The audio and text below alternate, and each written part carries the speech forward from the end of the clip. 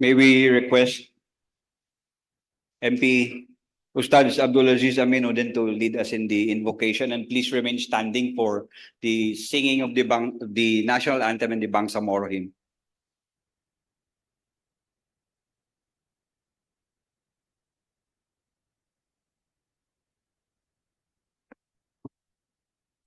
Bismillahirrahmanirrahim. Alhamdulillah Rabbil Alamin. Ar-Rahmanir-Rahim. Maliki yawmiddin. Iyyaka na'budu wa iyyaka nasta'in. Ihdina as-siratal mustaqim, siratal ladzina an'amta 'alaihim ghairil maghdubi 'alaihim waladdallin. Amin. Allahumma salli ala sayyidina Muhammad wa ala ali sayyidina Muhammad. Allahumma ansurna wa thabbit aqdamana ya rabbal alamin. اللهم ثبت أقدام إخواننا المستضعفين في غزة وفلسطين. اللهم أمنا. اللهم إنا نسألك العفو والعافية في الدنيا والآخرة. اللهم ربنا آتنا في الدنيا حسنة وفي الآخرة حسنة وقنا عذاب النار. وصلى الله على خير خلقه سيدنا محمد وعلى آله وصحبه أجمعين بفضلك وكرمك والحمد لله رب العالمين. Mga kababayan, ang mga kababayan ng ang pambansang awit ng Pilipinas. Kayang magiliw, helas ng sinagalan, alam ng puso, sa titik mo'y buhay. Lupang hinirang, tuyag ka ng magiting, sa manlulupin, di ka pasisigil. Sa nagagang tutok sa simoy at sa langit mong bangaw, ay hinatang tulad awit sa pagkayang minamahal. Ang islang ng matawad mo'y tagumpay na nagtitindig. Ang bituin at araw niya kailan pang ay di magtitindig. Lumalang araw ng walhaging pagsinta, mo'y langit sa piling mo. Kaya na pagkay mga amin, ang mamatay ng dahil sa'yo.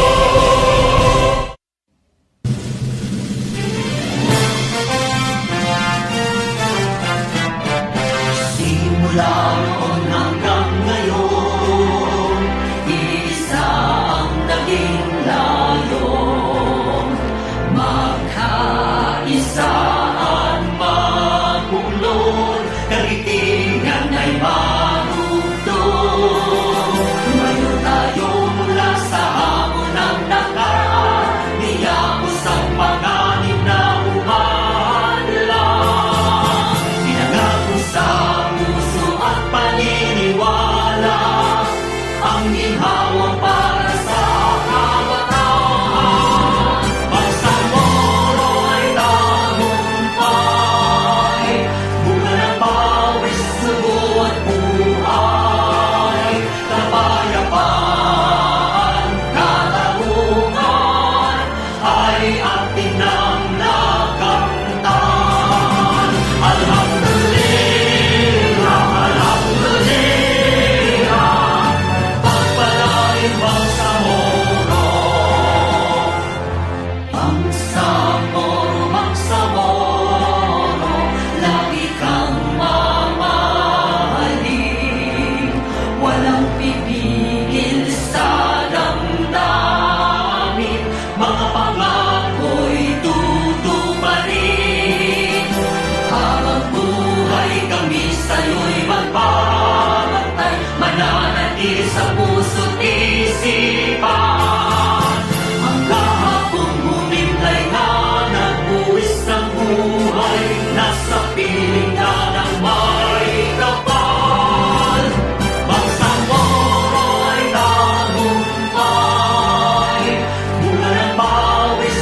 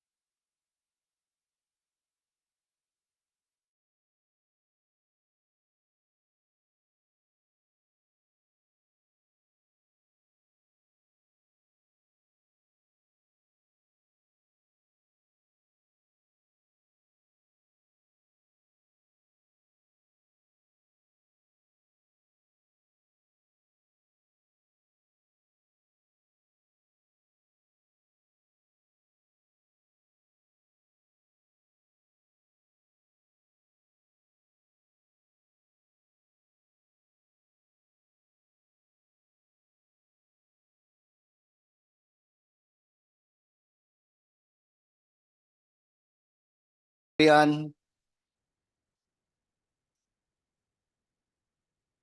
Asnawi Dan, Babaw Alimuntaha, Balindong Pangalian, Basman Anna Tarhata, Kandaw Bay Maleha, Dilanggalan Hashemi, Dumama Alba Shia Elaiha, Ibrahim Ahod, Ismael Suharto, Estino Matarul, Gayak Abdomo, Gera Edward, Haji Abdomo Khalid, Hasim Abdomo, Hasan Hatimil, Iqbal Mohagger, Ismail Rasul, Jajuri Raisa, Jakilan Muslimin, Chikiri Albakil, Kahalan Den Martin, Karon Faisal, Lim John Anthony, Long Benjamin, Long Don Mustafa, Lorena Jose, Makaparab Domo,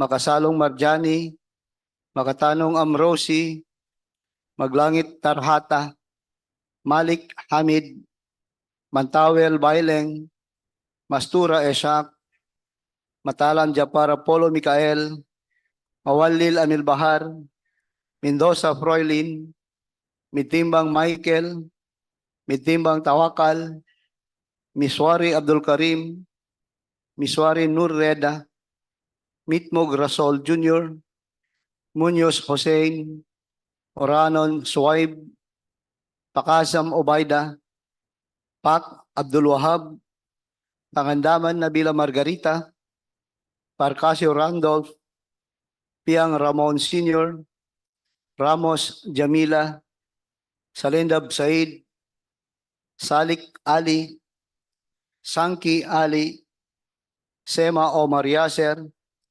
Sema Romeo, Sheikh Said, Silongan Aida, Sinulinding Kadel Jr., Sulaiman Ali, Tago Paisalin, Tan Nabil, Usman Ajfar, Uto Basir, Uy Oyod Siti Fahani, and Yaqub Muhammad.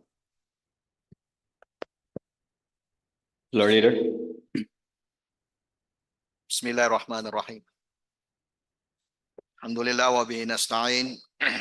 Assalamualaikum warahmatullahi wabarakatuh. Mr. Speaker, on the basis of the roll call and with 46 members of the Parliament responded to the call, we therefore certify the presence of quorum in today's session, Mr. Speaker. Thank you. With 46 members present and the certification of the Secretary General as to the quorum, we will proceed with today's order of business. Floor Leader. Bismillahirrahmanirrahim. Assalamualaikum warahmatullahi wabarakatuh. My courtesies to the Honorable Speaker, Attorney Pangalian Balandong, to the Presiding Officer, Deputy Speaker, Attorney Omar Yasser Sema, Deputy Speakers, Floor Leaders, Members of the Parliament, Staff, Secretariat, and guests, good morning. Mr. Speaker, I move that we dispense with the reading of the Journal number 31 dated December 19, 2023. There is a motion from the floor to dispense with the reading of Journal number 31. It's been seconded. There being no objection, the motion is approved. Mr. Speaker, may we recognize Member of the Parliament by Intan Ampatuan? The lady from Maguindanao is recognized. Thank you, Mr. Speaker, Floor Leader. I'd just like to manifest, Mr. Speaker, that we correct the journal on page 5, particularly on letter B, to incorporate the 3 other districts in the parliamentary districts as proposed, Mr. Speaker. What portion? Page 5, letter B. Yes. And the Secretariat may refer to the bill as filed, Mr. Speaker. Secretariat, take note. Thank you, Mr. Speaker. Mr. Speaker, I move that we approve the Journal of December 19, 2023 as amended, Mr. Speaker.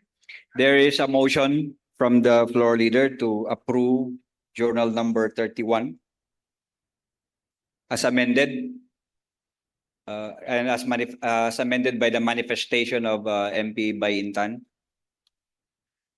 It has been seconded. Hearing no objection, the motion is approved. Mr. Speaker, I understand that in the order of business, bills on second reading must be read in the order of business. However, as we are still reproducing copies of the committee reports, may I indulge this honorable body to allow that we proceed with bills on third reading, Mr. Speaker. Ask the floor if a copy is already in the session hall. Yes, Mr. Speaker, may we recognize Member of the Parliament, Ishak Mastura. the gentleman from Thank Sultan you very Kudarat much. is recognized. In the order of business, we have only two in the agenda, and these are the bills for third reading as a continuation of last night's agenda. Do we have other agendas for today? I have not heard yet from the floor leader if they are amending the agenda. And there was not sufficient notice with regard to agenda, but I will defer to the majority floor leader for her own guidance for the parliament. Thank you. Thank you, Mr. Speaker. Copies of the order of business for today, session number 55, have been distributed, Mr. Speaker. Can we check with the 51? Ano sinabi ko? 51. 51. Can we check with the other, if you have distributed the order of business for session 51? Floor leader? Yes, Mr. Speaker. I think the manifestation of the gentleman from Sultan Kudarat has reference to our session yesterday. This is not a continuation of the session yesterday because our session yesterday was adjourned. Yes, Mr. Speaker. For that clarification, Mr. Speaker, that's all. This is a new, all entries in the order of business are all new entries for today's session. So what is the pleasure of the floor leader? Mr. Speaker. I had a query a while ago. If a copy of the committee report as required in the bills on second reading, a copy already is in the session hall? 2 sets, yes, Two Mr. sets. Speaker. That is confirmed. Yeah, okay. Thank you. What is now your pleasure? If we could be allowed to move and proceed to bills on third reading, Mr. Speaker. What is the pleasure of the majority? If there is any second to that motion, if you reduce that to motion? It has been seconded. Hearing no objection, we will proceed with all bills on third reading. Yes, Mr. Speaker. What is the pleasure of the floor leader? Yes, we have already filed the certificate of urgency for bills number 265 and 266, Mr. Speaker. May I request the Secretariat to give me a copy of the certificate of urgency?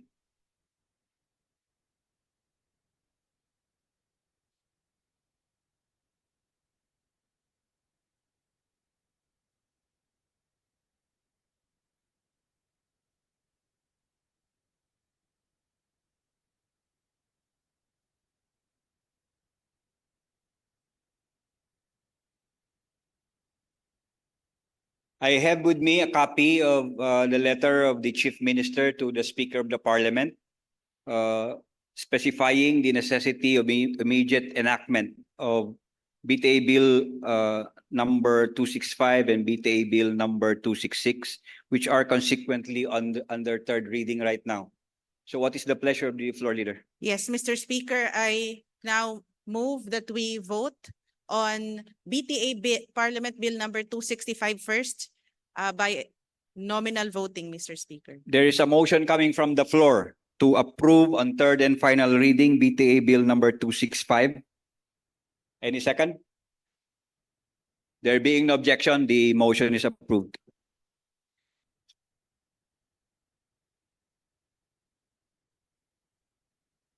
Nominal voting on BTA Parliament Bill number 265. entitled an act further continuing the validity of the 2020, 2021, 2022, and 2023 Special Development Fund and for other purposes. Author, the government of the day. Honorable members of the Parliament, Abbas Ahmad, Abbas Haron, Abbas Basit, Abu Mujib, Alamiya Laisa, Alauddin Musbir, Ali Ibrahim, Ali Lanang Jr., Ali Idi,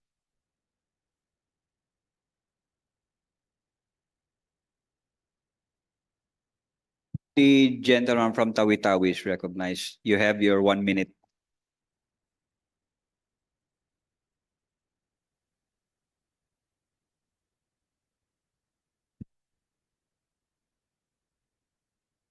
Thank you, Mr. Speaker. Bismillah, walhamdulillah, wassalatu wassalamu ala rasulillah wa ala alihi wa sahbihi ajma'in. Amma ba'd. Mr. Speaker, distinguished members of this august body, Assalamu alaikum wa rahmatullahi ta'ala wa barakatuhu. Today, as a member of this august body, I stand before you to express my strong resolve for BTA Bill number 265, an act further continuing the validity of the 2020, 2021, and 2023 Special Development Fund and for other purposes. My affirmative vote is grounded in a profound acknowledgement of the paramount importance of sustaining our development endeavors within the Bangsamoro region. By casting a yes vote, I affirm our collective commitment to maintaining the momentum of ongoing projects and programs outlined in the Special Development Fund for the years 2020 to 2023. These initiatives are pivotal to our mission of fostering socio-economic progress and enhancing the well-being of the Bangsamoro people. My vote signifies a resolute belief in the positive impact that these development efforts have on addressing regional disparities and uplifting the quality of life for our constituents. Furthermore, my support for this bill is rooted in a pragmatic understanding of the time-tested nature of development projects.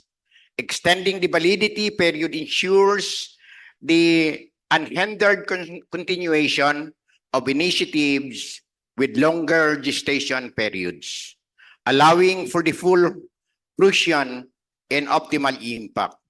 I trust in the efficacy of the accountability and transparency mechanisms in place to guarantee the judicious utilization of the allocated funds. Together, let us continue to chart a course toward progress, inclusivity, and a brighter future for all. Wabillahi taufiq wal hidayah. Wassalamu alaikum wa rahmatullahi ta'ala wa barakatuhu. Ambulutu Soeharto, Aminuddin Abdul Aziz, Ampatuan Baintan, Anayatin Susana, Antaw Muhammad Kili, Arnado Mirian,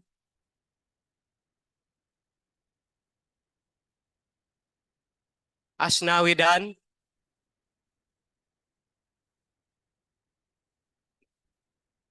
Babaw Ali Muntaha, Balindong Pangalian, Basman Ana Tarhata, Kandaw Bay Maliha, Dilanggalin Hasimi, Dumama Albasa Iliha, Ibrahim Ahud, Ismail Suharto, Istino Matarul, Gayak Abdullah, Gera Edward, Haji Abdullah Khalid, Hasim Abdullah, Hasan Hatimil,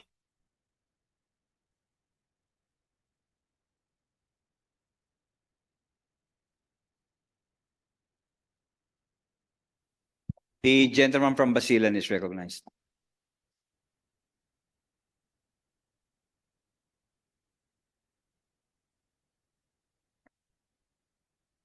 Bismillahirrahmanirrahim. Thank you, Mr. Speaker. My dear colleague, I stand today before you to cast my vote on the proposed measures to extend the validity of our expenditures for fiscal year 2020, 2021, 2022, and including 2023. Mr. Speaker, if I remember right, we have been extending this funding for several times. But until now, we have still this funding not being used, not being spent. What is the reason? Bakit nandiyan pang funding? Is it na hindi dumating ang pera dito sa atin para hindi natin ma-spend?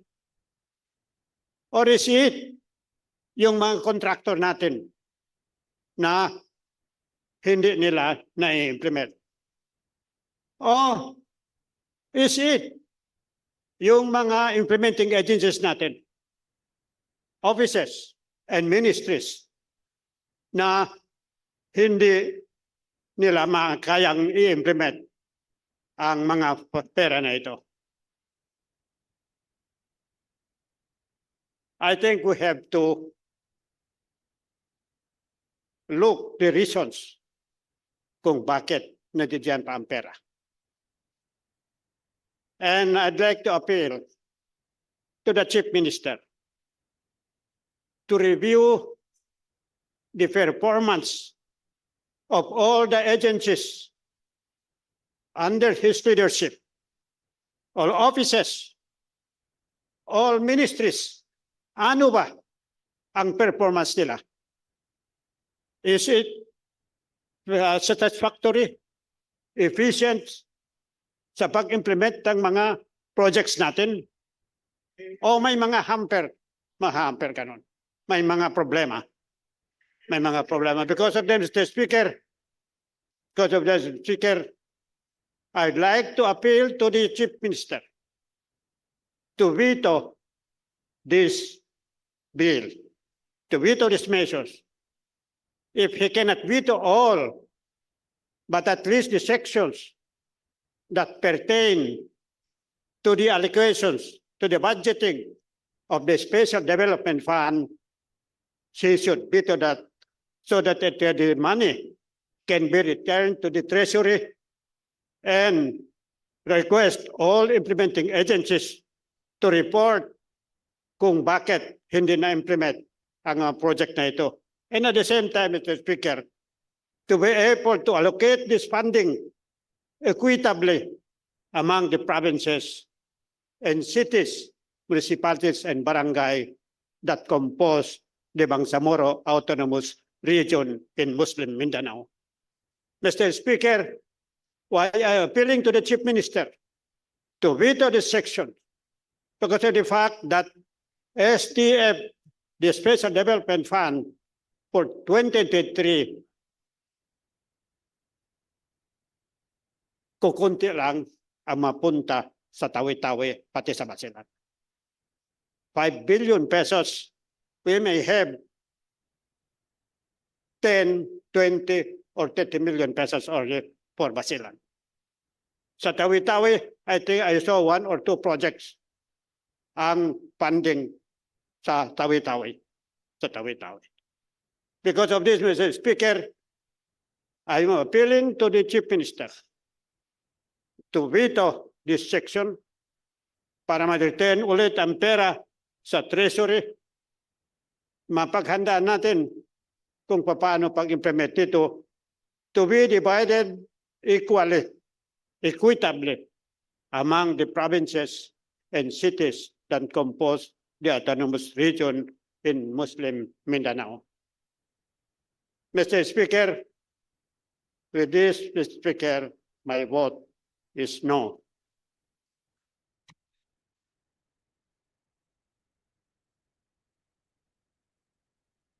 Iqbal Mohagir.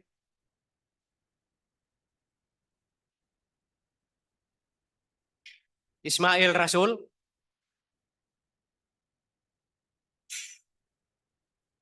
Jajuri Raisa. Jakilan Muslimin. Zikiri Al-Bakil. Kahalandin Martin. Karon Faisal.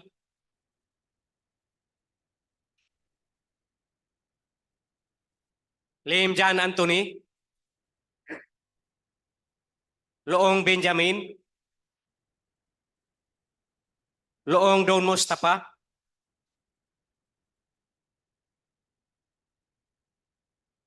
Lorena Jose. The gentleman from Sulu is recognized. Thank you, Mr. Speaker. Bismillahirrahmanirrahim. Assalamualaikum warahmatullahi ta'ala wabarakatuh. I stand today with a vote of yes because of my commitment to pursue the development in the Bangsamoro Autonomous Region as manifested by our desire to utilize the Special Development Fund to usher in development the Bangsamoro so that we become at par with the other regions of the country. By vote yes should not be taken as a tolerance for the delay in the implementation. Neither would it be an acceptance of misfeasance or malfeasance by implementing agencies. And a waiver on my part for the legal obligations of contractors for intentional or intentional delay, but an acceptance that there was extraordinary delay sometimes in the release of the SDF by the national government. I do not tolerate any liability because if in the future there would be, whether it be 2025 or today, I see that the delay was intentional, then I have the moral obligation to file the appropriate legal remedy to pursue the liabilities that has been committed either by administration or by contract. But I still believe that given time, we should be beholden to the commitment of moral governments. And I am concerned that there is a commitment to pursue the project. And I hope this project will be implemented before the transition because that is the obligation of this administration to see to it that development is implemented all over the various constituencies of the provinces. And I'm also concerned by the promise that this was considered in the BDP and they have complied with the legal necessities of equitable distribution of the projects, and that the projects is confined to the intention of the law, which is to rebuild, reconstruct, and rehabilitate the conflict affected areas. Going outside that is still a violation of the law, and therefore a fair warning should be that any violation of the law cannot be obliterated by act of vote yes. And as a fair warning to all, the Bangsamoro STF is a subject for review every 5 years, and that there is a pronouncement of the president. You use the money or you lose it. So I hope we will all be able to prove to the world, the Philippines in particular, that we are capable to implement worthy projects and that we have the absorptive capacity to implement that. Otherwise, given the opportunity, I would even stand for the review of the Special Development Plan. But I still vote yes, because I believe our people has long been waiting for all this development. Thank you very much. Makapa Abdullah, Makasalong Marjani, Makatanong Amrosi, Maglangit Tarhata, Malik Hamid, Mantawil Bailing, Mastura Isak. Mr. Chair. The Mr. Speaker, gentleman may I from Sultan comply? Kudarat is Yes, I'd like to explain my vote. I vote yes, but with the caveat that the process of the SDF needs to be improved. Because in my experience as an ARM executive, long time, more than 17 years, the process for this kind of lump sum should have been that we enacted an appropriation before it is presented to the DBM, so that the listing or the projects that contained therein in the SDF would have undergone the scrutiny of the Parliament, and we could have inserted or put in the necessary improvements or evaluation for those projects. But at this juncture, what we are approving, it seems, is a form of lump sum, of course, with a soft listing that was submitted to the DBM. So that means we have given the executive, both at the level of the BARM as well as at the level of the DBM, to determine what projects will be approved or funded by this SDF. And worse, it could be that those projects will be changed. It's after we passed already a law approving it in an appropriation. So while I vote for yes, I hope that in the next year's budget, we will change the process. We will change the process of approving this SDF. As I cited during the committee hearing, in the case of the ARM, we had this Public Works Act, Regional Public Works Act. So it is a lump sum in the GAA, General Appropriations Act, in Congress. But before DBM releases that, the Regional Public Works Act usually was passed by the RLA, Regional Legislative Assembly, at that time. So when it is presented in the DBM, it can no longer be changed because it is a law on its own. So it's either we do that process wherein we have a separate legislation appropriation just for the SDF, or we do the same in the GAB, of the Bangsamoro, wherein we already put in the GAB the listing of the project, line item, line by line, so that we are assured that post enactment, the projects are identified, so that the public knows, so that our constituencies can demand, if it is in the GAB, where is the project. So that is all, Mr. Speaker. My vote remains yes.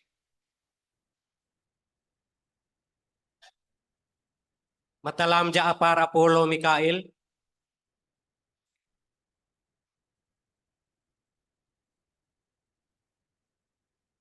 Mawalil Amil Bahar,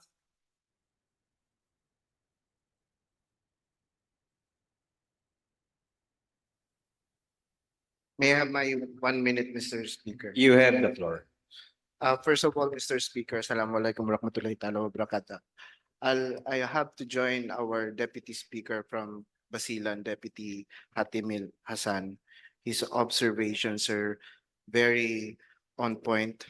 Mr. Speaker, the delay in the implementation of these programs does not just mean a delay, but it also deprives those who are supposed to benefit from these social services. Mr. Speaker, I also find it disappointing that the allocations for the island provinces in the budget of these programs are not equitable, especially for my island province of Tawi-Tawi. And I have to say this louder. We have to be fair in the implementation of the programs and projects of the Bangsamoro government. Mr. Speaker, I urge the government of the day to not overlook the plight of our fellow Bangsamoro in the Basilan, Sulu, Tawi-Tawi areas. But you know me, Mr. Speaker, I have to vote yes for this with the hopes that the challenges mentioned in the implementation of these programs will now find resolutions. Thank you, Mr. Speaker.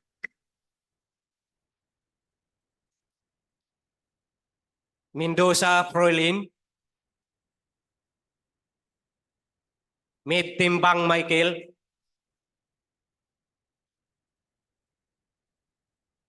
Timbang Tawakal. Yes. Miswari Abdul Karim. Miswari Nur Rida. Mo Grasol Jr.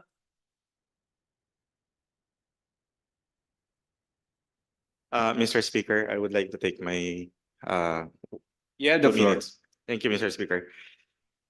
Mr. Speaker, bumuboto po ako ng yes dito dahil naintindihan ko po yung SDF, Social Development Fund natin, ay para sa ating mga communities, lalo na sa conflict-affected communities.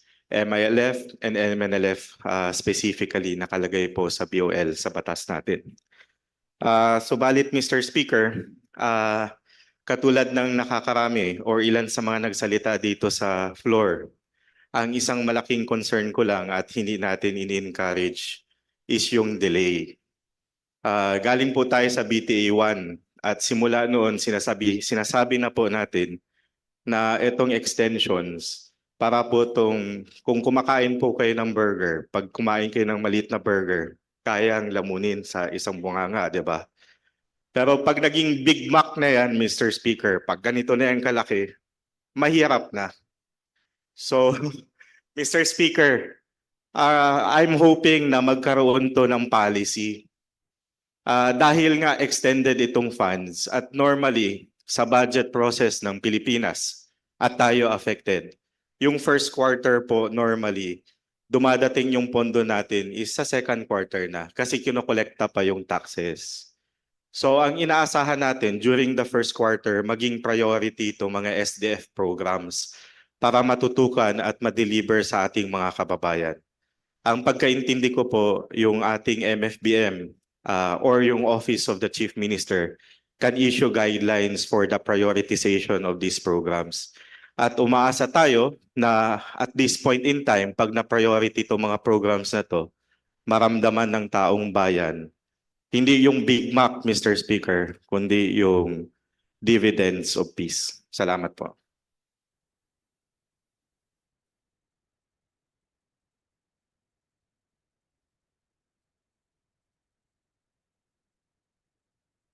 Continue. Muñoz Hussain. Oranon Suaib.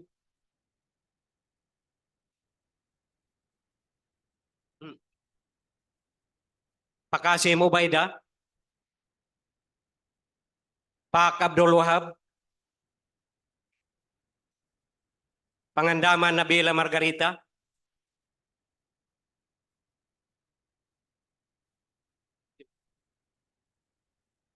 Parcasio Randolph. Piang Ramon Sr. Ramos Diamila.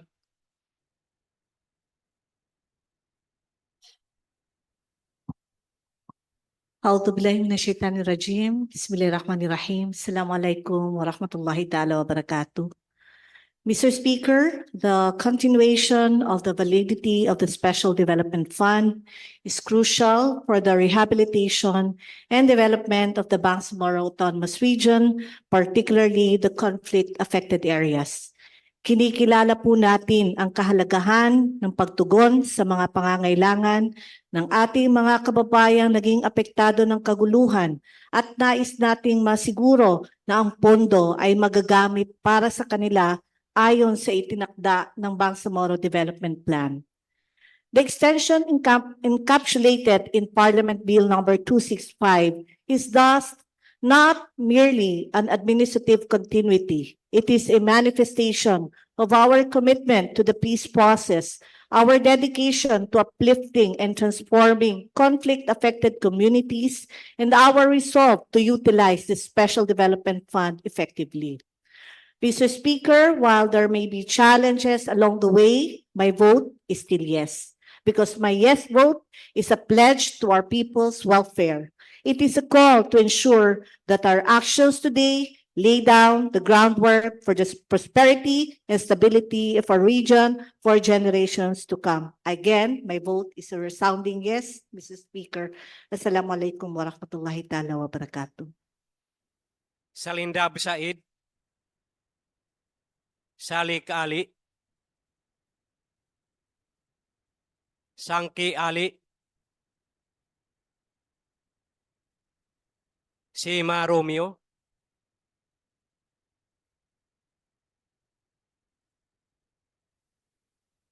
You proceed. Thank you, Mr. Speaker. Bismillahirrahmanirrahim. Yes, actually, it's 2020, before the implementations of the Special Development Fund, during a time as a member of the cabinet, I request to talk with the Chief Minister and the former Chief Senior Minister to discuss the implementations of the SDF, because it's specific in the law that the Special Development Fund is to address, the purpose is to address the needs of the Moro Islamic Liberation Front and the Moro National Liberation Front in the affected communities. So that's why I requested for the two leadership to discuss this matter on the implementations of this. And even I propose for the creations of the project management office to handle the implementations of the Special Development Fund para ma-focus po. Kasi kung ilalodge mo sa different ministries, ay definitely mahihirapan mag-implement ang ministries. Even the regular programs, mas lalo kung meron pang national program, then lagyan mo pa ng mas malaking pang responsibilidad. Now, hindi pa enough yung manpower ng each ministries, that definitely ma-hamper po yung implementation ng SDF. That's why I propose, Mr. Speaker, for the creations of the project management office to focus on this SDF for the implementations of the SDF. But unfortunately, Mr. Speaker, ay hindi po napakinggan at hindi po sa ngayon ay ito po nangyayari sa implementations of the SDF.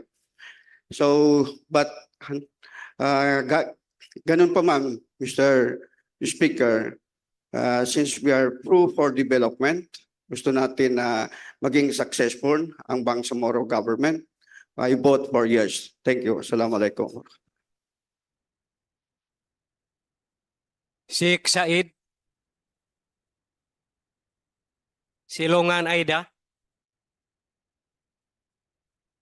Sinulinding Kadel Jr. You have the floor. Thank you. Thank you, Mr. Speaker. Bismillahirrahmanirrahim. Assalamualaikum warahmatullahi ta'ala wabarakatuh. After hurdling the legal obstacles in the deliberation of the bill, it becomes clear that this gives extra pressure to the implementing agencies to finish and complete before deadline. It is necessary to propel development and progress directly, and it also helps improve the health of the people. Therefore, Mr. Speaker, for greater expectations on a more efficient and effective delivery of health services and the better nutritional status of the region, I vote a very healthy yes. Thank you very much.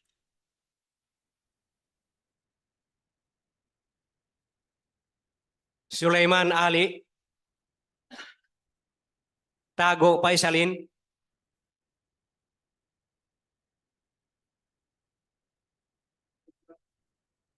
Yes. The vote is yes. Tan Nabil.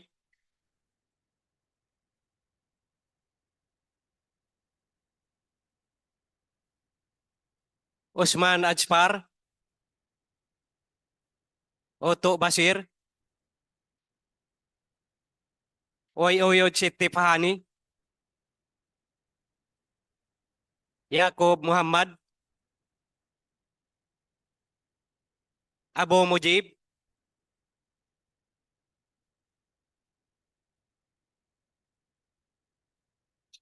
Security, please fetch MP Mujib Abo. He is, I think, in the lounge.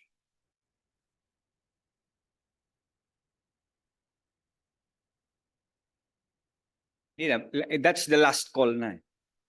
Yeah. Ali Lanang Jr. The gentleman from Sultan Kudarat is recognized.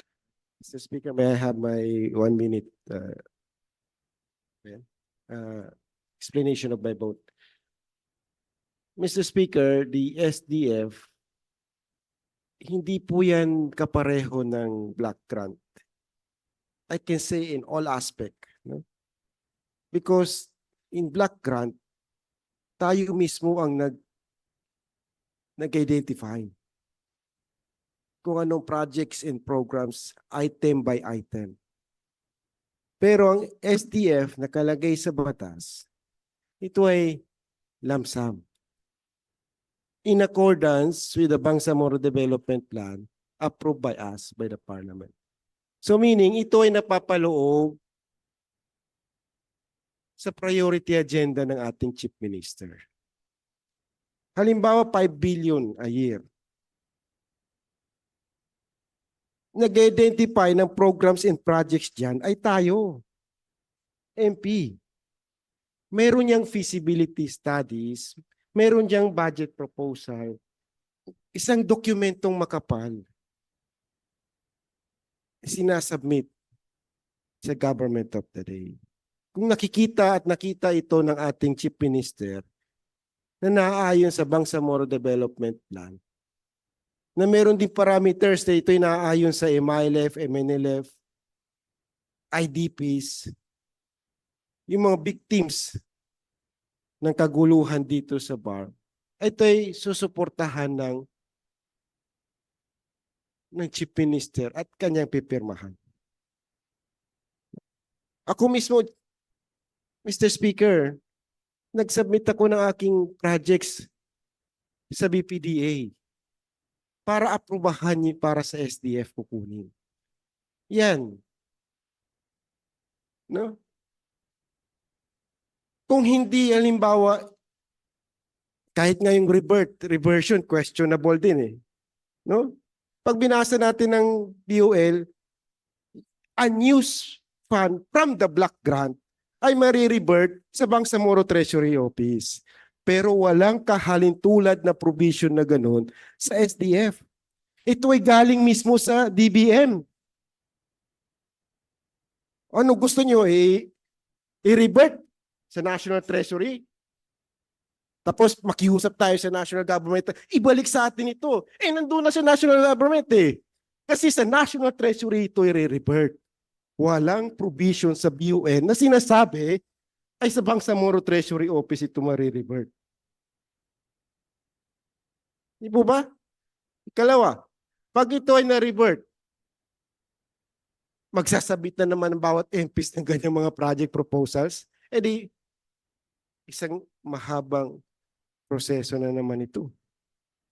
Pero pag tinitignan ko, Mr. Speaker, kung ano ang pinaka-best options dito sa problemang ito, mas pinaka-the best option sa ito sa number 265 na ito, ang aprubahan ng batas na ito. Ito ay mas lalong nakakabuti sa ating Bangsamoro, mas nakakabuti sa MILF, mas nakakabuti sa MNLF. Kung gusto natin ng island provinces na dadaming projects, I challenge all the MPs in the island provinces to submit project and program proposal. And then, kung aprubahan ito ng ating Chief Minister, lahat ma-implement sa island provinces. No? Yan ang challenge sa atin lahat. So yun po, Mr. Speaker, pag tinitignan ko sa anggulong kung ano ang makakabuti sa Bangsamoro, makakabuti sa lahat na nag-struggle dito sa atin, MNLF, MILF, at sa mga IDPs, mas matimbang ang nakakabuti para sa atin lahat. Ang aprubahan ang BTA Bill number 265. Therefore, Mr. Speaker, my vote is yes.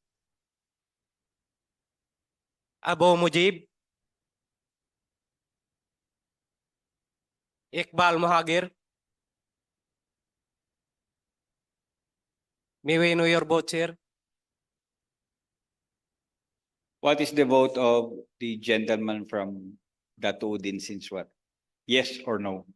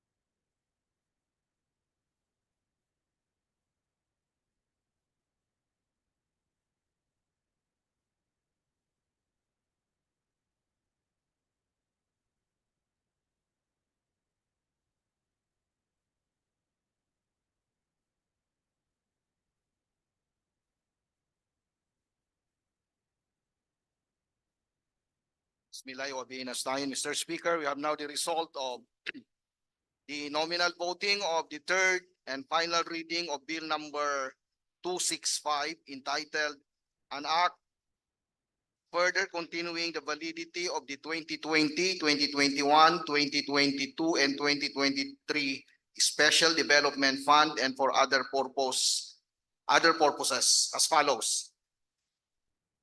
Yes votes 43 with 1 no vote and 1 abstention vote, Mr. Speaker.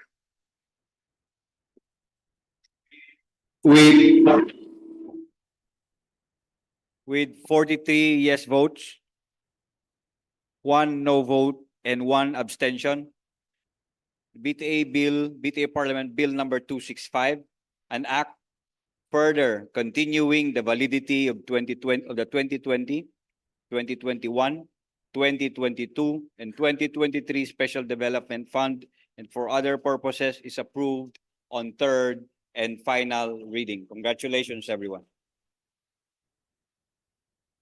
Mr. Speaker, moving on, I would like to move that we vote on third and final reading on BTA Parliament Bill number 266 via nominal voting.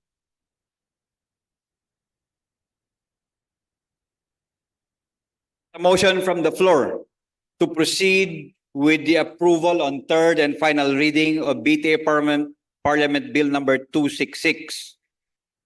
It's been seconded. 1 minute. The same certificate of urgency. It's the same certificate of urgency. This is embodied in the same certificate of urgency that was transmitted to the speaker's office. So we will now proceed with the third and final reading of BTA Parliament Bill number 266 as moved by the floor leader. Secretariat, please proceed. Nominal voting on third and final reading on BTA Parliament Bill 266 entitled An Act Extending the Validity of the General Appropriations Act of the Bangsamoro for fiscal year 2023 until December 31, 2024, amending for the purpose Section 50 of Bangsamoro Autonomy Act number 32 and for other purposes. Author, Government of the Day. Honorable members of the Parliament, Abbas Ahmad, Abbas Haron, Abbas Basit, Abu Mujib, Alamia Laisa,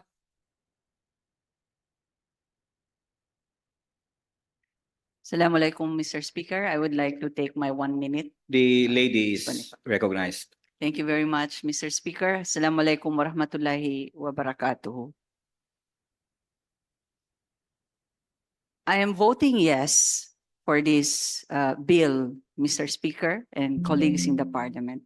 However, I would like to give some kind of guidance based on the observations that the entire Parliament has made over the last few years since the first time that we started passing our own Appropriations Act under the new law, under the new dispensation of the Bangsamoro Autonomous Region in Muslim Mindanao. At the national level, Mr. Speaker, every time a budget is deliberated upon at the executive level, there's a group of agencies represented by experts on not just budgeting, not just on finance, but also on planning that convenes every year as early as January every year to discuss and plan for the budget for the year after, Mr. Speaker.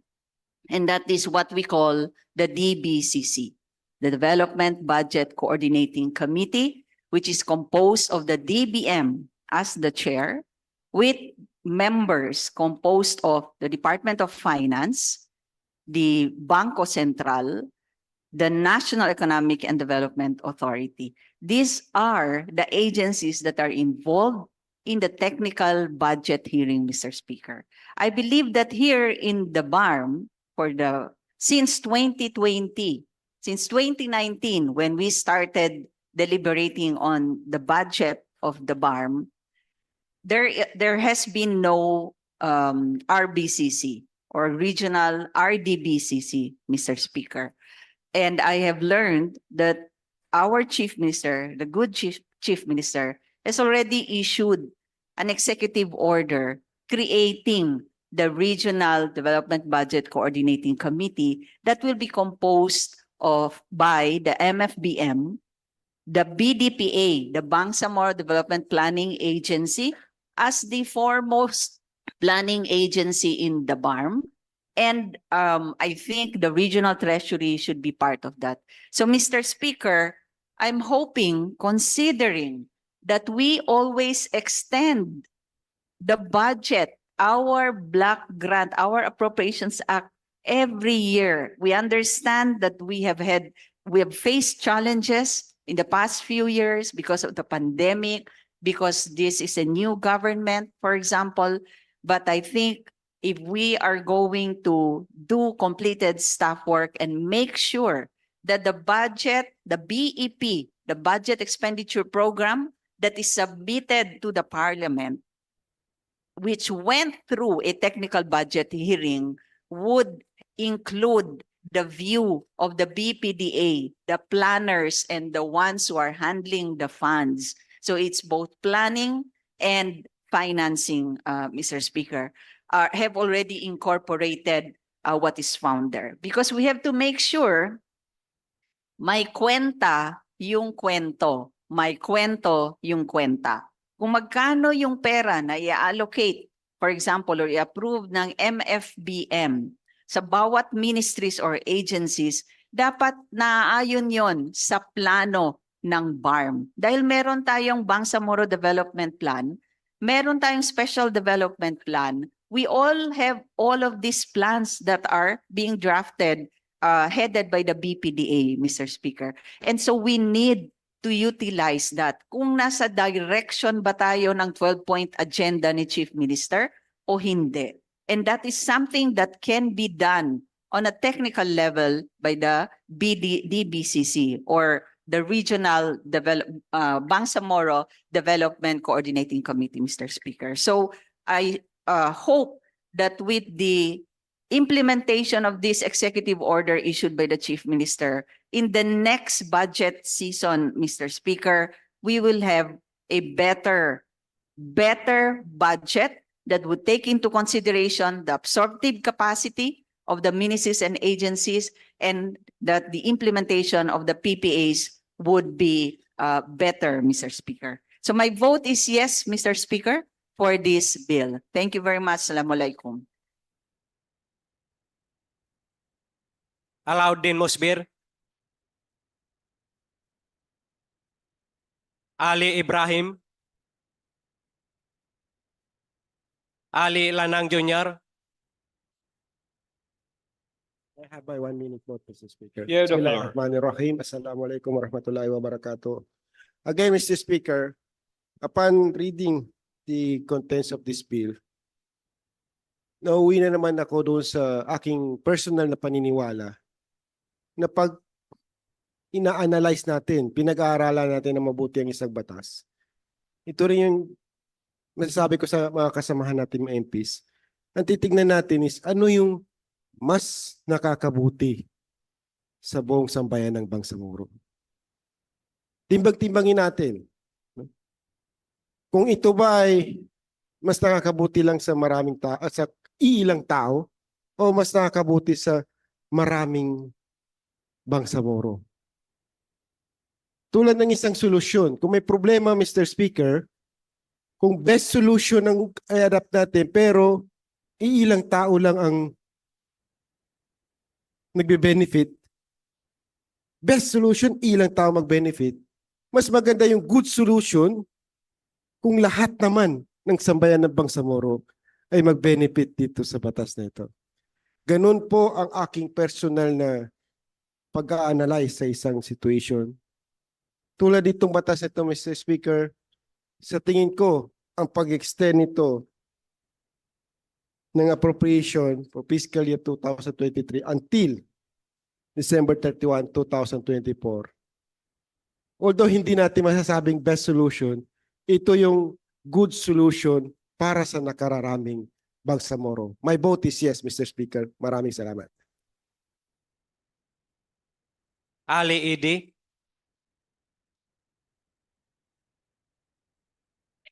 You have the floor.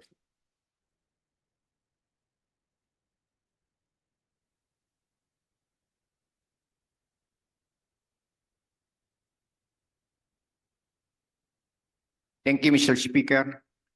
Bismillah, walhamdulillah, wassalatu wassalamu ala rasulillah wa ala alihi wa sahbihi ajmain. Amma ba'd, Mr. Speaker, esteemed colleagues in the Parliament, Assalamualaikum warahmatullahi ta'ala wa barakatuh. Today, I stand in unwavering support of the Act extending the validity of the General Appropriations Act of the Bangsamoro for fiscal year 2023 until December 31, 2024, amending for the purpose Section 50 of the Bangsamoro Autonomy Act number 32 and for other purposes. By endorsing this legislation, I affirm our commitment to the responsible governance and sustained development of the Bangsamoro Autonomous Region. This act is not merely a financial commitment. It is a testament to the dedication of the unique needs and aspirations of the Bangsamoro people. It ensures the uninterrupted support for projects and programs that are vital to the progress and well-being of the region. In casting my yes vote in favor for this act, I am championing transparency, fiscal responsibility, and the judicious management of resources to foster the continued growth and prosperity of the Bangsamoro Autonomous Region and Muslim Mindanao. Timely disbursement of funds is not just a matter of fiscal responsibility. It is a catalyst for economic growth and social well-being. Projects, programs, and services initiated in the previous fiscal year should not be hampered by fiscal constraints. This act is an acknowledgement of the interconnectedness of the government functions and the need to provide uninterrupted support for initiatives that directly impact on the lives of all constituents. Let us stand united in our commitment to fulfilling our obligations and ensuring the continued progress of our beloved Bangsamoro Autonomous Region. Wabillahi taufiq wal hidayah. Wassalamualaikum warahmatullahi ta'ala wabarakatuh.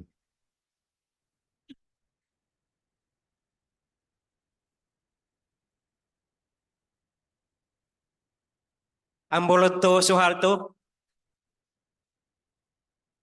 Aminuddin Abdul Aziz, Ampatuan Baintan,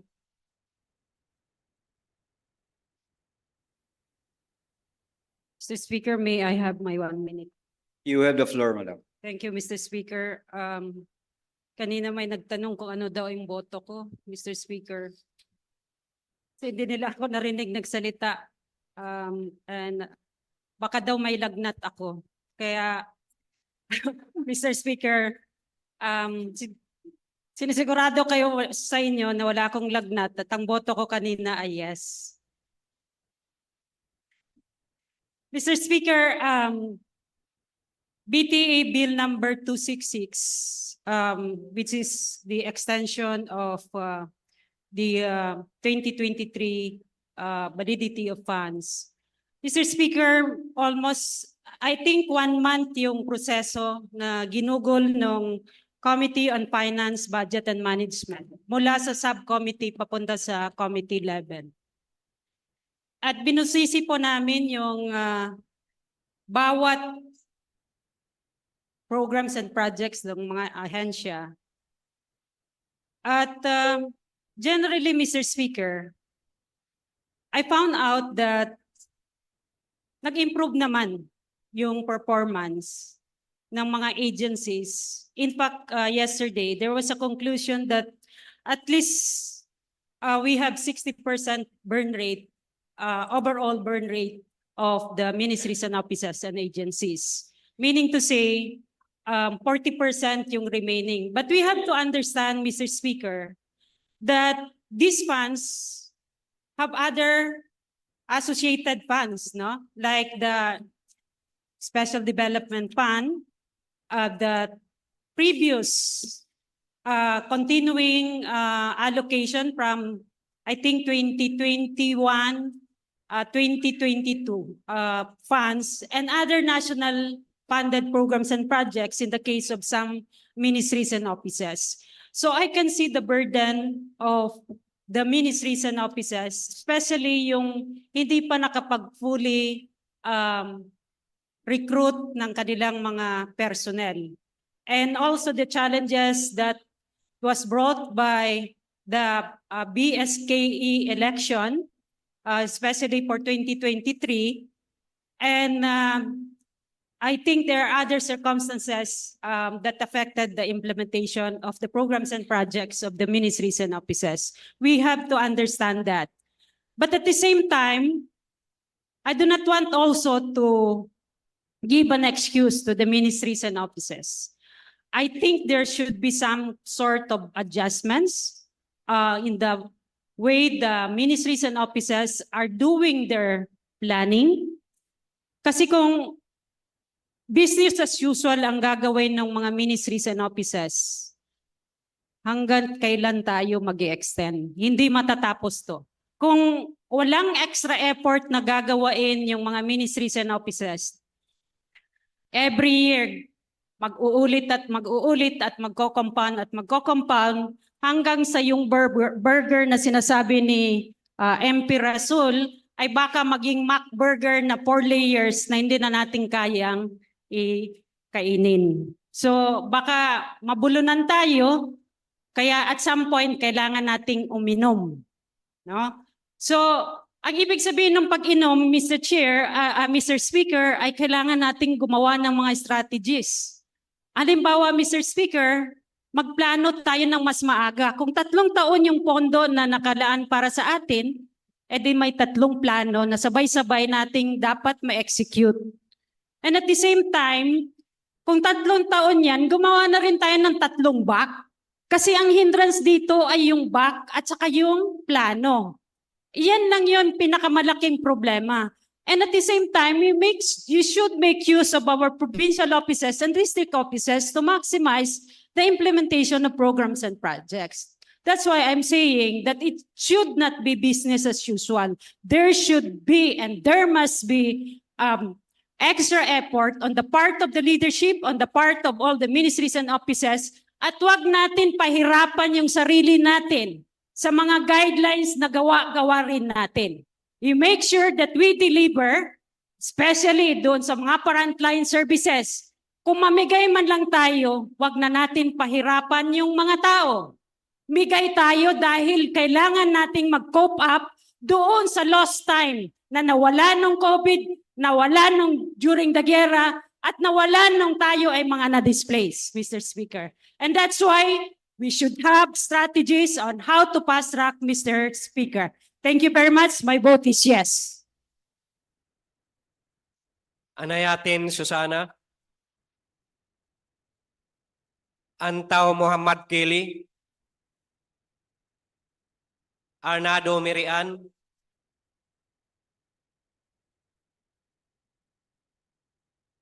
Asnawidan. Babaw Ali Muntaha. Speaker, You have the floor. can I have my 1 minute time? But before that, I would like to officially vote for yes for the passage of BTA Parliament Bill number 266. I voted yes, Mr. Speaker, because I still remember when we took our oath in Malacanang, the statement of President Marcos saying that, although I don't know if it was a joke, but to me, I took it very seriously when he said, you perform if you want to win in 2025 elections. That was his statement. It was a challenging statement, Mr. Speaker. Because nauna yung sinabi niyang kailangan mag-perform kayo. No? Then we are here running the affairs of the Bangsamoro Autonomous Region in Muslim Mindanao, Mr. Speaker.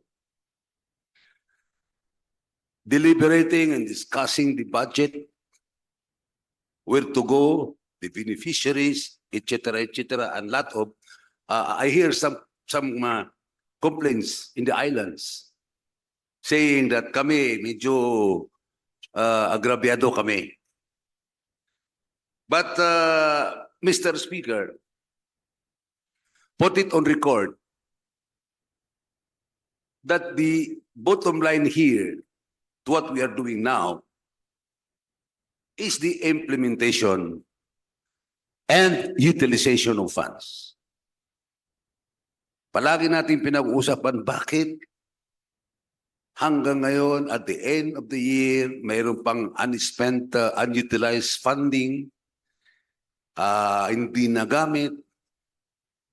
And then the ministries and other offices, I'm very sorry to say this, laging ang excuse nila, COVID eh. COVID.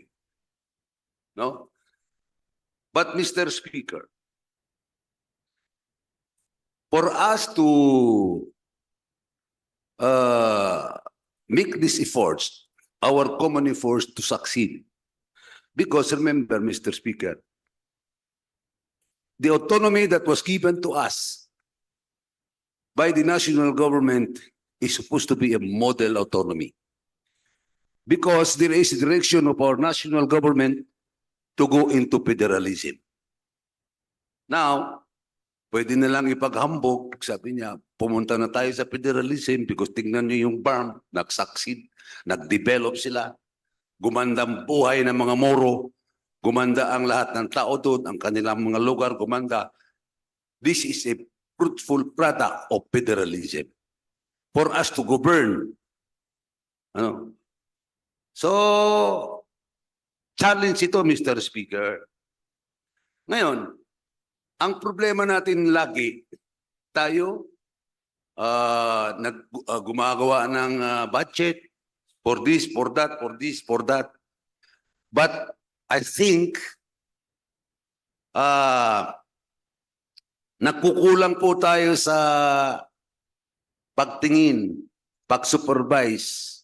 Because under this parliamentary form of government, we have that power to implement, appropriate, and supervise the projects. Not necessarily physically, nandun tayo to supervise the implementation of a certain project, but at least we have that efforts to ask questions to the ministry.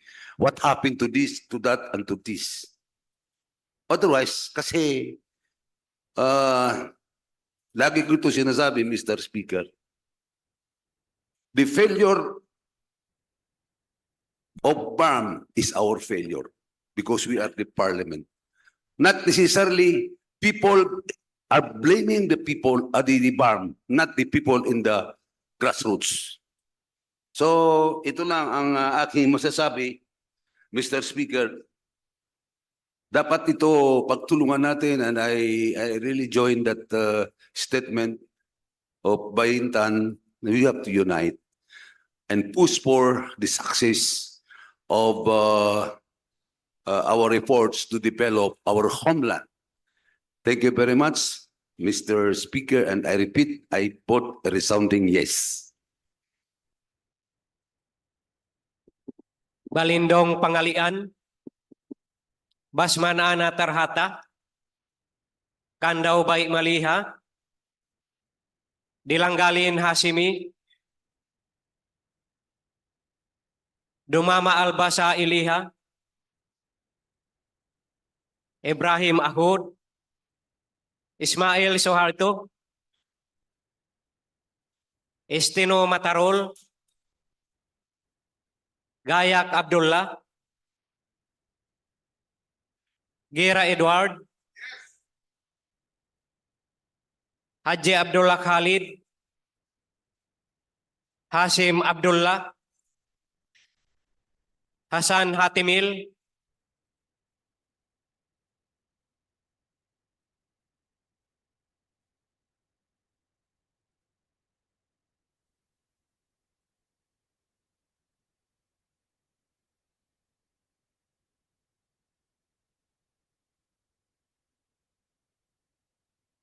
You have the floor. You may proceed. Thank you, Mr. Speaker. Bismillahirrahmanirrahim. My dear colleague in the Bangsamoro Transition Authority, Parliament. I support the memorandum of the Honorable Chief Minister, Ahod Balog Ibrahim, to reshuffle his cabinet.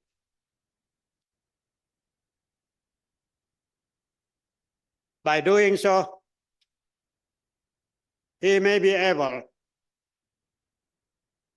to place qualified people, efficient people, incorruptible people, performing people that would lead the agencies, that would lead the ministries, Mr. Speaker.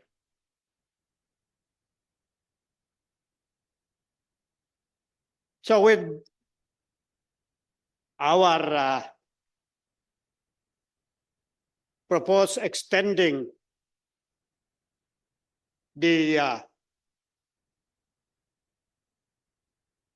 budget of 2023 until 2024, Mr. Speaker, this may give chance to the Honorable Chief Minister to choose qualified people to lead all the agencies in the Bangsamoro's autonomous region in the government of the day. Mr. Speaker, I again appeal to the Chief Minister to veto Bill 266 in order for all those unexpended money to be returned to the Treasury, wherein that he will ask to report all those ministries, all those offices, all those agencies kung bakit hindi nila nagamit ang pera. After finding out, receiving the report, Mr. Speaker, kung anong reason kung bakit hindi na-spend ang mga pera, then he can propose for supplementary budget para ma-continue ang put up natin, ang pag-implement natin ng mga proyekto, Mr. Speaker. So then, Mr. Speaker, and appealing to the Chief Minister to veto this bill para mabigyan sa ng pagkakataon to review the performance of his ministries, of his offices and agencies implementing program and projects. Mr. Speaker, my vote is no.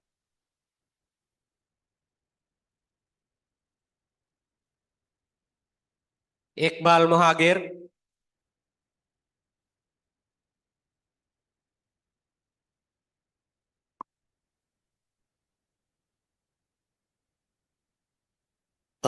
My vote is yes, but I have to explain it. Maiksi lang. You're catching up time. Bakit ang boto ko ay yes? Unang-una, legally speaking, pinapayagan naman yan na pwede natin extend yung validity. Pangalawa, pag hindi natin na-extend ang validity ng budget natin sa 2023, yung taong bayan na Bangsamoro, ma-deprive. May deprivation kasi maraming mga project hindi natin ma-implement. The third reason is that it will create social problem. Kasi mga project na hindi na umpisahan pagkatapos walang pondo, mag-aaway man yan kasi sisingilin nila yan, di ba? Meaning, for all practical purposes, I don't think there is any other option except to extend the validity of that budget. Thank you. Ismail Rasul, Jajori Raisa,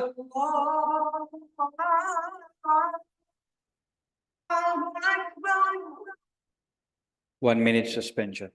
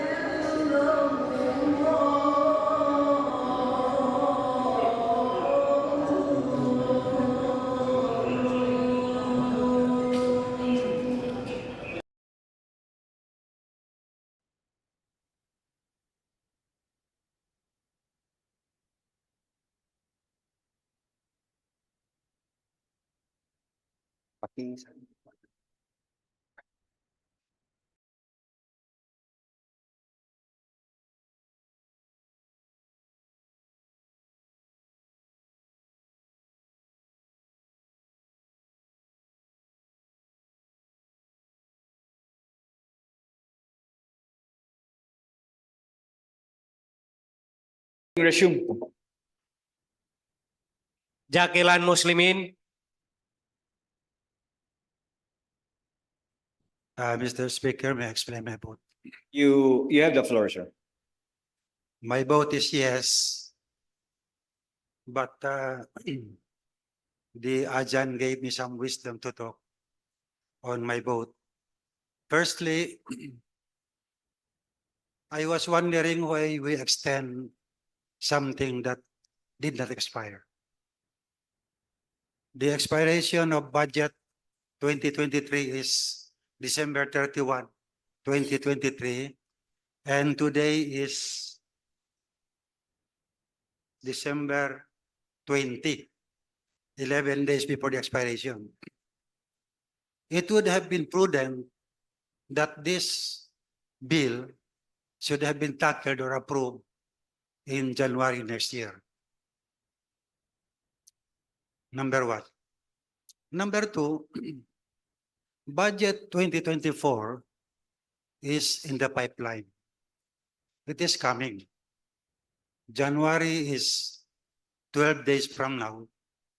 And the different agencies of this government will be working on the 2024 budget, which will now be in addition to the 2023 that we are going to extend.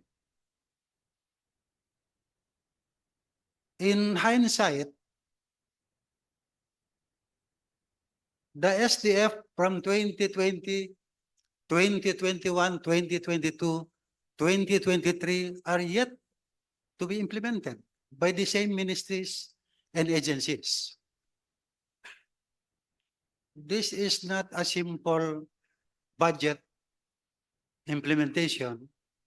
This is not a compound budget implementation, but this is already a complex budget implementation, years after years. So, if there are questions on the absorptive capability of our implementing agencies, I think the government of the day should look into on how to fully capacitate these agencies. If trainings or even new set of plannings is necessary, then let it be.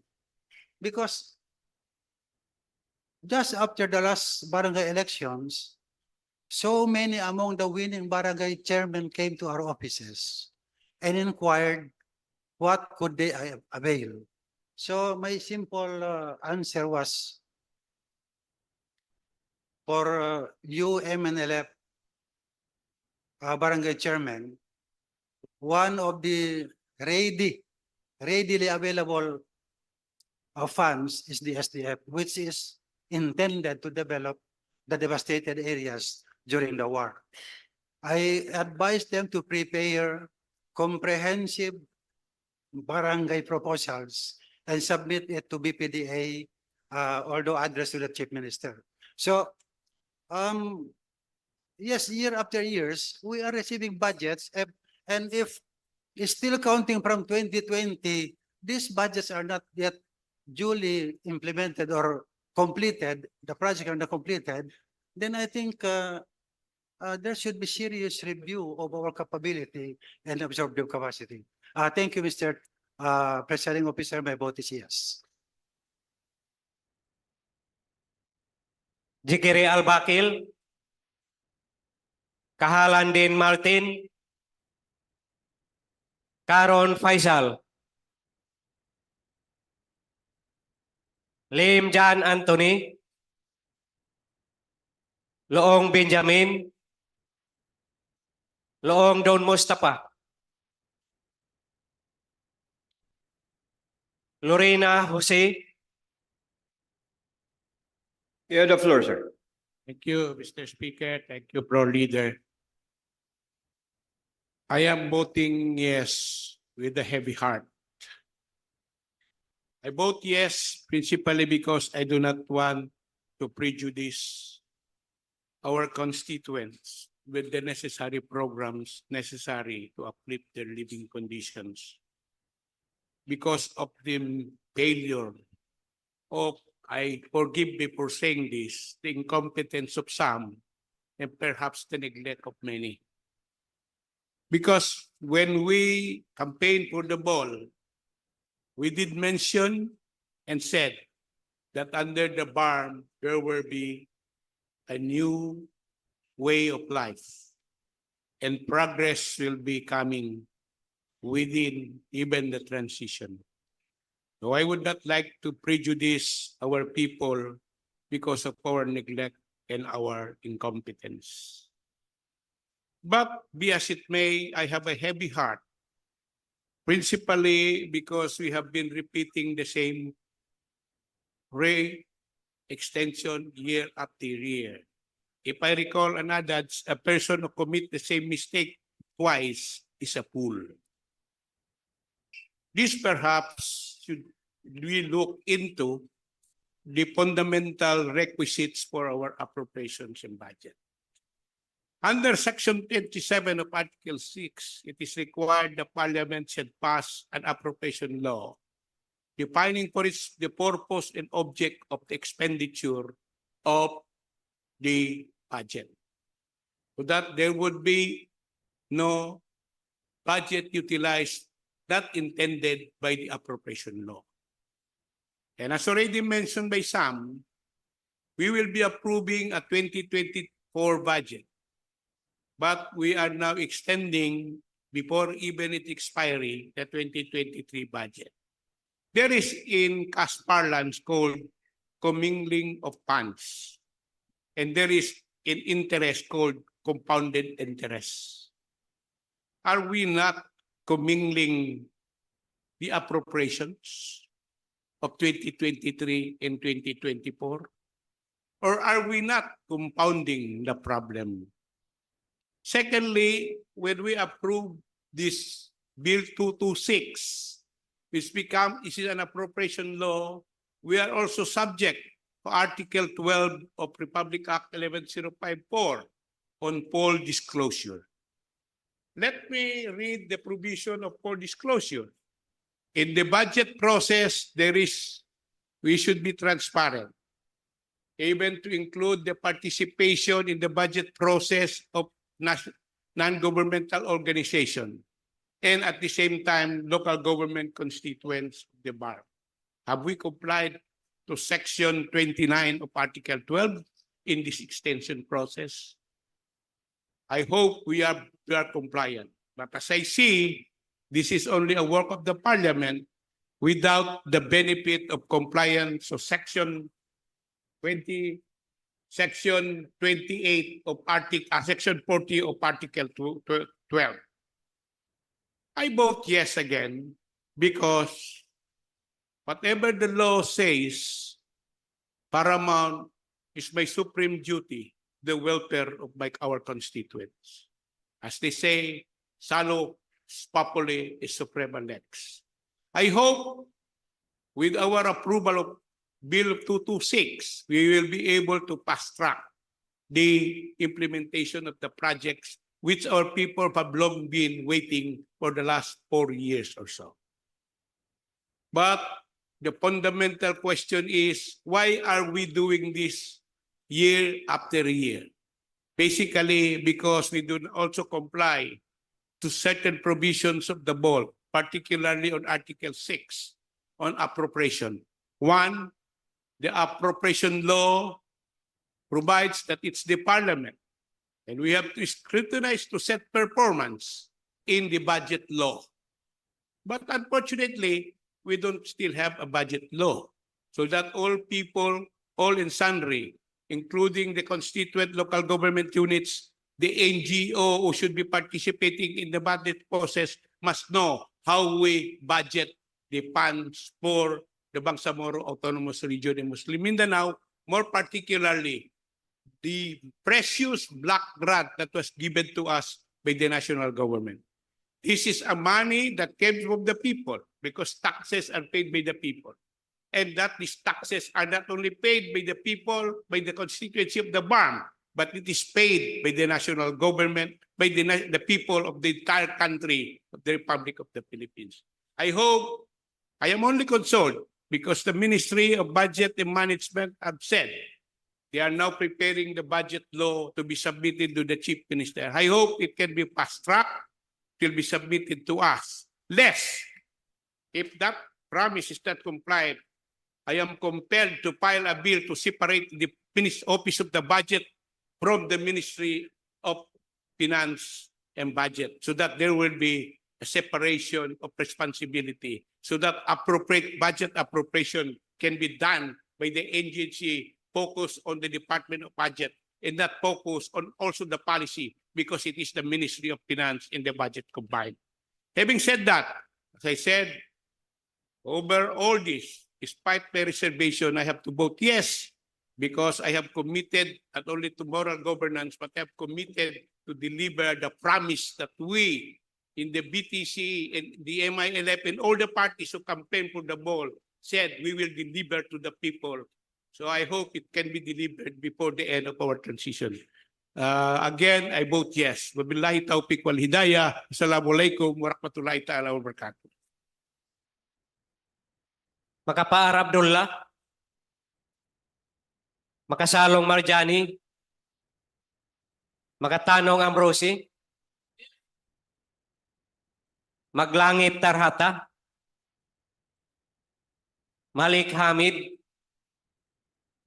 Mantawil Bailing, Mastura Ishak, Mr. Speaker, Yeah, the floor. I'd like to avail of my 1-minute explanation of my vote. Thank you. I vote yes for the budget. It's expedient. We need to do that. But I also got a commitment from the Ministry of Finance, Budget, and Management from its minister that they will file the budget law within the first quarter of next year. So on that note, I expect that the issues that we have been raising here again and again, and what my colleagues have been expounding on can be resolved. And in fact, IMP Attorney Joe Lorena also mentioned that the lack of the budget law is symptomatic of the struggles that we undergo every time we have the budget hearing. So I again manifest my vote of yes for this extension. Matalam Jaapar Apollo Mikael. Mr. Speaker, can I avail of my 1 minute? You have the floor. My vote, Mr. Speaker.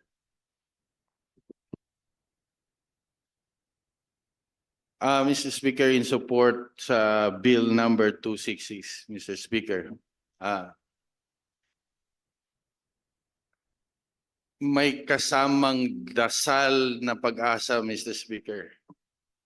Ang pagtayo ko dito, Mr. Speaker, in support, Mr. Speaker, and I'm voting yes, Mr. Speaker, with praying and hoping, Mr. Speaker, that the programs and projects within the extension of this budget, Mr. Speaker, will be swiftly completed, Mr. Speaker. Again, Mr. Speaker, praying and hoping, Mr. Speaker, with a vote yes.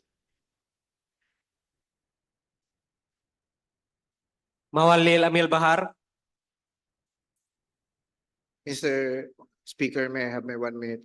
You have the floor. Mr. Speaker, I vote yes, but however, I took offense on the statement of the Deputy Speaker challenging the MPs from the islands to submit list of programs and projects for the SDF.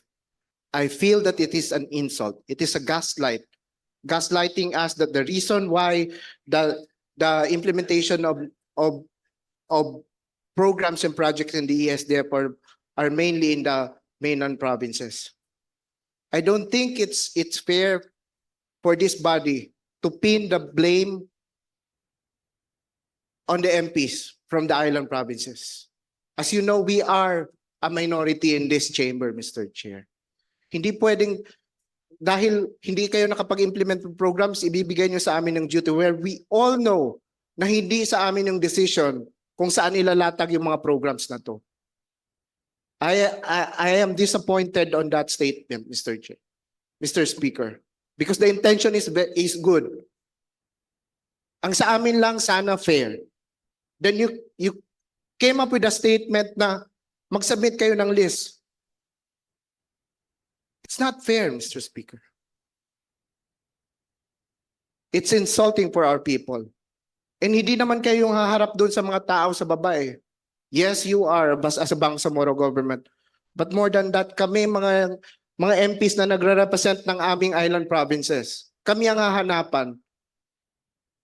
Then you say you're implying na dahil sa amin, dahil sa non-submission, kaya walang SDF sa lugar namin?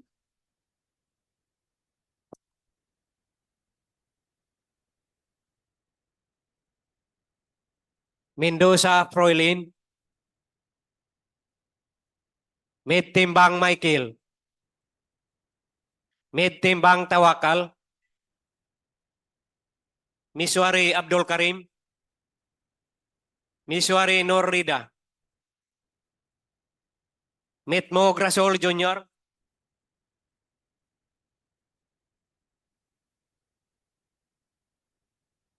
Speaker would like to use my 1 minute. Yeah, the floor.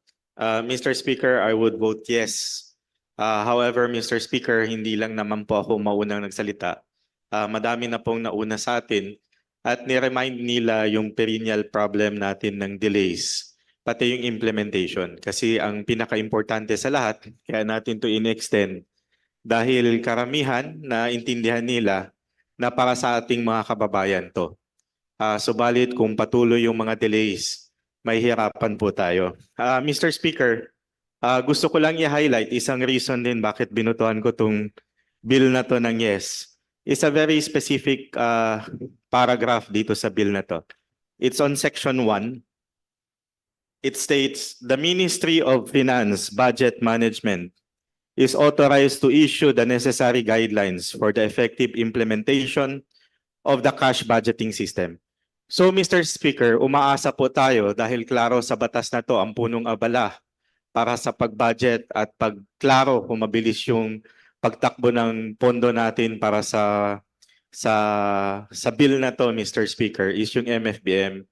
Sana, Mr. Speaker, magkaroon ng priority sa first quarter. Naintindihan po natin ang first quarter, normally ang pondo dumadating after makolektahan yung taxes.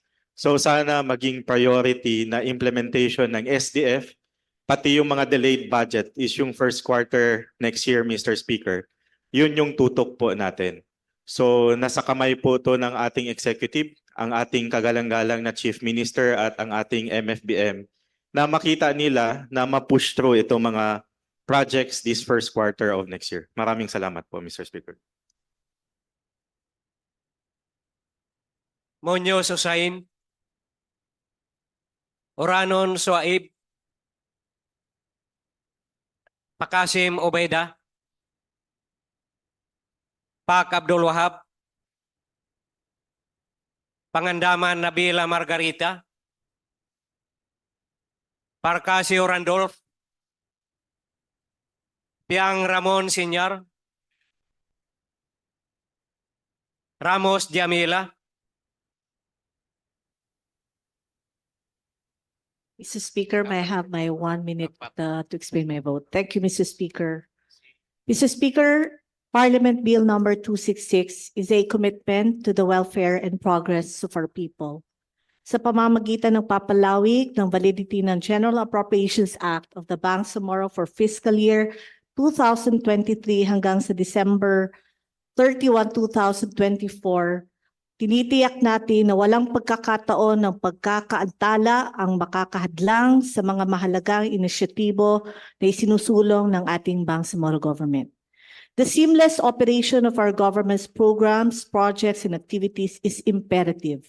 It is through these sustained efforts that we can address the needs of our communities, foster stability, and bolster our aspirations towards prosperity. Marami po tayong natanggap na testimonya mula sa ating mga kababayan patungkol sa impact ng ating mga programa at serbisyo para sa kanila. Nais po sana nating ipagpatuloy ito at siguruhin bawat piso sa ating budget ay makakarating sa kanila at lubos silang pakikinabangan. Kaya naman nais po nating manawagan sa ating mga ministries, agencies, and offices na mas paigtingin pa ang mabilis at epektibong pagpapatupad ng kanilang mga programa at serbisyo nang sa gayon ay mas maramdaman ng ating mga kababayan ang ating dedikasyon at malasakit at masabing tama ang desisyon nilang suportahan ang pagtatatag ng Bangsamoro government. Mr. Speaker, my vote is yes. And I strongly believe that this is not just for a vote for the continuation of our budget, but a vote for the continued hope and tangible growth of the Bangsamoro. Thank you, Mr. Speaker. Wabillahi taufiq wal hidayah. Wassalamualaikum warahmatullahi ta'ala wabarakatuh. Salindab Said, Salik Ali, Sangki Ali, Sima Romeo, Sheikh Said, Silongan Aida, Sinulinding Kadel Jr., Mr. Speaker, may I have my 1 minute? You have the floor. Bismillahirrahmanirrahim. Assalamualaikum warahmatullahi ta'ala wabarakatuh. The expected approval of extending the validity of appropriations for 2023 for another year goes with high hopes and expectations that there shall be no more lapses and delays. On how to do it, we can help, should our involvement be sought. But I hope not to hear excuses because the Bangsamoro have waited enough. Again, I vote yes para sa Bangsamoro mula sa Bangsamoro. Thank you, Mr. Speaker. Sulaiman Ali, Tago Paisalin. You have your 2 minutes on the floor.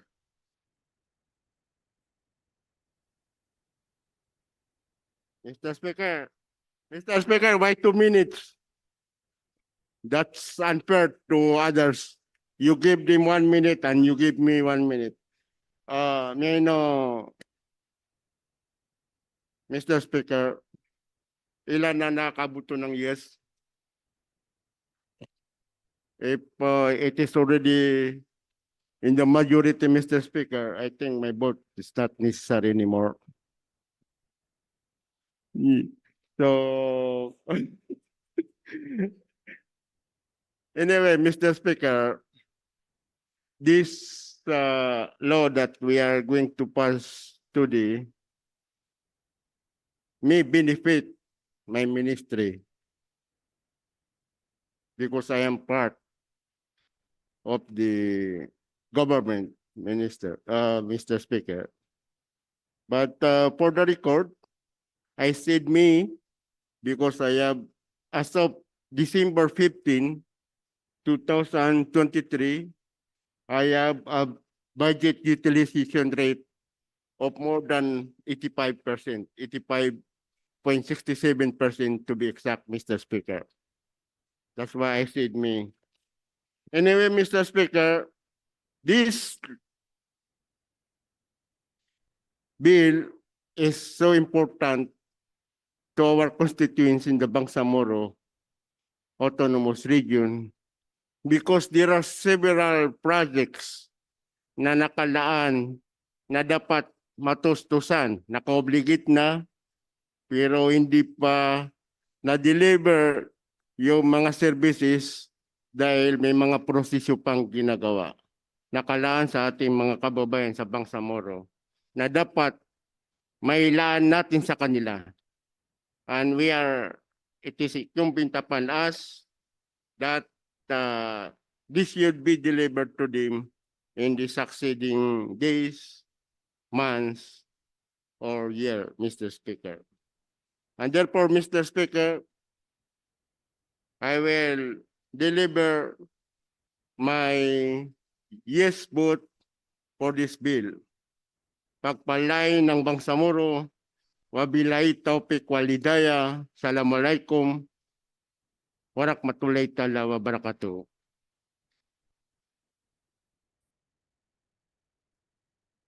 Tan Nabil, Osman Ajpar, Oto Basir, Oyod Siti Fahani, Yakob Muhammad,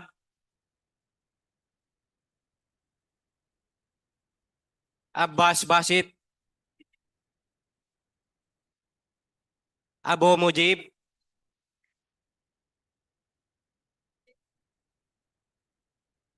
Amboloto Suharto,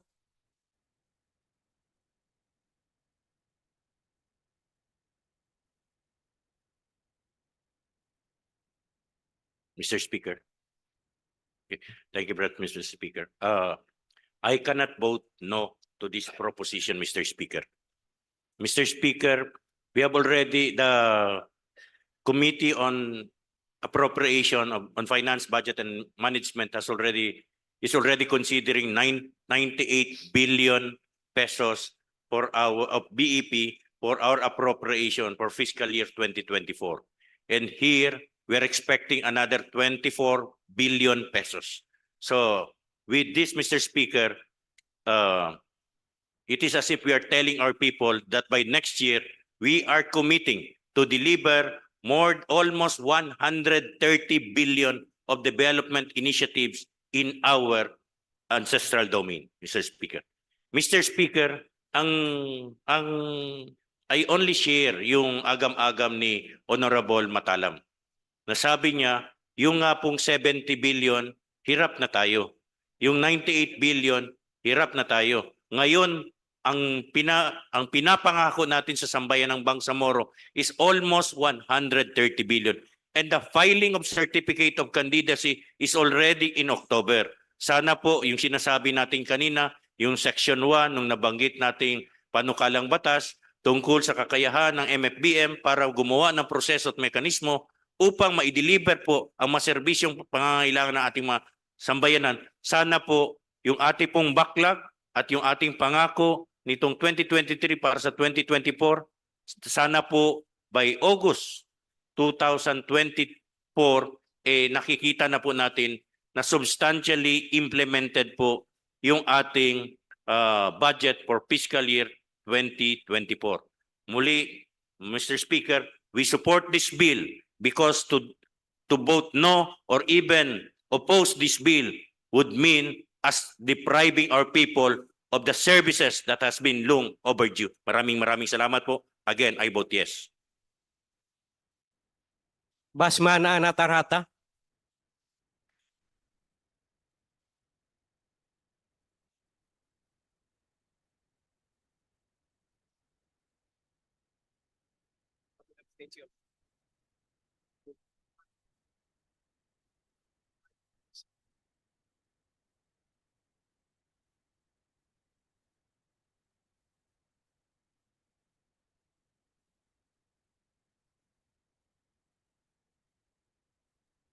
Alhamdulillah, Mr. Speaker, we have now the result of the nominal voting on the third and final reading of Bill number 266, entitled An Act Extending the Validity of the General Appropriations Act of the Bangsamoro for fiscal year 2023 until December 31, 2024, amending for the purpose Section 50 of Bangsamoro Autonomy Act number 32 and for other purposes as follows.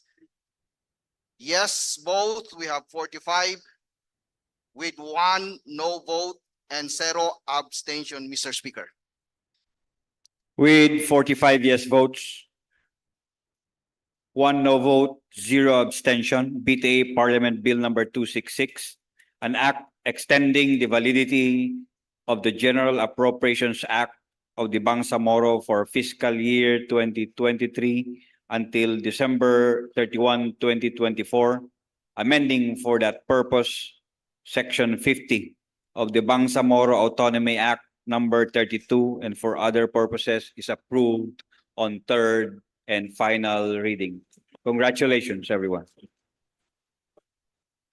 Mr. Speaker, I move that we, may I ask if copies of the committee reports have been distributed? We have already. Okay, Mr. Speaker, for prayer and lunch, I move that we suspend until 1 o'clock p.m. 1:30. 1 o'clock p.m.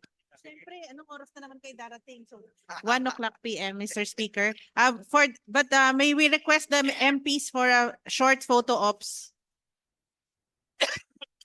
We come back at 1:30 in the afternoon session, 1 o'clock in the afternoon session suspended and photo ops.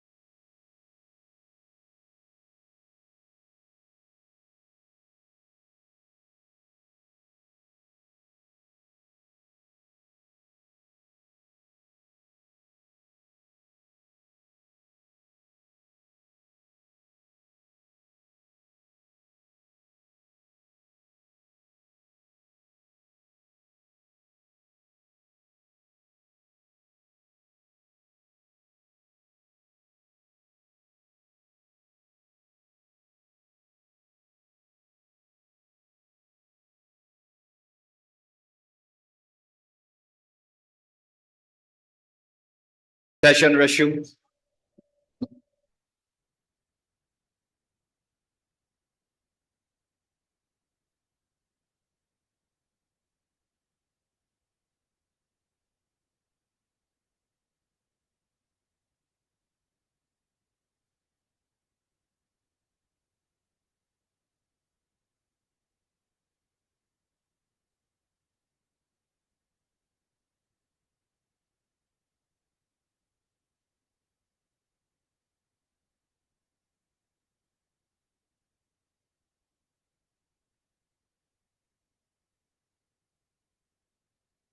Floor leader. Good afternoon, Mr. Speaker. We are now on bills on second reading. We have 3 for today.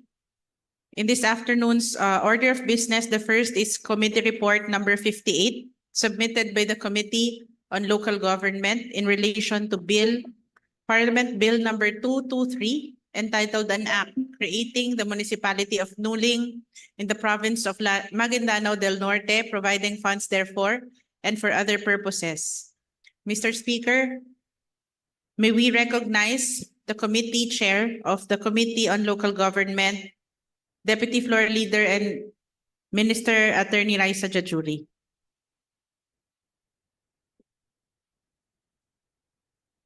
The lady from Sulu is recognized.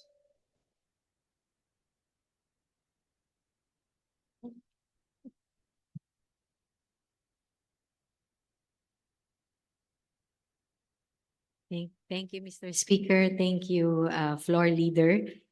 Bismillahirrahmanirrahim. Assalamualaikum warahmatullahi ta'ala wabarakatuh.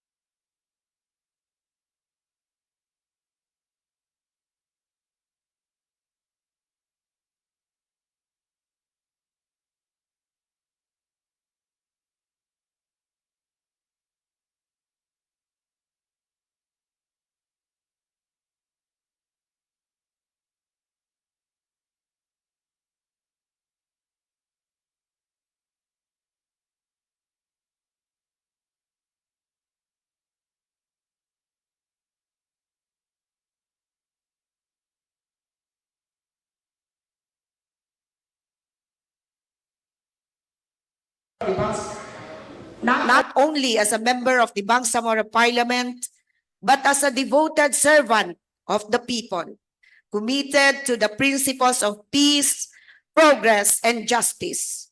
Today, I address you with a heart heavy with the weight of responsibility and the spirit undeterred by the challenges that had come my way. Mr. Speaker, I come before this esteemed august body as author of Bill 223, or an act creating the municipality of Nuling in the province of Maguindanao del Norte, and also as subcommittee chairpersons of Bills 190 and 191, which proposes the creation of the municipalities of Datu Sinsuat Balabaran and Sheikh Abbas Hamza in the province of Maguindanao del Norte. These bills, Mr. Speaker, grounded in the aspirations of the Bangsamoro people, are not mere whims, but a reflection of the collective will of our government, as explicitly stated in the official statement of support of the Amirul Mujahideen Al-Hajj Murad Ibrahim, Chairman of the Moro Islamic Liberation Front, and Bangsamoro Chief Minister, dated October 22, 2023.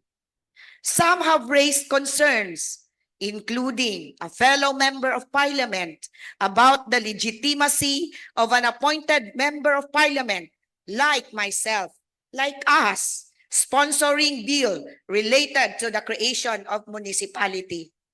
It is crucial to dispel the misconception that this initiative is driven solely by personal preference rather than aligning with the government's strategic vision. Magiging inutil tayo kung wala tayong gagawin para sa ikakabuti at ikakaganda ng buhay ng ating mamamayan. It is our duty and responsibility to protect and serve the best interests of our constituency. Bilang miyembro ng Bangsamoro Parliament, tayo ang tagapagtaguyod ng gobyerno ng BARM.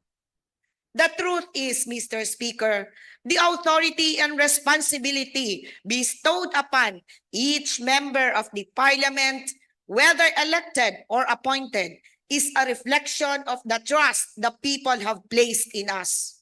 We are here to serve the interest of the Bangsamoro people, irrespective of the path that led us to this honorable position. Huwag po natin kalimutan na ang nag-appoint sa atin bilang miyembro ng parlamento ay ibinoto ng 31 milyong Pilipino, kaya hindi simpleng tiwala at konfidante ang ibinigay ng taong bayan sa pagkaluklok kay Pangulong Ferdinand Bongbong Marcos Jr. bilang presidente ng Republika ng Pilipinas. Ipinagkaloob sa kanya ang tiwala sa paghubog at paghulma ng kinabukasan ng sambayanan at kasama dyan ang Bangsamoro Autonomous Region in Muslim Mindanao. My commitment to these bills and a similar one has not come without a heavy toll.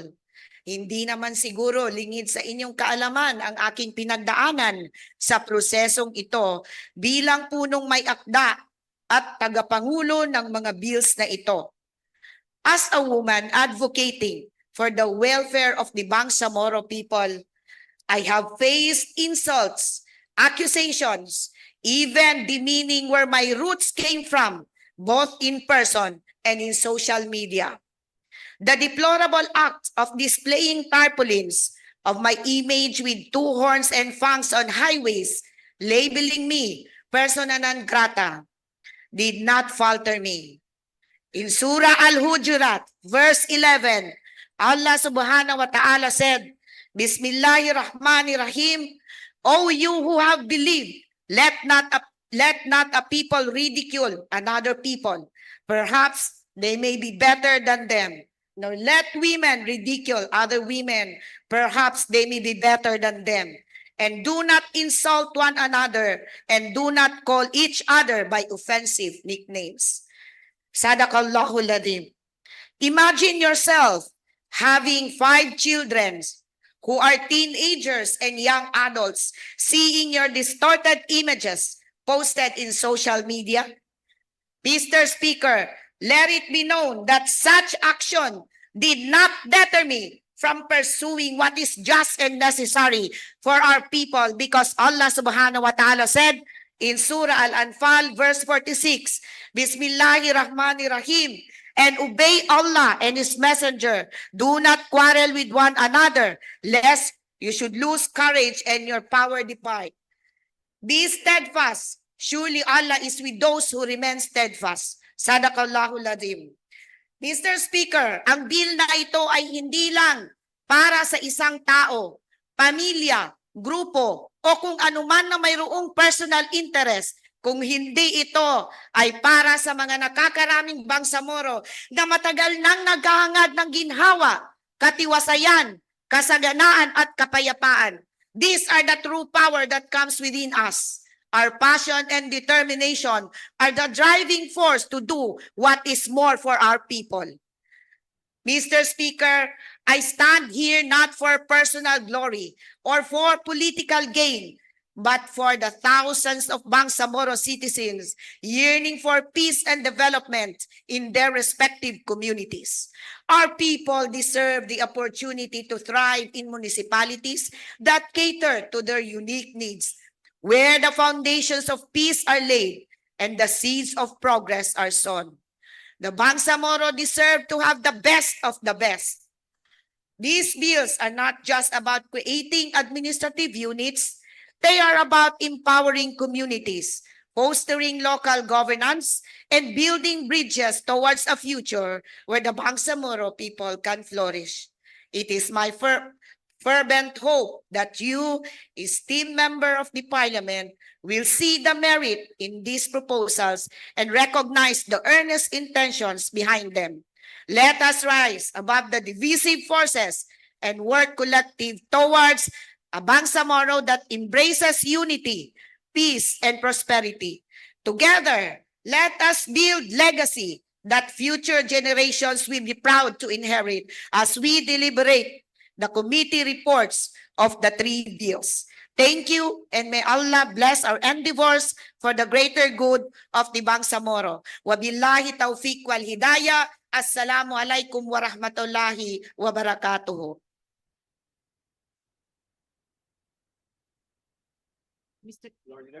Mr. Speaker, I move that we adopt committee report number 58 for deliberation. There's a motion from the floor to adopt committee report number 58 for deliberation. It's been seconded. There being no objection, the motion is approved. Mr. Speaker, we invite the committee chair to take the other podium, and I now move to open the period of interpellation, Mr. Speaker. It's a motion to open the period of interpellation. Any second? Hearing no objection, the motion is approved. The period of interpellation debate is now open. Mr. Speaker, first to interpellate is Member of the Parliament, Romeo Sema. May we recognize MP Sema? Yes, thank you, Madam Floor Leader. If the authors may allow to some clarification or question. Who will be interpellated, floor leader?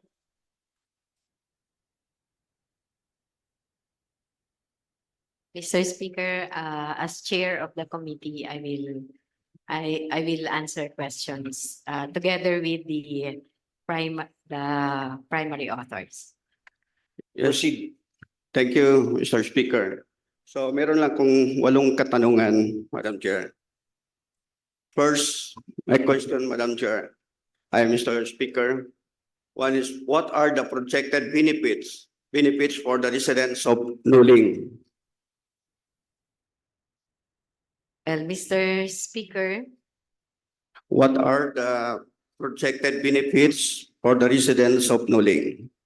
Yeah, I will respond, Mr. Speaker. The proposal is for the creation of the municipality of Nuling to be carved out of the municipality of Sultan Kudarat.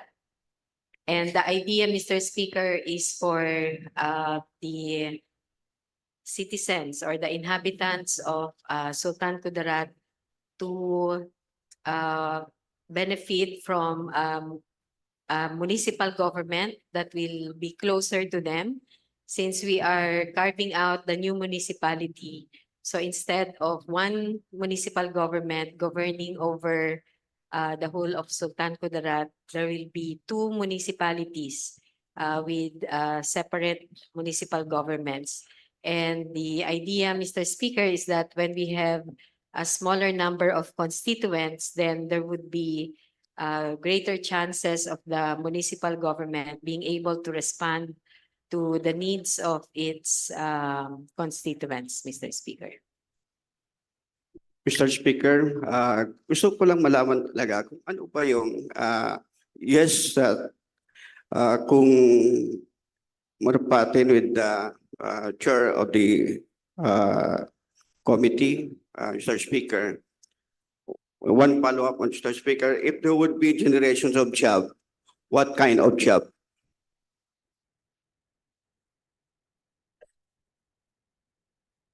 Well, the more immediate, Mr. Speaker, that we can extrapolate from a situation where you create a new municipality with a separate municipal government is that there will be more public jobs, meaning the new municipal government will have to hire people. So instead of just one municipal government, then you would have twice the number of employees. So ibig sabihin, Mr. Speaker, sa current uh,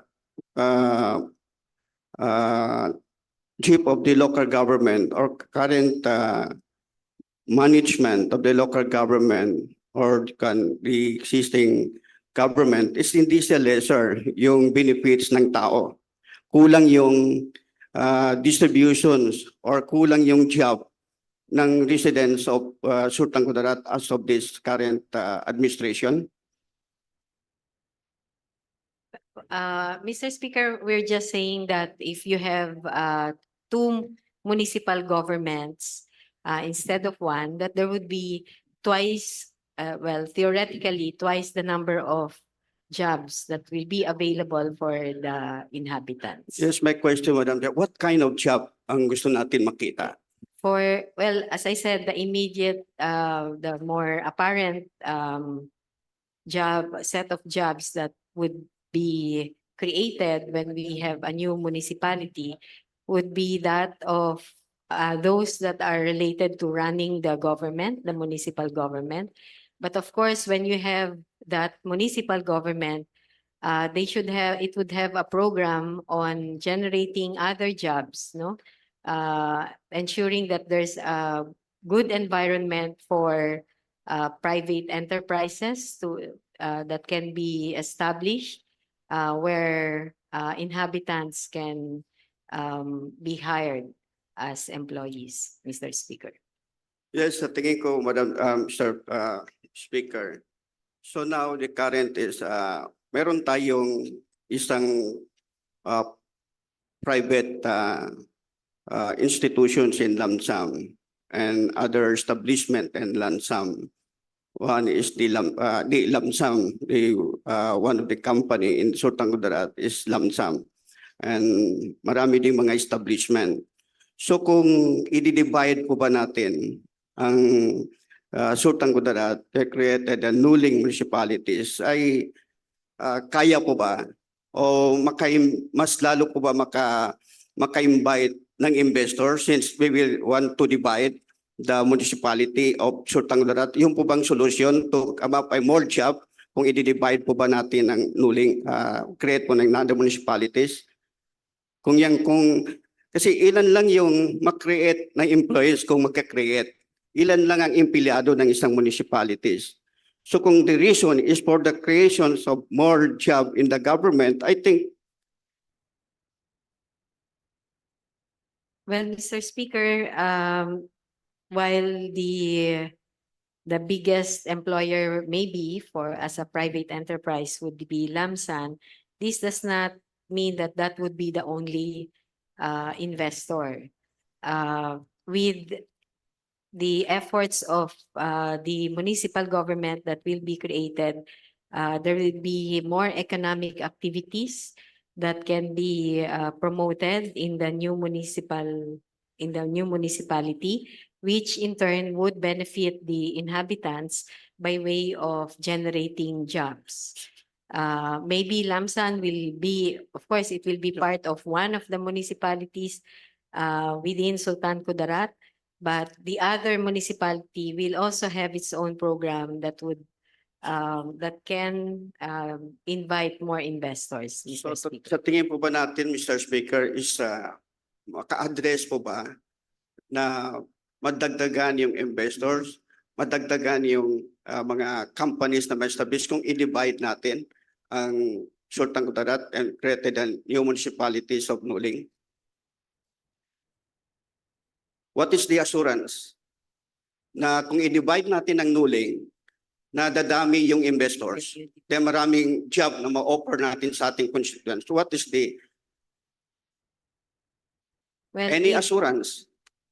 Well, Mr. Speaker, I cannot make a personal assurance, but we can see that in other places where you have active municipal governments or city governments in other places, when you revive or put new energy to a place, there is more interest on the part of investors to venture into new environments, new policy environments that may entice more investors, Mr. Speaker.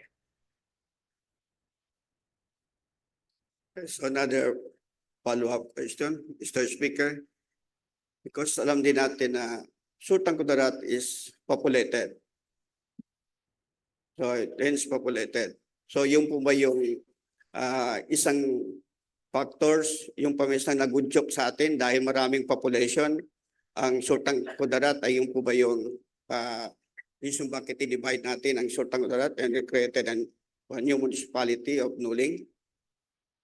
Well, I think, Mr. Speaker, considering the population and the land area, there can be more than one municipality, and that is one of the things that we looked into, if the municipality of Sultan Kudarat can actually be divided into two. Yeah, kasi Mr. Speaker, tinanong ko po ito because maraming mga populated, dense populated municipalities or cities like Davao, like Manila, and other cities or municipalities na maraming population, but hindi po nila dinivide yung kanilang municipality.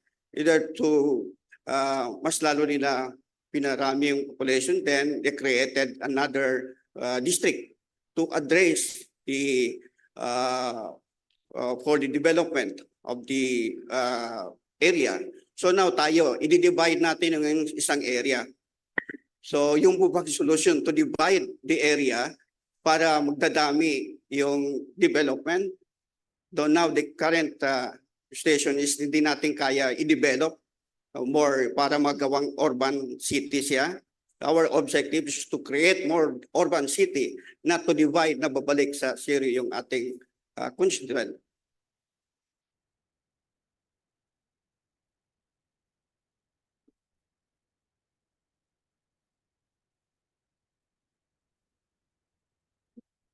Yes. Well, Mr. Speaker, I think there are different strategies that different political leaders may employ.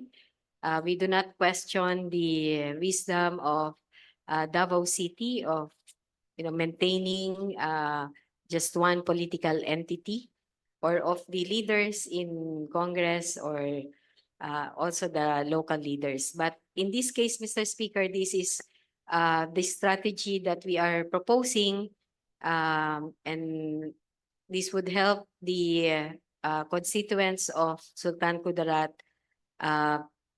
get closer to its government, to its local government, thereby being able to access more services, considering that there would be lesser number of inhabitants and constituents to take care of, Mr. Speaker.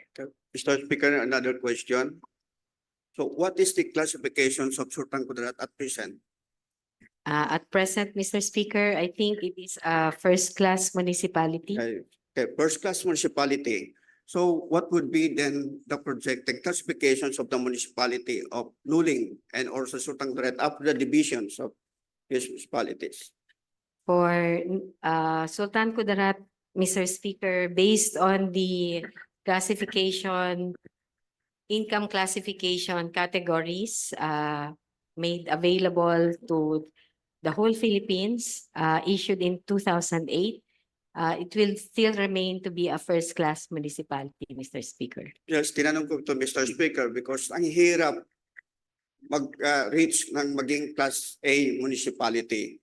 So once i-divide natin ng isang municipality na Class A municipality is magiging anong mangyari? So it's the consequences of the municipality na Class A. So yung po dapat tignan natin mabuti, Mr. Speaker. Okay, so may... But Mr. Speaker, may I just emphasize the answer I gave that even if we divide Sultan Kudarat into two, the mother municipality, based on the NTA alone, the NTA shares of the barangays and also the NTA that the municipality will receive. And this would exclude income from local enterprises and other sources of funds like local taxes. They will still maintain their first class category or income category classification, Mr. Speaker. Sino po ang magdi-determine, Madam Chair, sa magiging estado ng kung after the classifications of the municipalities, the classification after the division? As I said, Mr. Speaker, it's based on an income classification. I think issued by. Based on law, it's based on law. Yes, and this was issued in 2008 and based on the brackets for each category, Sultan Kudarat will maintain its classification as first class because the income only based on the NTAs of the component barangays that will remain with the municipality is more than.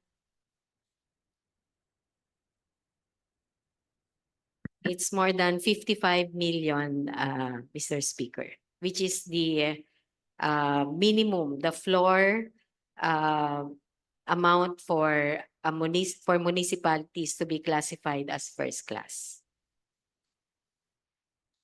Other question, Mr. Speaker? So what are the projected negative effects of the divisions to the residents of Sultan Kudarat? Projected negative effects. Well, definitely, Mr. Speaker, since people would have different views on this strategy, some would think that this may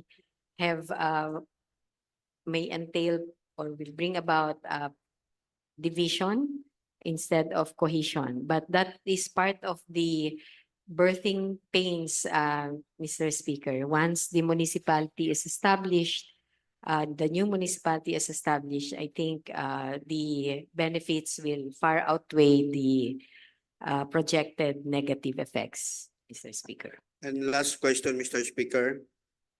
What called for the necessity of dividing Sultan Kudarat by creating the municipality of Nuling? What called for the necessity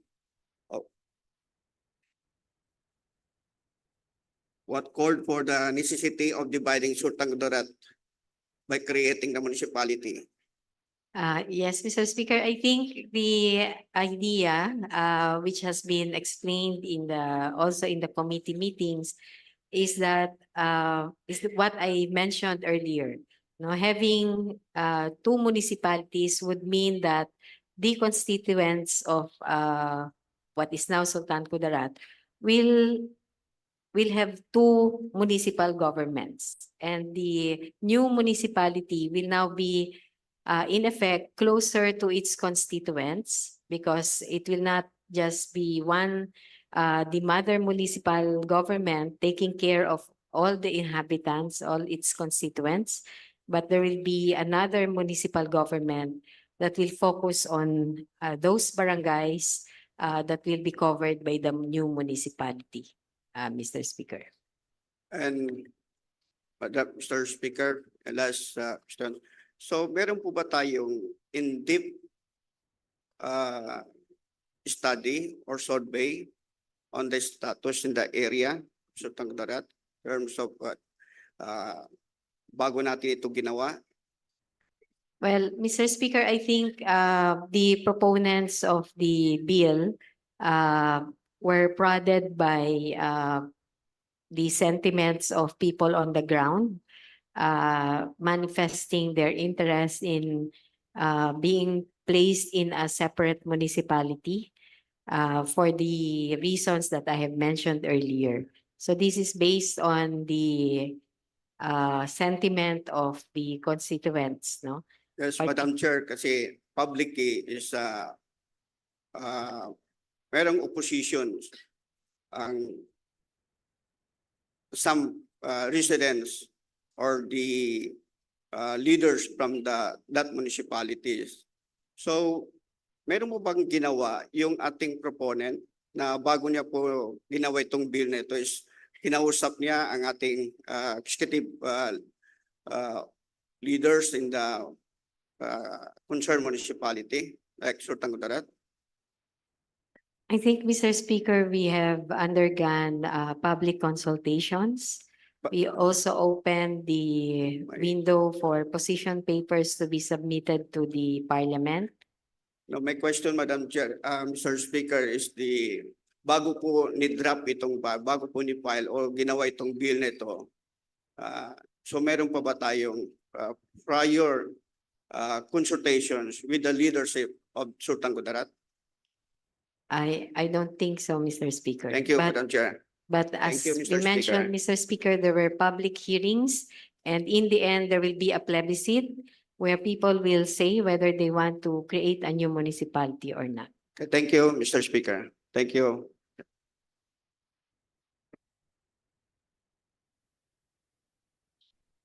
Floor leader.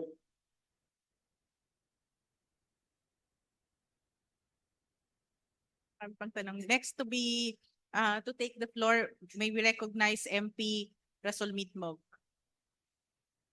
The gentleman from Lumba Bayabao is recognized.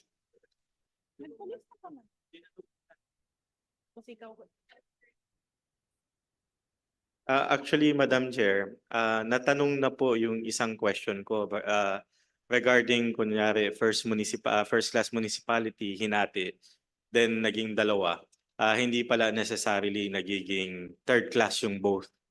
However, Madam Chair, yung impact nito, for example, if meron kang loans yung GSIS, kasi matandaan ko with Maguindanao dati, nung hinati yung Maguindanao na transfer yung employees, ang isang malaking problem is yung GSIS, yung loans, pati yung classification ng mga employees na-consider po ba natin, Madam Chair? I think there will, as I said, if there were actual problems or quirks, no, in the creation of a new municipality or in the example earlier given, that is part of the birthing pains which can be threshed out eventually, Mr. Speaker. This will be a new entity, and I guess the municipal government that is standing today as Sultan Kudarat will remain as is. Its employees will remain with Sultan Kudarat municipal government, and there will be a new municipal government and a new bureaucracy that will be created. So it will be from zero, I would think, Mr. Speaker. Per Mr. Speaker, gusto ko lang din ma-assure, for example, yung isang employees is actually in one of those separated area, magiging mas malayo na siya sa Sultan Kudarat, mas malapit na siya sa bagong area.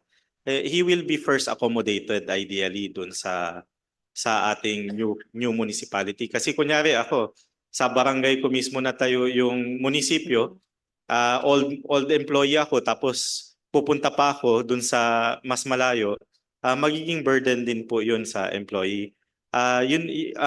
Isa ba yan sa mga features ng bill natin, Mr. Speaker? Right now, Mr. Speaker, there is no provision on the transfer of employees to the new municipal government, but that can be a subject of discussion, Mr. Speaker, to allow lateral transfer of employees from one municipal government to the other. For as long as the bureaucracy has been established, because right now there is none yet, so we do not know. There are no positions that have been created yet, Mr. Speaker. But the lateral transfer can be a feature, Mr. Speaker, for this bill. Then lastly, Mr. Speaker, para malaman lang natin under what legal framework yung bill natin, will it be still under the MMA 25 or will this bill be already under BLGC? Considering, Mr. Speaker, that we are still, the effectivity of the BLGC is still pending, the subsisting law would still be MMAA 25. But as mentioned in the committee report, Mr. Speaker, the intention of the Parliament as expressed in the provisions of the BLGC is to make sure that when we create municipalities, they are able to get NTA shares. And in order to do that, they have to comply with the minimum requirements set by the national law, RA 7160, which is also replicated in the BLGC. And therefore, when we considered this bill and the two others, we were looking at the minimum requirements that are applicable nationwide and also as provided in our BLGC, Mr. Speaker. Yun lang po, Mr. Speaker. At the end is what is important would be the protection ng mga employees just in case whether yung vote natin yes or no. Importante at the end is yung security ng employees natin who are already in the municipality, Mr. Speaker. Thank you po. Floor leader. Mr. Speaker, I move to recognize Deputy Floor Leader Attorney Joe Lorena. The gentleman from Sulu is recognized. Thank you, Floor Leader, and thank you, Mr. Speaker. Assalamualaikum to all my colleagues, friends in the gallery. I am actually a member of this committee and I signed the report. Nonetheless, I want to be assured that whatever we pass will be compliant to the provision of laws. First question is, well, admittedly, in the past, we have passed about 10 municipalities, but we were not able to grant ERA because of their non-compliance to Republic Act 7160. And we have, under the transitory provision of the BOL, have made them regular municipalities to cure that. Nonetheless, outside from the provision of 7160, there are other national laws to be complied. As provided for under Section 9 of the Article 6 of the Bangsamoro Organic Law, which states that the Parliament may merge, divide, or whose boundaries, the municipalities or barangays created, divided, merged, or whose boundaries are substantially altered shall be entitled to their appropriate share in the national taxes or internal revenue allotment, provided that the criteria laid down in Republic Act number 7160 as amended and other national laws shall be satisfied. My question, therefore, is, while there are certifications to that effect attached to the report, has the committee considered the other requirements of the national law other than 7160? So that we will not be questioned when we pass this bill. Mr. Speaker, may we ask the interpellator what national laws he is referring to, so that we can answer the question? I can cite some national laws. First, the Bureau of Local Government Tax Code. That is a national law which has implication on local governments. 3, certifying agencies under the Local Government Code as defined by regulations of the Bureau of Local Government Finance. We have that certification so that we will not be any more question. That's just an example of the two laws. So these are still RA 7160. Outside from 7160. Huh? Outside. I thought 7160 rin po yun. Outside. I was also referring to other national laws. I thought 7160 rin po yun.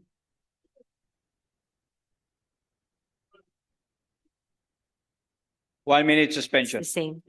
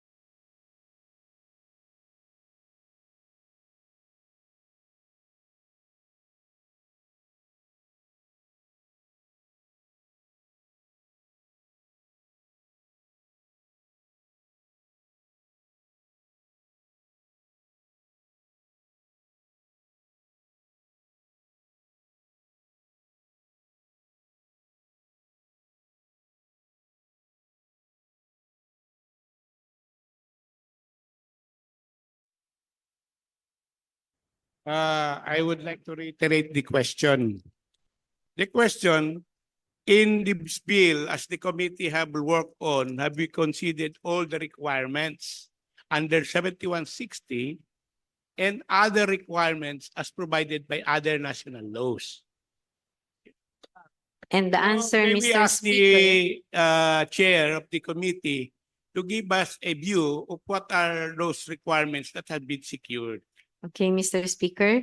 There are three main areas that have to be checked so that to make sure that the minimum requirements in these three areas have been met. And the Committee on Local Government looked at the matter of the population.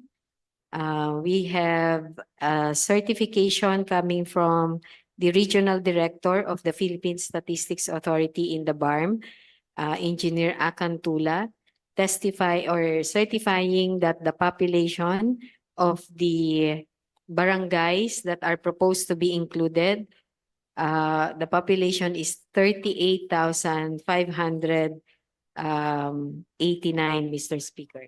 The requirement under the law for municipalities, for the creation of municipalities in terms of population is 25,000 inhabitants. So this is more than the minimum requirement. We also looked into the population of the barangays that will remain with Sultan Kudarat, so that they will still be compliant with the requirements of a municipality. The total population for the barangays that will remain with Sultan Kudarat if this law is passed is 66,532, Mr. Speaker, way above the 25,000 minimum number of inhabitants for municipalities. So we have those certifications coming from the PSA, Mr. Speaker. As to annual income, we have the certification coming from the Department of Budget and Management regarding the national tax allotment shares of the barangays that are proposed to constitute the municipality of Nuling. The certification covers 3 years, in fact, although the minimum requirement under the law is only to show that the average income for the last 2 years is not less than the minimum required, which is 2.5 million. In the certification of the DBM, Mr. Speaker, for 2021, the NTA of the barangays, this does not even cover the municipal government, no? That will be created. But for the barangays that are covered, it's 54,509,893 for the year 2021. And for 2022, it's 75,934,598. So the average there would be much more than the 2.5 million that is required under the law. Okay, for the barangays, which we call the residual barangays, those that will not be included in the proposed new municipality and will remain with Sultan Kudarat, the total NTA of these barangays for 2021 is 63,825,498.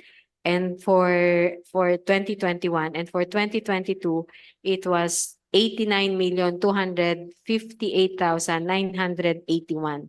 To put them together and get the average, that would still be much more than the 2.5 million that is required.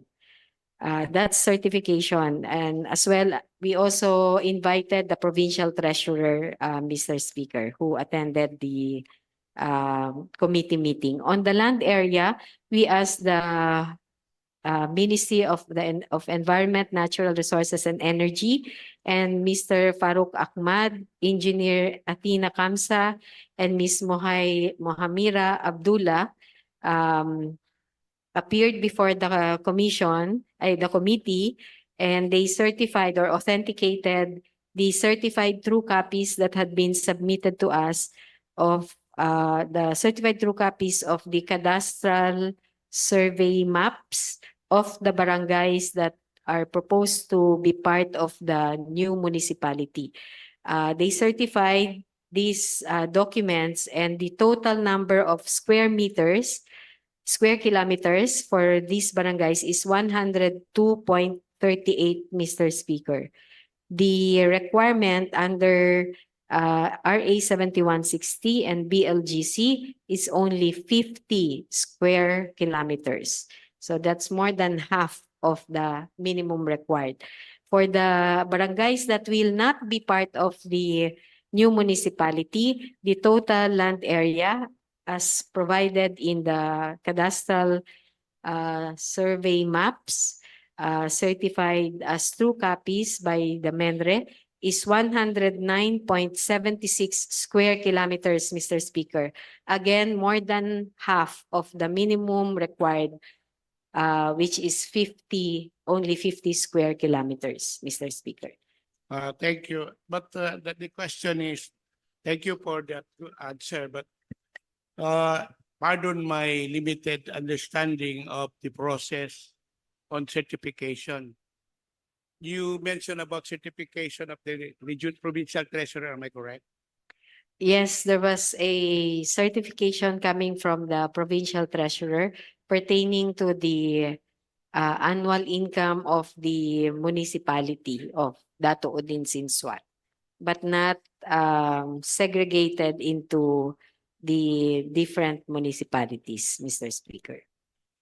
Different barangays. Yeah, that's a good certification by the treasurer. Is there no law which requires, either with the Bureau of Local Government Finance Law, that requires the affirmation of the Bureau of Local Government Finance Office in the certification of the provincial treasurer? If please explain it to me whether there is that law or no law, because we want to be assured that that certification will hold until the place.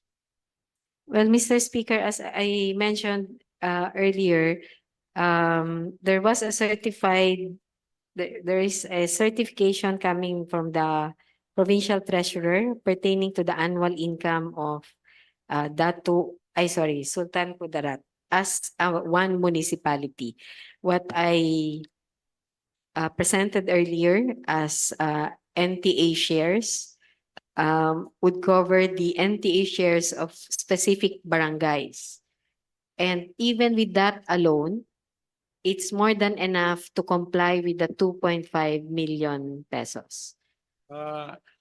Is that certification suffice for purposes of the creation of the new municipality?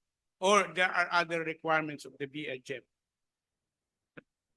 Yes, Mr. Speaker, I think the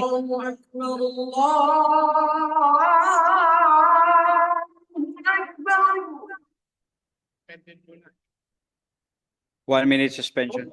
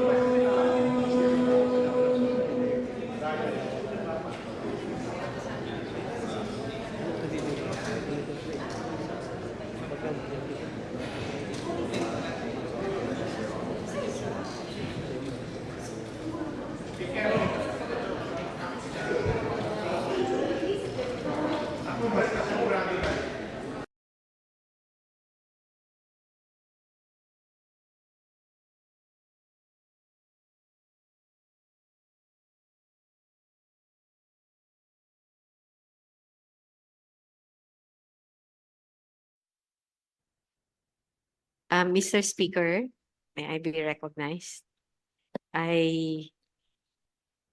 Speaker, as you can see from the committee report, there's also a certification coming from the acting provincial treasurer pertaining to the NTA shares of the different barangays. Dali.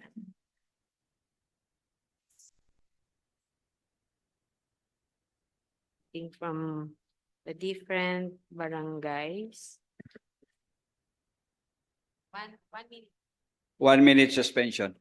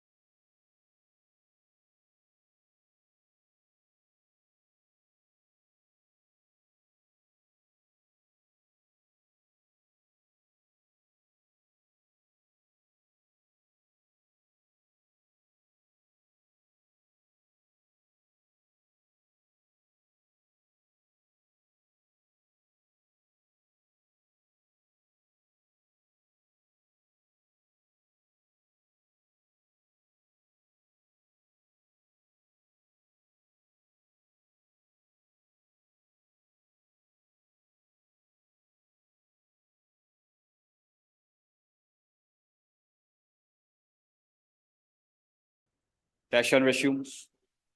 Thank you, Mr. Speaker. Mr. Speaker, I would just like to Okay. make a manifestation also that included in the attachments is a certification coming from the acting provincial treasurer, because I made mention earlier that the certification she issued was only for the whole municipality. But I stand corrected, Mr. Speaker. We have a certification pertaining to the municipalities that will be part of the proposed new municipality.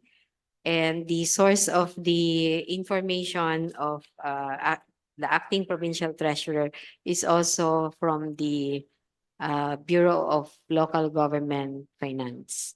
Because, Mr. Speaker, as narrated by acting provincial treasurer, they had gone to the municipal level to ask from the municipal treasurer for data so that they can issue the certification, but they were not given a copy, Mr. Speaker. But thank you. anyway, the BLGF data, Mr. Speaker, is also official document. Thank you, because I do not like to repeat what happened to Paglat. I was the lawyer of Attorney General at the time, where we presented the certification from the provincial treasurer. But the question raised was, were there a certification from the Bureau of Local Government Finance? Because while it is true that the provincial treasurer has a record of the finance, but I think for compliant purposes, I just want to know whether in the course of the hearing, you have seen a certification from the Bureau of Local Government Finance. Well, Mr. Speaker, it was testified by the office, by the acting provincial treasurer that the information included in her certification is based on data coming from BLGF, Mr. Speaker. That's correct, but I hope you can have the certification of the Bureau of Local Government Finance with a submission to the COMELEC, whatever approval we have here, because what was required to us at that time. I hope that is just to manifest our experience. But we try to comply, Mr. Speaker, under the RA 7160.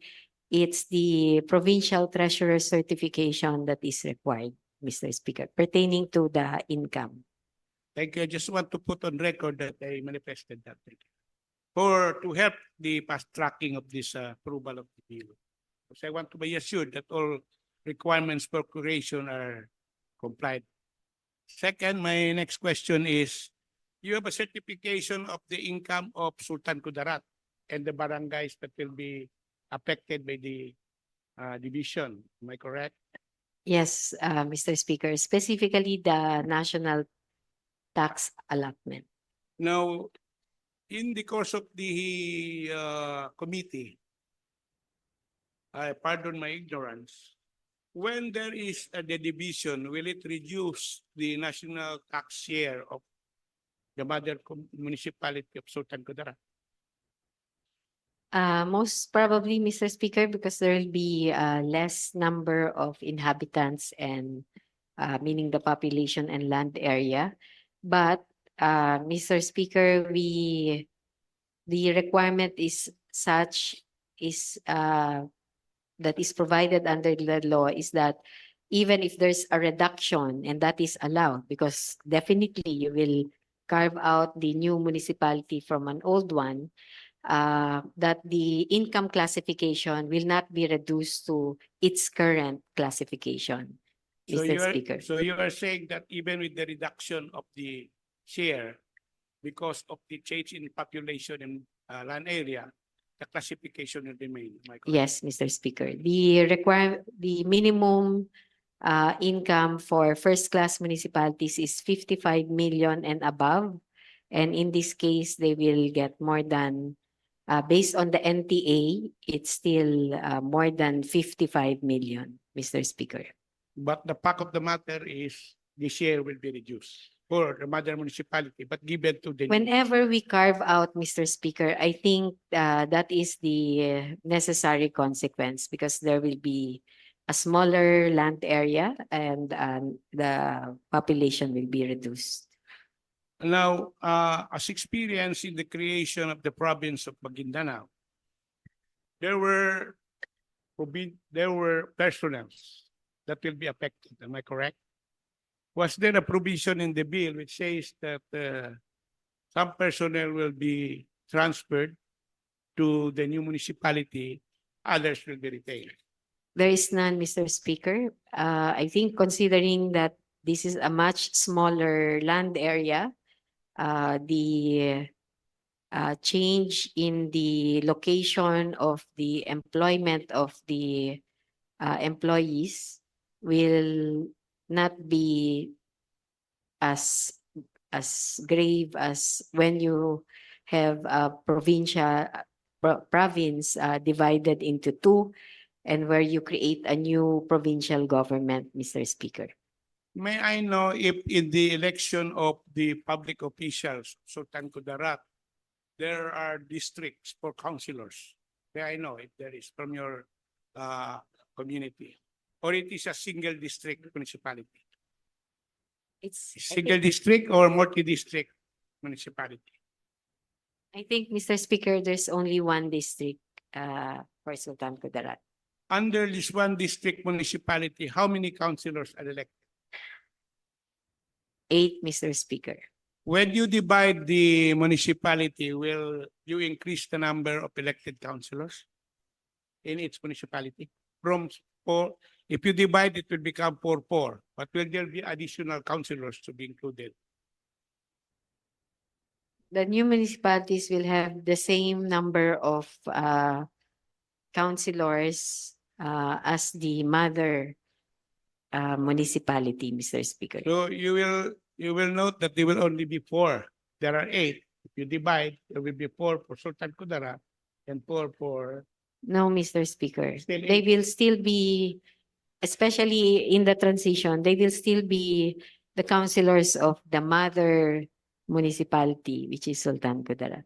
And then there will be a new set of councillors for the new municipality. And in transition, there may have to be appointment of these local elective officials. So the elected councillors of Sultan Kudarat will remain as councillor of Sultan Kudarat. Yes, Mr. But Speaker. there will be new appointment for another 8 For the, yes, Mr. councillors Speaker. for the new Municipality. Now, I have also an experience in the past when there was a resolution in the assembly for the creation of the divided province of Sulu. And there was a question which I would like to repeat here. Was there any resolution from any constituent barangays of the municipality of Sultan Kudarat endorsing the, because in that case there was a resolution from local government units to be in the new comprised province of Sulu, but it was not acted upon because there was a resolution needed. I just want to know whether there was one or none. In this case, Mr. Speaker, there is none. Thank you. I hope now I'll go directly. If we approve this bill, it is subject to plebiscite. Am I correct? Yes, Mr. Speaker. Now, in the course of the conduct of plebiscite, there will be expenditure to be complied or required by the Commission on Election. Who will bear the brunt of the plebiscite? I think, Fine. Mr. Speaker, it will be chargeable to the Bangsamoro government. Is it reflected in the provision of the creation? There is none, but that can also be charged to the contingent fund, considering that we do not know exactly how much the cost will be for the plebiscite. Because traditionally, in a division of the municipalities, the mother municipality shoulders the plebiscite, unless it is provided for in the law dividing or creating the new municipality. So perhaps the committee can consider providing already a provision on the sourcing of the funds for the plebiscite, because it would be unfortunate if we have already passed the law and there could be no plebiscite because of the issue of funds. So that is just a manifestation that I'd want to incorporate into this committee report. Anyway, I hope I just want to be satisfied that when we pass creations of law, it will be compliant to all the provisions required by law, because I do not like a repeat of the Sharif Kabungsuhan and other municipalities which did not receive an ERA, because the ball fortunately corrected the creation of municipalities non-compliant because they did not receive an ERA. So with that, I would like to conclude my interpellation. I hope I will be looking into the totality of the bill. If there are provisions for amendment, I might submit one. Thank you, Mr. Speaker. Floor Leader. Mr. Speaker, I move that we recognize Member of the Parliament Attorney Soharto Ambulodto for his interpellation. The gentleman from Cotabato City and Northern Kabuntalan is recognized. Northern Kabuntalan.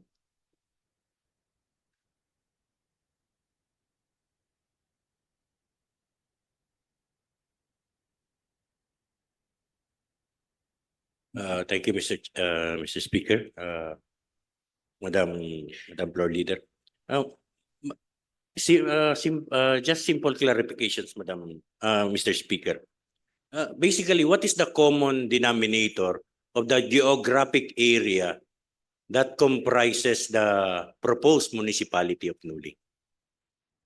For instance, in Section 15 of Article 10 in the Philippine Constitution speaks of common historical, economic, cultural ties.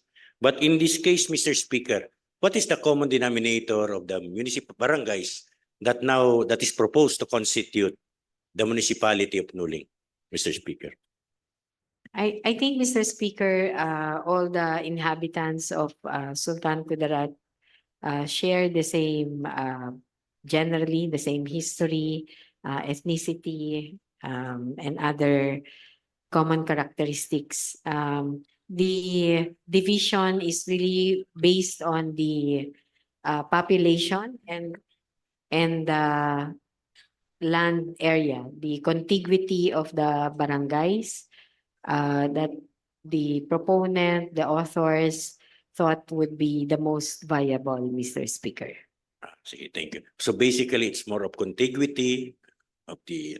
Thank you, Mr. Speaker. Now, there are this talk of development that it would spur more development if we divide the municipality of Sultan Kudarat and create the municipality of Nuling. Now, what are development efforts that are not possible and can only be made possible if we divide the municipality and create the proposed municipality of Nuling, Mr. Speaker?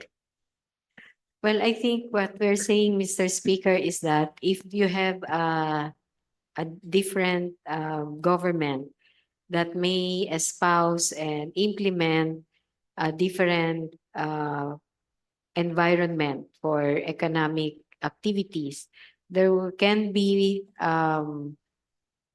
better or new opportunities for economic activities in the area. Yes, Madam Chair. During the consultations, Madam Chair, or even before that, maybe in the explanatory note of the proposed bill, were there any indication of any such possibilities? You were mentioning about possibility of development emerging out of this creation. So meron na po ba silang na indicate? I think this question also follows the line of thought that was earlier raised by the Honorable Romeo Sema. Kung halimbawa po, una po, ano yun? O kaya, or let me jump to the next question na lang po, Madam Chair. Yes, Madam Chair.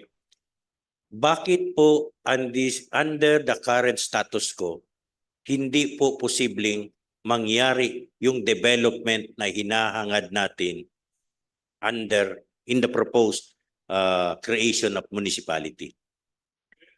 Mr. Speaker, we are not saying that it is not possible, but we are saying that if we divide, if the same area would be governed by two separate governments, then you will have well, a different set of governing body that can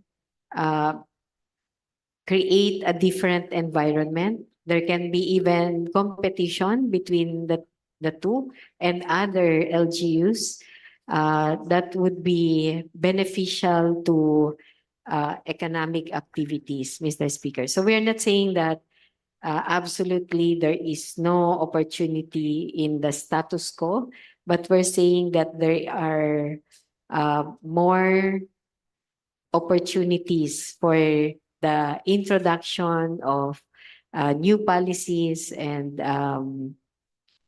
also incentives and other laws or policies that would improve the economic environment, Mr. Speaker. Yes, so Madam Chair, if I may restate we are not saying that those development are not possible, but simply if we have two smaller local government units, it will be more manageable and therefore maybe even faster. Parang ganon po ba? Yes, that's one of the considerations, Mr. Speaker. Now, yes, Madam Chair.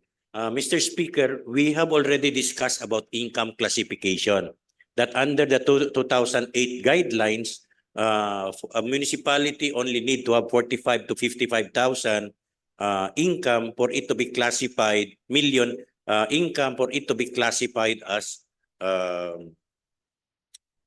first-class municipality. And the municipality of Sultan Kudarat is a first-class municipality. In fact, it is one of our most I think it's a consistent SGLG recipient, and all of the national, even regional national awards, may grand slam siya. Ang question lang po, Madam Chair, is that when assuming, Madam Chair, that we reckon this because there's no we reckon on the 2008 guidelines on classification, income classification, because hindi pa po effective yung bagong batas natin on reclassification, which requires 200 million. Now, assuming, Madam Chair, that law becomes effective before publication, what happens, Madam Chair? Sorry, before publication? Yes po, opo. Yung pong yung ating bagong reclassification 11987 ba yun? 964. Yes, opo. Sorry, thank you, Madam Chair. Assuming po that law becomes effective prior to publication po, what will happen to the law creating the municipality? I think, Mr. Speaker, that considering that the process has already started, then we follow the same the law that was applicable at the time of the enactment of the law, Mr. Speaker. And the enactment becomes effective upon its publication, Madam Chair. On its publication. Pangalawang Madam Chair, I wouldn't perhaps baka yung Attorney General na lang po natin ang maging concern would be assuming that it becomes effective before the plebiscite. Yung mga ganong klaseng consideration. Kung hindi man natin masagot, Madam Chair, ngayon, pwede sigurong pagtuunan na lang natin po ng pansin at focus kung sakali so as to be ready for this contingency, if not eventuality. Yes, Mr. Speaker, we're still waiting also for the reclassification by the DOF, I think, in relation to the new categories, categorization or classification. And that has not happened, Mr. Speaker. Yes, Madam Chair. Yun nga lang po natin dito, Madam Chair, assuming po that it happens prior to publication or prior to the plebiscite.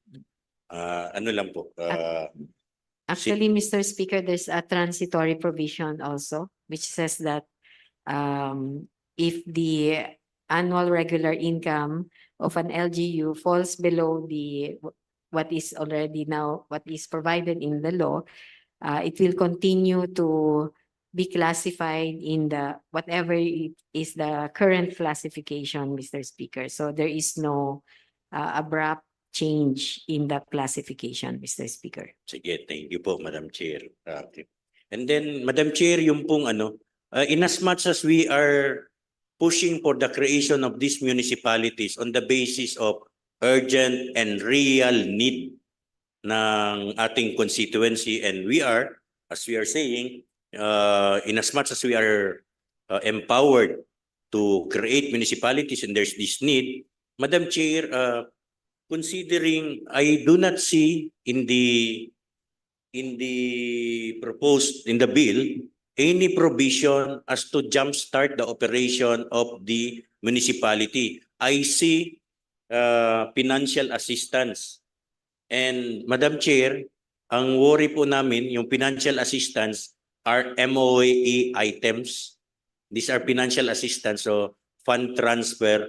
Ang classification niya might be operational expenses. So hindi rin po ito siya pwedeng magamit sa regular na PS ng municipality. Meaning po, pag nagbigay tayo, yun po. So yung legal status po nung fund transfer ng financial assistance under Section 8 nung hindi po ba ito yung parang financial assistance under MOE? I don't think it says that it's just for... No, Madam Chair, from whichever agency it will come from, anong OBEX manggagaling ito? I think it is silent, Mr. Speaker, meaning... Sige po. Assuming, Madam Chair,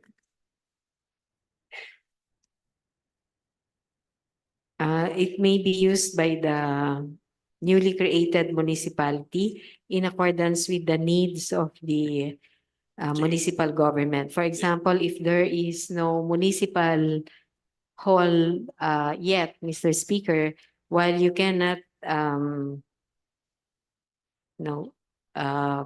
put up a municipal hall with just 2.5 million, the money can be used for example, to lease a place so that there is a physical space where employees can carry out their functions, Mr. Speaker. Madam Chair, yun nga po, ganun po sa tanong din po ni MP Romeo Sema kanina, nagtatanong siya tungkol sa ilan po yung dami ng empleyado. Madam Chair, will 2.5, assuming that because it is written here that it can be used for the administration, assistance for the administration, meaning baka pwedeng pang PS siya, pang personnel services, yung use ng financial assistance nito. Ang question doon, Madam Chair, yun po, yung maganda po yung binanggit po ninyo. Ang mahirap dyan, Madam Chair, ginawa natin sila munisipyo, karamihan ng 2.5 million napunta sa mga empleyado, may kunting MOE, may kunting pambili ng kung ano-ano. Pero Madam Chair, how long would it take them to be able to establish their own functional municipal hall? Yun nga po ang ko dito, Madam Chair, wala po yatang nakasulat paano po yun. Yung mga strategic infrastructure na necessary for the operation of a municipal government, wala po dito, Madam Chair. I think, Mr. Speaker, once the municipality is created by way, meaning after the plebiscite and the assumption into office of, well, in the transition, I guess, appointive officials, there will be processes that would allow the municipality to have access to NTA from the national government, Mr. Speaker. So in the meantime, these 2.5 million will support the activities towards that. And hopefully, Mr. Speaker, when they are able to get the NTA, that would suffice to cover at least a major portion, if not the total requirements for running a municipality, Mr. Speaker. Sige, Mr. Speaker, mamaya siguro baka sa period of amendments, baka pwede kaming mag-submit, Madam Chair, ng mga Yes. proposals na pwede nating mailagay. Now, Madam Chair, I would like to invite your attention to Section 6 on the conduct of plebiscite, where it says here, the expenses in the holding of the plebiscite shall be taken out of the available funds of the Commission on Elections. Madam Chair, do we have jurisdiction of telling the Commission on Election that we will get it from their funds? Or are we supposed to, di ba ang parang understanding ko kanina is that it's the BARM, no? It's the BARM that will provide. Okay, yun na, okay na tayo doon, no? We have an understanding that the BARM will provide for the expenditure. Na po. So, okay. Please, ano lang, nabanggit na yata ito ni Honorable MP Lorena, so ano siya na lang ba, okay na yun. Let's work on that maybe later. So okay na tayo, Madam Chair, na Yes, Mr. Speaker. it was already discussed earlier by the Yes, Honorable. yes. Now, finally, Madam Chair, I see that there are a lot that we have we have the proponent and we have co-sponsors of the bill coming from. But I do not see any MP from the municipality of Sultan Kudarat, much less in the proposed municipality of Nuling na nagko-sponsor dito, Madam Chair. Are we setting up a precedent, Mr. Speaker? I think this is also for the consumption of the Parliament. Are we now setting up a precedent that we can initiate legislations already without the co-sponsorship of people who are from the area, and the one sponsoring the legislative measure is not from the locality, particularly when this is a local bill.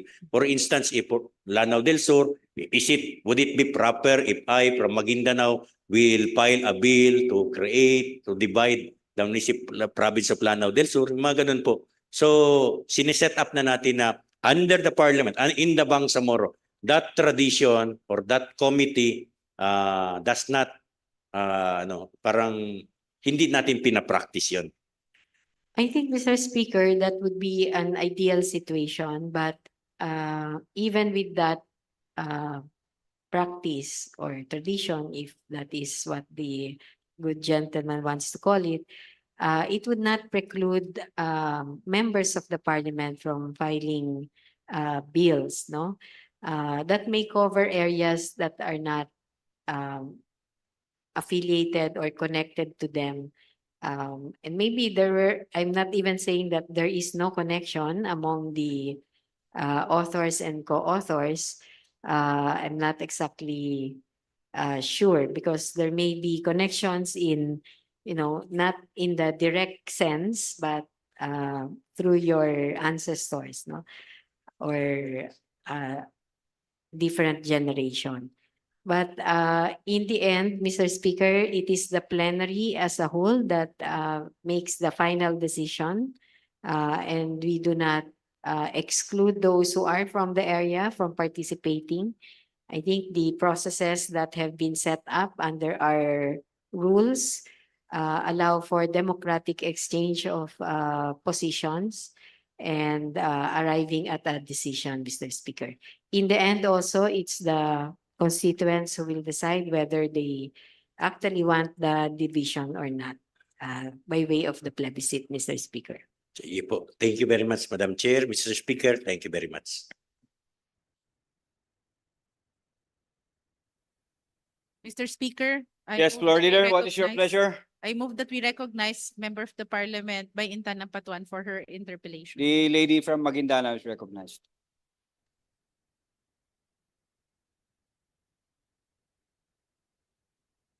Thank you very much, Mr. Speaker. For the consumption of the members of the Parliament who were not members of the Committee on Local Government, do we have a map showing the division of the of the municipality of Sultan Kudarat, just to aid the discussion.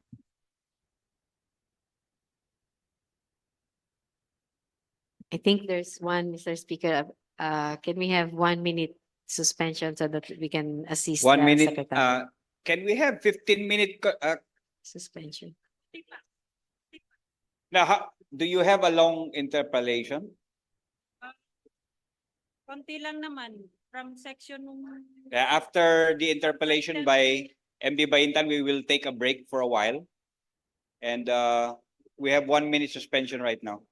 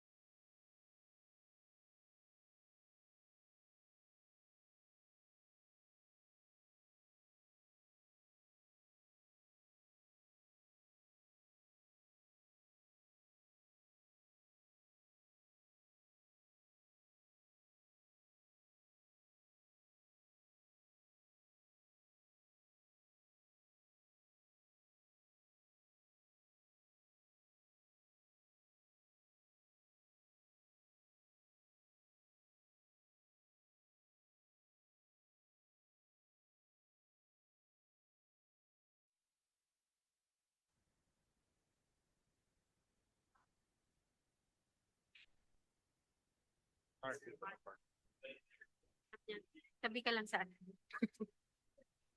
Mr. Speaker, I think the Secretariat has flashed the map showing the different barangays constituting what is now Sultan Kudarat, and also the proposed coverage of the proposed new municipality, Mr. Speaker. Mr. Speaker, to start with, Mr. Speaker, how many barangays does the municipality of Sultan Kudarat has? In total, there are 39, Mr. Speaker. If there are 39, how many would be, how Covered. many would constitute the municipality of Nuling? 19, Mr. Speaker. And 20 will remain with Sultan Kudarat. 20 would remain in Barangays. Sultan Kudarat. Yes, Mr. Speaker. So, as shown on the map, which side of Sultan Kudarat would be the municipality of Nuling? The Nuling, no. Yung If you're looking at the facing the picture, facing the screen. facing the map, it will be on our left. Left So side. if you will notice, Mr. Speaker, it's not very clear, but there is a dark line that cuts across vertically. Can the cursor point out the proposed population of municipality of Nuling? Yung Poblacion. population mo na, population. The seat of government is Yes. Poblacion. Yeah, Pinaring.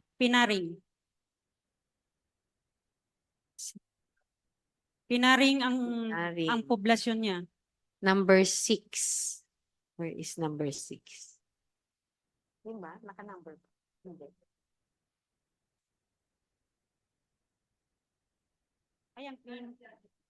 Ayan, green, the dark green.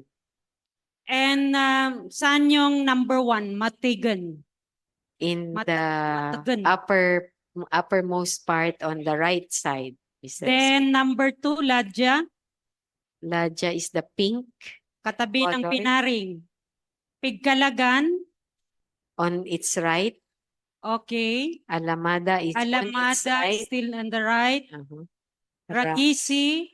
Ragisi.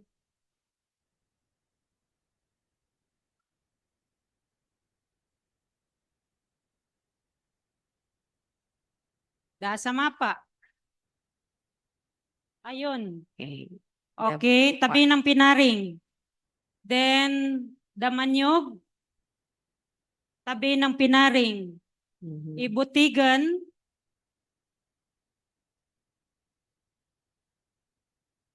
Tabi ng Pigkalagan. Banatin. Yan, blue.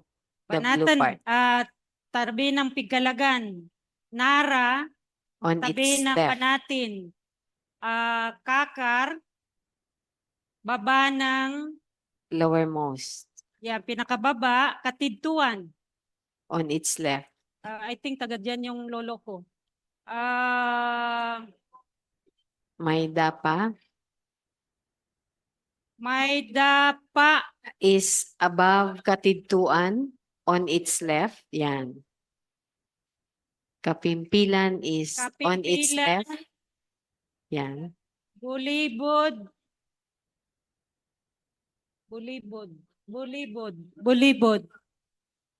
On the leftmost. Yan. Then, Kabuntalan. Below it.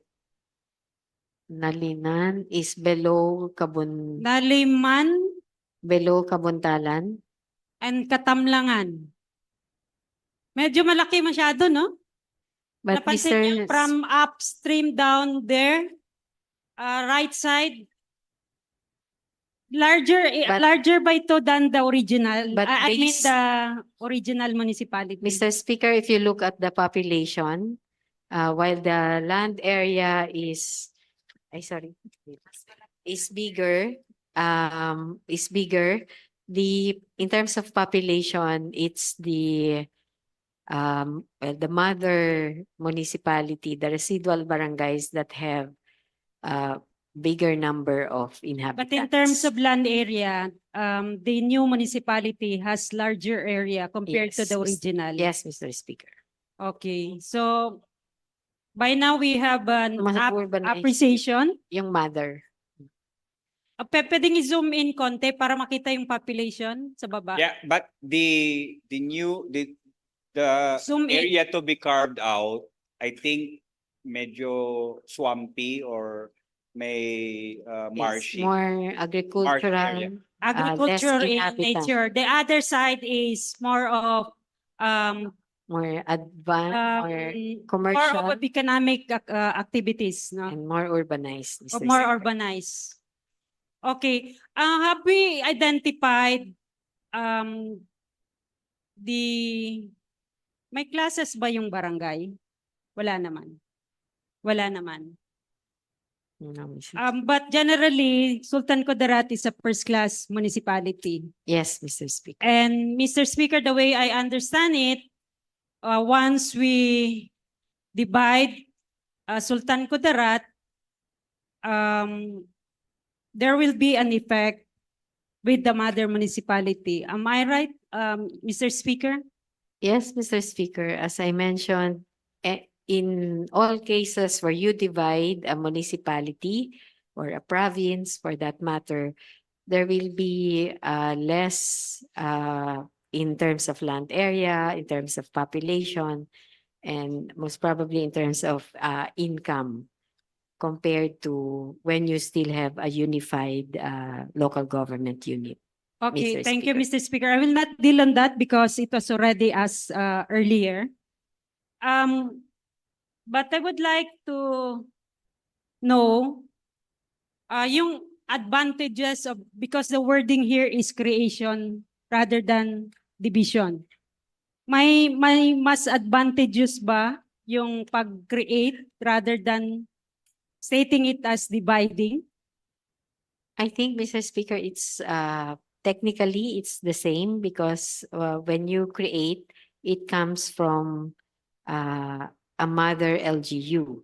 But you can use creation or division for as long as all the minimum requirements are met, Mr. Speaker. So either of the two would be in accordance with the law. Yes, Mr. Speaker.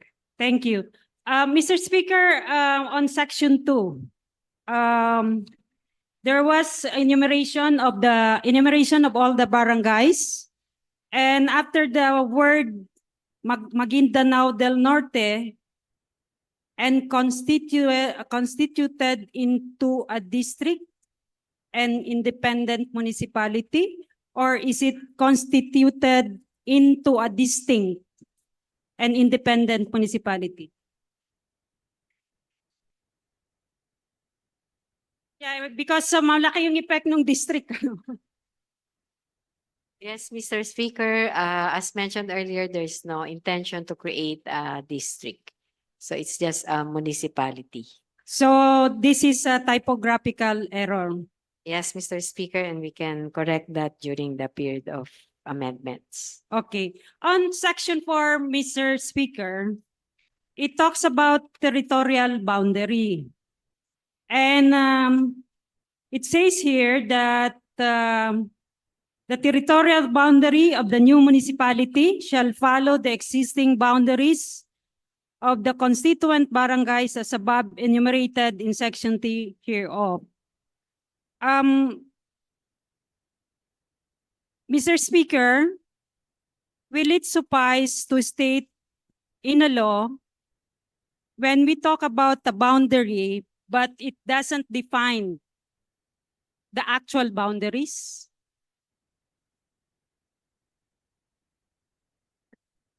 I think, Mr. Speaker, what we're saying is that what constitutes the barangays as defined by its boundaries would also be used in identifying the territorial coverage of the new municipality, Mr. Speaker. But I think, Mr. Speaker, the intention of the section is to really define the metes and bounds of the areas or the municipality that is to be created, Mr. Speaker. That is the intention of the section. Well, Mr. Speaker, if you will recall, even in the creation of municipalities in the special geographic area, we also identified the barangays, considering that there is still no clear survey that would cover the proposed new municipality, Mr. Speaker. I think this particular case is different from the 63 barangays, Mr. Speaker, because the 63 barangays are scattered in various municipalities. But in this case, Mr. Speaker, we can easily describe, based on the technical descriptions provided by Land Management Bureau, and indicate specifically the metes and bounds, because the intention of the section is to define the metes and bounds, and as a requirement of the local government code, the metes and bounds of supposed to be created or divided municipalities should be defined. And in this case, Mr. Speaker, I think there is a need to define. There is no problem. I think there's no problem here, because the metes and bounds have been defined as annexes, but the intention of the law is to really define the territory as a requirement of the law. Mr. Speaker, I think that can still be addressed once we create the new municipality, considering that the boundaries of the component barangays are clear and are in fact set in official documents that are with the Ministry of Environment, Natural Resources and Energy. Again, Mr. Speaker, I believe that what we have obtained coming from the Land Management Bureau are official documents that can be translated into words. Because what the intention really of the section is to define the metes and bounds. I will not argue further, but I just like to manifest that Section 4 should define the metes and bounds, Mr. Speaker. This is unlike with the 63 barangays that we have created, because the 63 barangays are dispersed from several municipalities, Mr. Speaker. Mr. Speaker, if you look at some of the laws that were passed by Congress, creating municipalities, in some of these laws, it's really just identification of specific component units of the proposed new municipality or province, Mr. Speaker. Not providing for the metes and bounds of the totality of the land area that is proposed to be part of or to compose the new municipality, Mr. Speaker. So, and that has been applied in creation of other municipalities outside of the autonomous region, Mr. Speaker. I will not argue, Mr. Speaker. What is important is I have manifested my idea here on Section 4. I'll move now, Mr. Speaker, if you allow me, to Section 5, Mr. Speaker. With regards to the plebiscite, it says here that plebiscite to be conducted in barangays comprising the municipality pursuant to Section 2 hereof within 60 days after the approval of this act. I think if we approve today and publish, sign and publish by the Chief Minister, chances are the plebiscite might come in March of 2024. My question, Mr. Speaker, is do we have funds? Do we have funds for this, or I think it was already asked, and it will be form part of what budget of the Bangsamoro government? Mr. Speaker, one option is to set the amount, but I think that is something that has to be threshed out with the Commission on Elections. And if that is the case, Mr. Speaker, meaning the specific amount can also be set at a later date and it can be charged to the contingent fund, Mr. Speaker. Contingent fund. Yes, Mr. Speaker. Thank you, Mr. Speaker. On section 8, Mr. Speaker, it says here that there will be financial assistance coming from the Bangsamoro government pending the entitlement to national tax allotment, I think. So, Yes. Mr. Speaker, since this is minimum 2.5 million and we'll be creating at least 3 for now, plus we have created 8 already, that's 11 at the minimum of 2.5. Mr. Speaker, are we assured by the DBM that the national tax allocation of this proposed municipality or municipalities will be given NTA? Mr. Speaker, the way I understand the laws pertaining to shares of local government units, for as long as you have complied with the minimum requirements and have shown that to the national government, then the NTA should be accessible to the newly created local government, Mr. Speaker.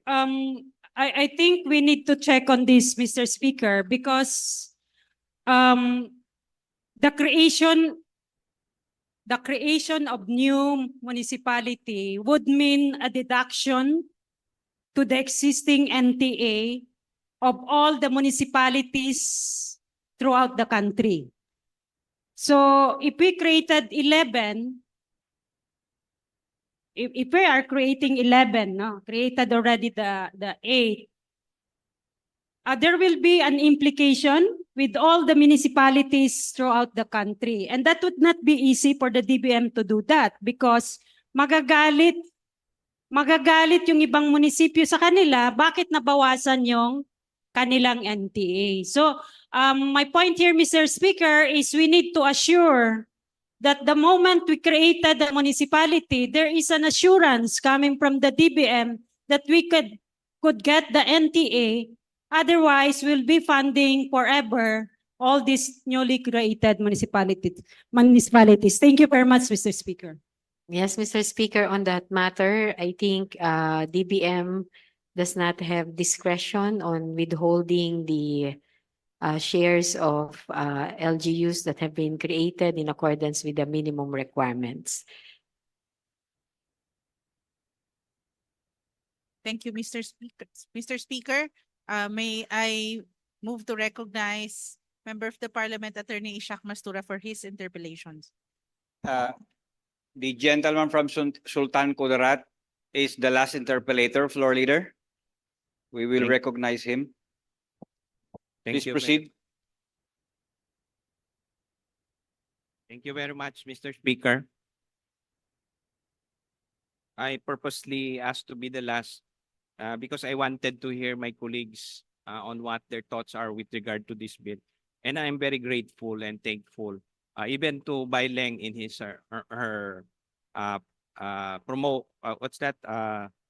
speech for the bill that she sponsored, because it allowed me to get an understanding of her own perspective. But more valuable is the interpellation of the different MPs that stood here, because it clarified a lot of issues for me. So for that, I am very grateful to my colleagues and to this House. And of course, I also want to thank Floor Leader Lai Hadumama, because I asked her that this interpellation will be carried over to other municipalities that will be presented here. Because as you know, my stand has been consistent that whatever stand I have here is the same stand that I would have for the other bills. because they are of the same the same character. They're all about divisions or creation of new municipalities out of existing municipalities. So first of all, I would like to manifest that during the Committee on Local Government committee hearing on this matter, I voted no to the approval of these bills number 190, 191, and 223. And the committee report is supposed to reflect that no vote. But this morning, I asked the committee chair if they had routed the written committee report to me, and she said it was already filed or submitted after the minimum signatures were obtained without going through me or passing through me. Considering that I am the lone objector to the approval of these bills at the committee level, it is very unfortunate that I was bypassed. So for the record, I am manifesting as well that I was not given a chance to read the committee report properly. I asked during the last committee hearing that the full copy of the report and its attachment be furnished to the members with ample time for review, considering that during that time there were still certain documents that resource persons were not yet able to submit, particularly on the population of the remaining Sultan Kudarat municipality. Unfortunately, this was not followed, and apparently, I'm only given the time now at this late hour to read the report. I would like to lay the predicate first by asking the proponent, when is the Bangsamoro Local Government Code, which was passed on September 2023, supposed to be published, and when can we expect it to take effect? Mr. Speaker, before I respond to the question, I'd like to confirm that the signature of MP Mastura is not reflected in the committee report, but it is clear based on the records of the meeting that his vote is no, as mentioned, in relation to the three bills.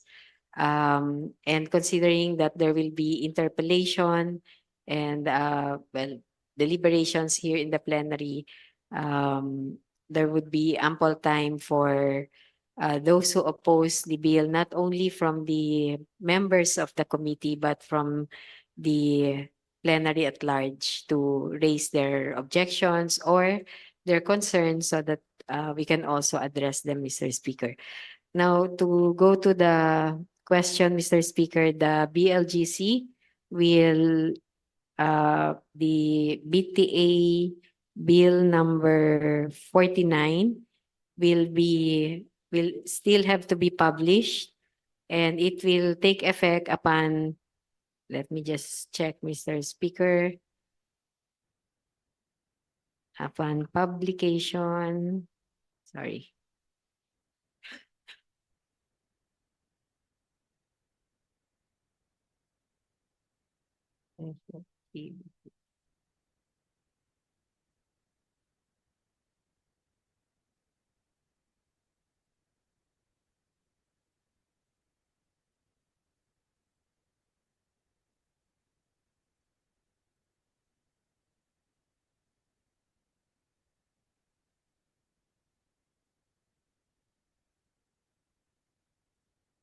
One minute, Mr. Speaker.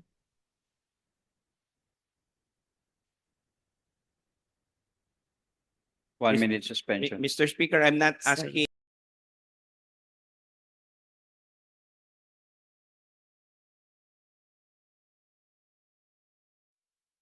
So 5, Mr. Speaker, it will take effect immediately following its complete publication in at least one newspaper of general circulation in the autonomous region, Mr. Speaker. So it has already been 3 months since September 28, 2023. We will have December 28, 2023, and yet we have no BLGC. So can we expect that publication to happen within this year or next year? Within the year, I think, Within the year? Mr. Do, Speaker, do, yes. do we have to ask the Secretariat for a clarification on what happened to the BLGC? Why it has not yet been published? The Mr. Secretariat Speaker. is directed to answer the query of the gentleman from Sultan Kudarat. Mr. Speaker, may I request the in charge division, the PSSS, to answer the query, Mr. Speaker.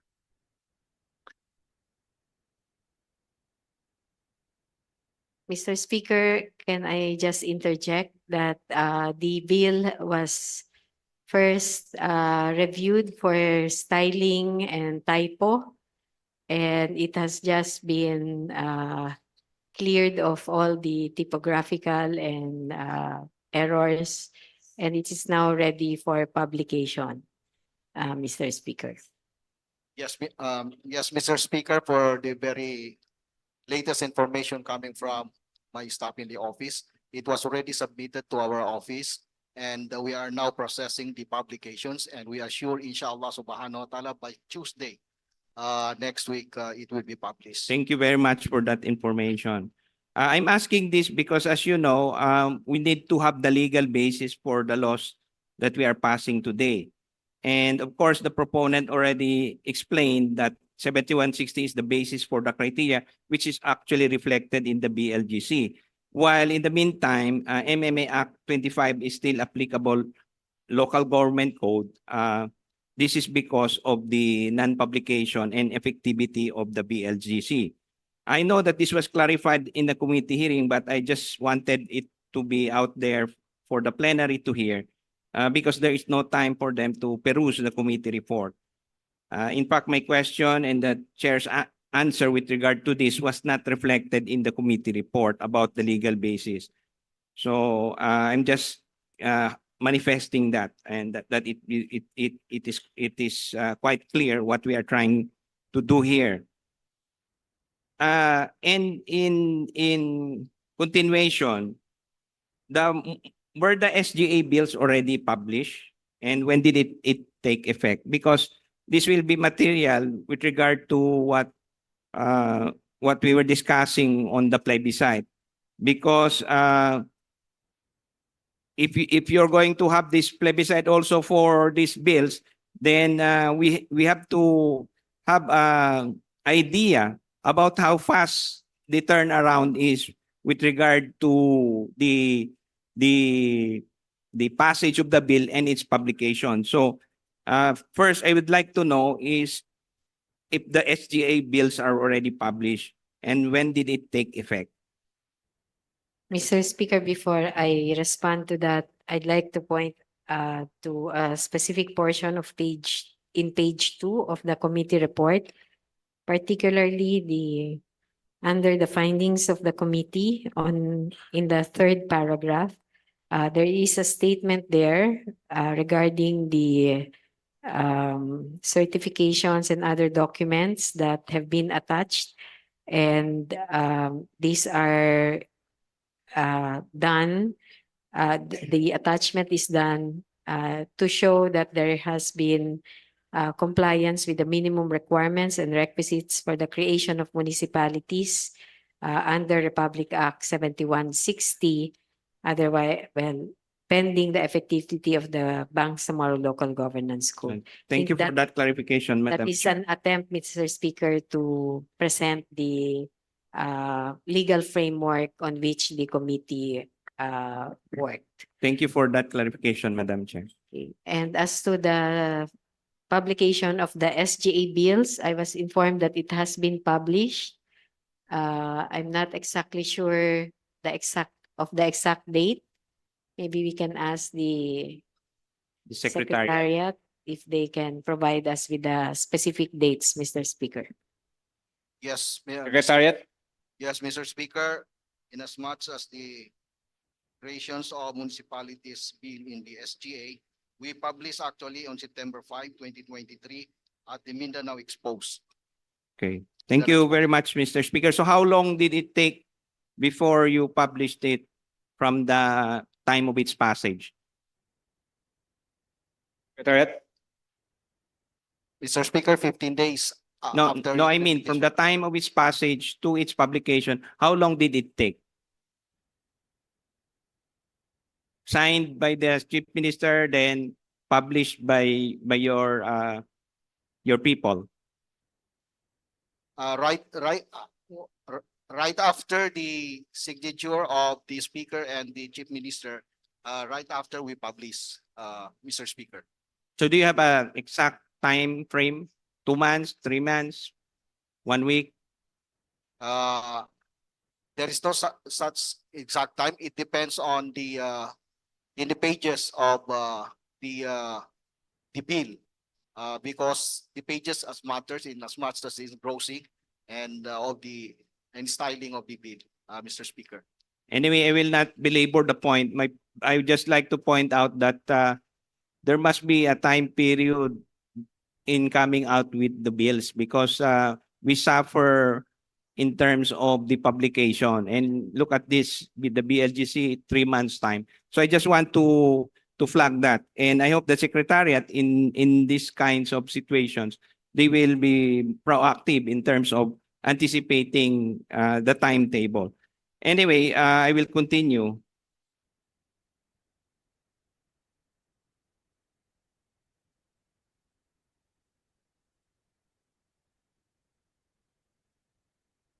Also, I want to note for the record that the committee report did not reflect that I submitted to the committee during its hearing last week that there was a response to my letter to Speaker Romualdez dated July 3, 2023. All of you already are aware of my letter to Speaker Romualdez because I copy furnished the honorable members individually, including the Secretariat and the Chief Minister. When these bills were filed, raising questions on jurisdictional grounds, considering that the district congresswoman was not consulted before the filing of these bills, since all bills of local application must originate exclusively from the House of Representatives. Accordingly, the response of Speaker Romualdez was to refer the matter to the House Committee on Local Government, mentioning also the establishment and composition of the membership of the Philippine Congress Bangsamoro Parliament Forum, which is reflected in the letter dated August 1, 2023 from the House of Representatives Committee on Local Government that I received and submitted to the BTA Committee on Local Government. Up to this time, the matter remains pending before the Committee on Local Government of the House of Representatives. On a related matter, the Bangsamoro Electoral Code was questioned in the Supreme Court. And according to my source, and because I also got a copy of it, there is already an order to comment. May I know if the BTA already filed its comment?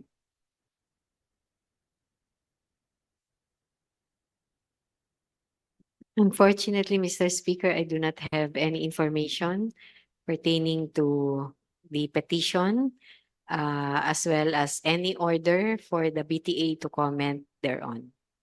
The relevance of this question is that apparently there are bills before us which will surely end up in court, and it is not simply that laws passed by the BTA keep ending up in court, which never happened during the ARM period. At this juncture, I will reiterate what I said in the committee for the record, and so that the plenary may know. I will ask these rhetorical questions. Saan ba nanggaling ang panukalang ito? Who initiated the bills?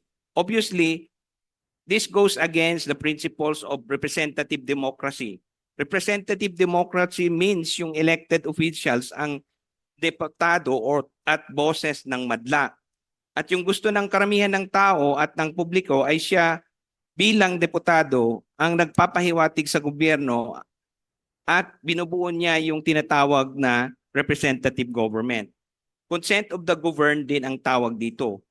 Initiated itong bills by some members of BTA na hindi galing sa representatives ng tao na hinalal nila tulad ng LGU officials. Elected officials ang voice of the people. Yung may gusto sana nitong panukala, tumakbo sila sa 2025 elections at yan ang kanilang campaign team at platform of government. This is worse than political gerrymandering, although in essence, it is political gerrymandering because it is done by unelected officials. Samantalang mandato ng BTA as appointed officials ay galing sa appointing authority. nung sa barangay elections, naging campaign issue ito lalo na sa Sultan Kudarat Municipality kasi yung public consultation ng bill ay ginawa during election period. Wala pong nahalal o nanalo sa mga nagkampanya for division.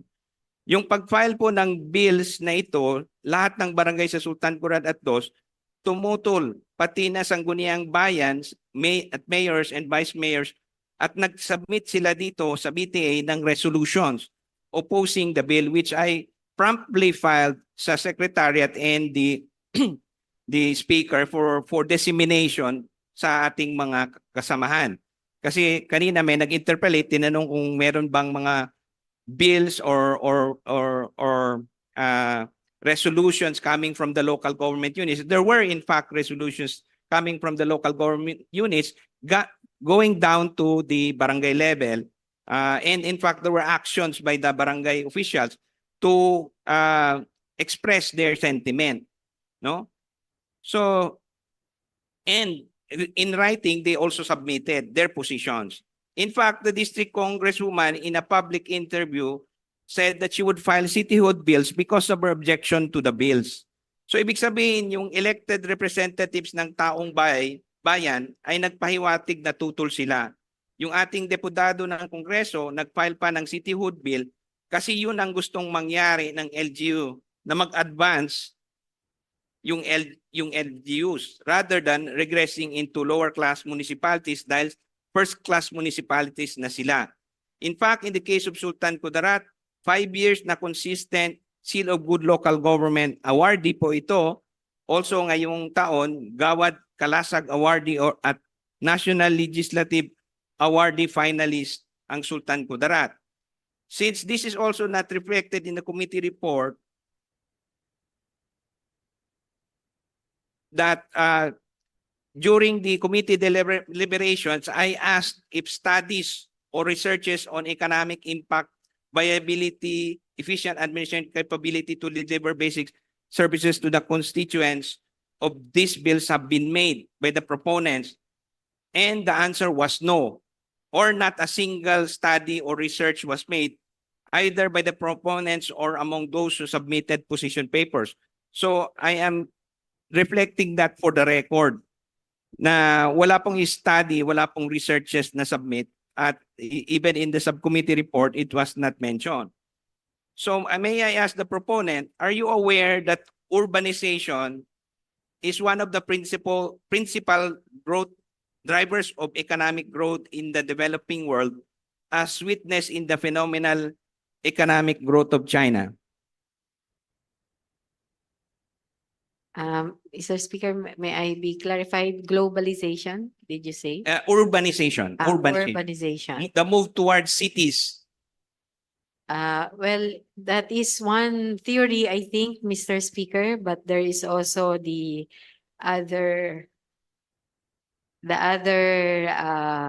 theory that small is beautiful and that there is more development, equitable development that can happen when the governing units cover smaller areas, making them even more responsive and accessible to the people they govern, Mr. Speaker.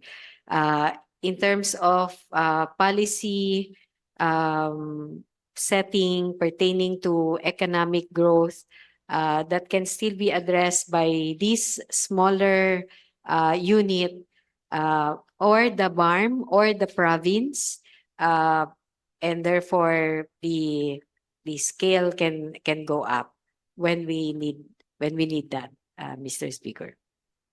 I will not belabor the point. I will just state for the record that you can refer to one research by the London School of Economics, among many other research, entitled Urbanization Drives Economic Growth, April 2, 2016.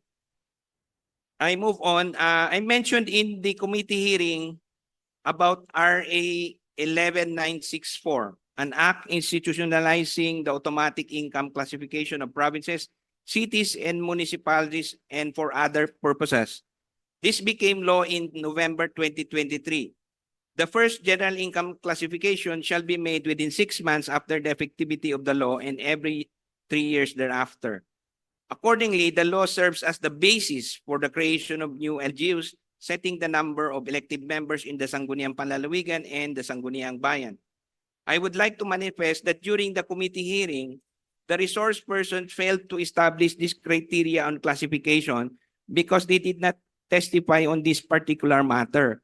No formal computation was submitted to the committee regarding the classification of municipalities because for the most part, they only testified to the authenticity of the documents they submitted to the committee, which is attached there in the committee report, i.e. such as population, area of barangay, income based on NTA. The resource persons also testified that they have no experience in certifying for creation of these municipalities, nor did they know the processes and procedures regarding the same. With one exception,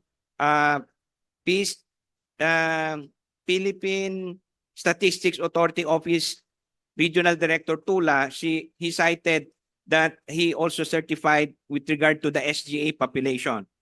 According to the said law, first-class municipalities are those having average annual income of 200 million pesos. And the 55 million cited by the proponent is no longer the case. And second-class municipalities, according to that law, have to have an average annual income of 160 million.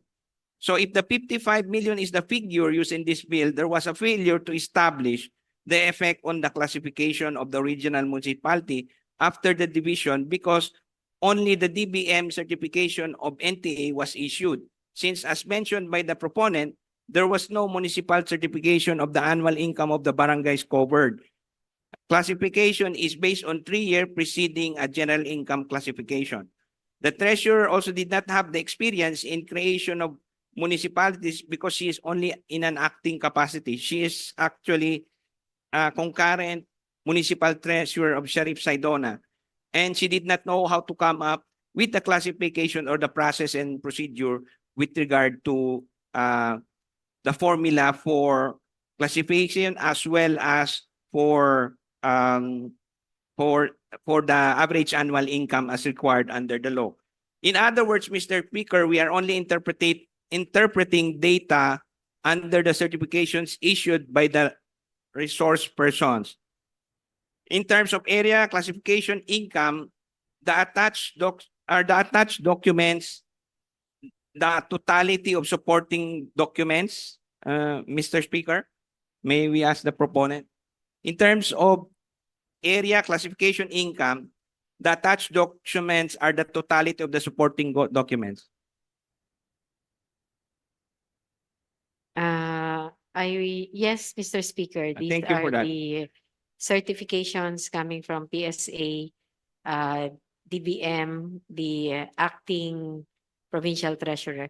But on that point, Mr. Speaker, I think there's a certification of coming from the provincial treasurer pertaining to the NTA shares per barangay. I corrected myself in the first instance where I said there was no breakdown as to the NTA shares per barangay. Yes, Mr. Speaker. In fact, that was clarified in the committee hearing when I asked questions of the acting treasurer that she can only testify as to the DBM certification. But she was testifying on a DBM certification which is her not of her own making.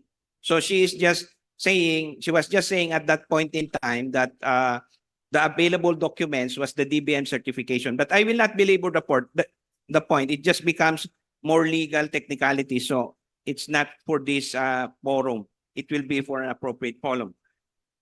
So lastly, this will be my last, don't worry, this is my last statement. The municipality of Sultan Kudarat is the last redoubt and bastion of the descendants of Sultan Kudarat.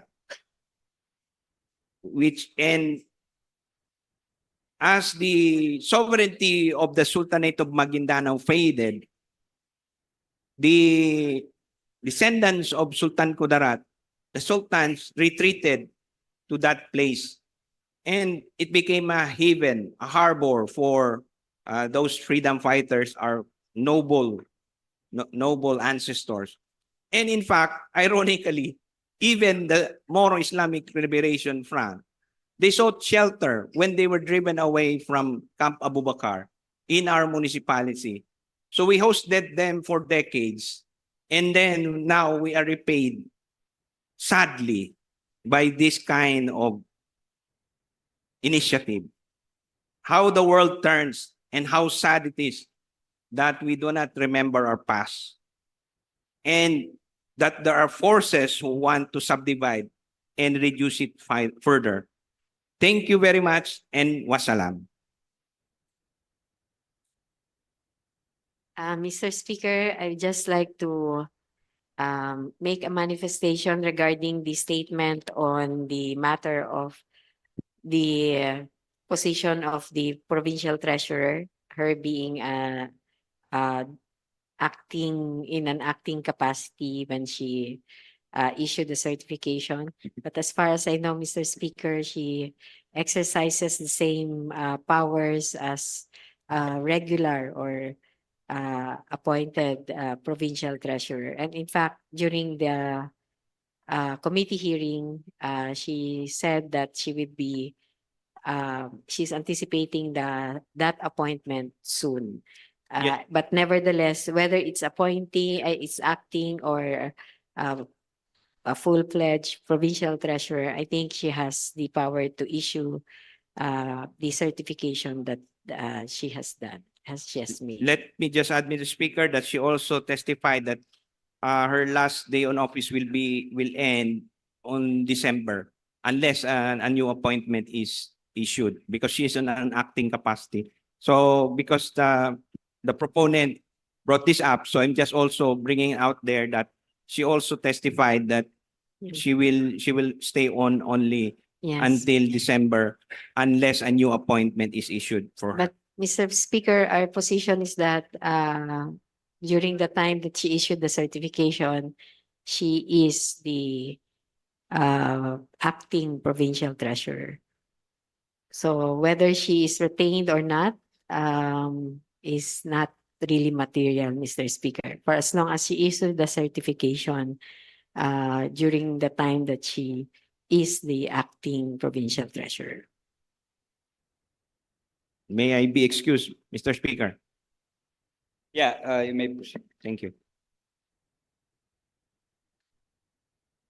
Floor leader? Are there any other interpellators? Mr. Speaker, there being no other interpellator, I move to terminate the period of interpellation. There's now a motion to terminate the period of interpellation. Any second? It's been seconded. Any objection? Hearing none, the motion is approved. Mr. Speaker, I move to open the period of amendment. There's now a motion to open the period of amendment. There being no objection, the motion is approved.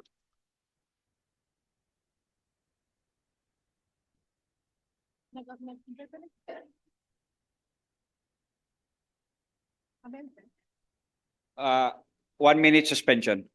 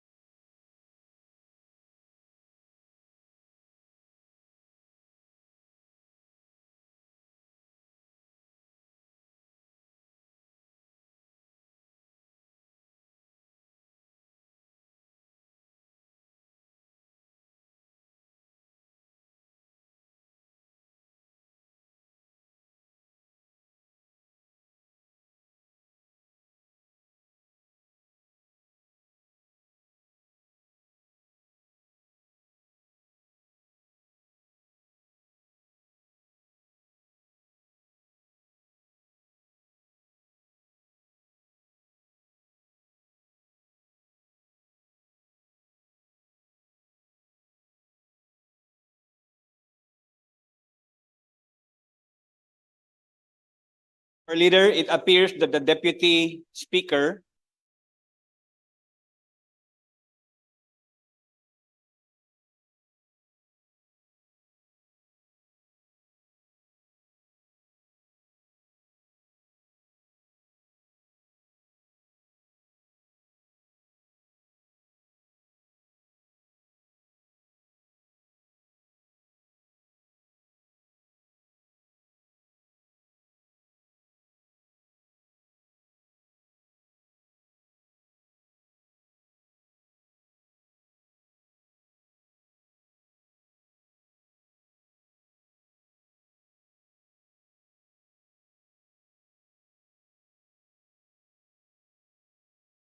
for a while. Session resumes. Please move. The period of amendment is now open. The Deputy Speaker, Hatimi Lasan, is now recognized. Thank you, Mr. Speaker. My proposed amendments on Section 7. Appointment of municipal officials. The municipal government is composed of a municipal mayor, municipal vice mayor, and 8 members of the Sangguniang Bayan who shall be appointed by the Chief Minister of the Bangsamoro Autonomous Region in Muslim Mindanao immediately after the ratification of this act in a plebiscite upon the recommendation, upon the nomination of the Sangguniang Bayan with the concurrent of the municipal mayor. With the concurrent of the municipal mayor. Mr. Speaker, we do not accept. I think the proposed language of Section 7 is also in accordance with the provisions of the Bangsamoro Local Governance Code. 1 minute suspension.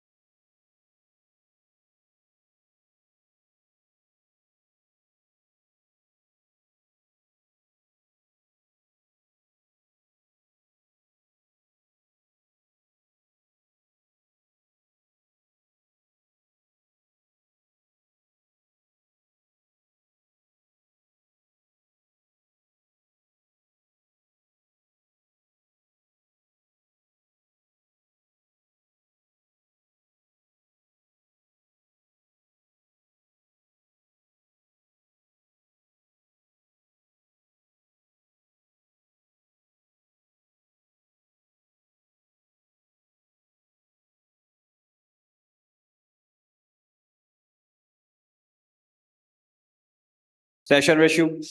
Floor leader.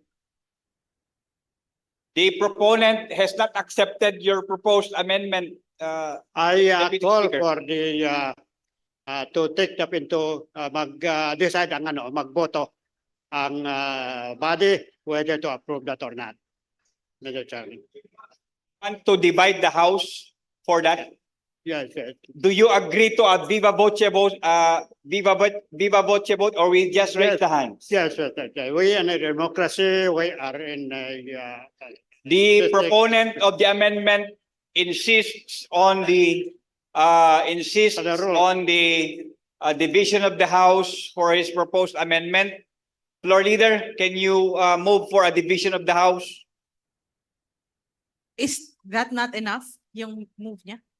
He is insisting So there is a move. There's a motion. can you reduce that into a motion, sir?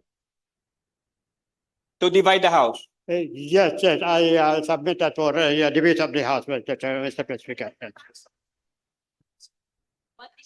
1 minute suspension. 1 minute suspension.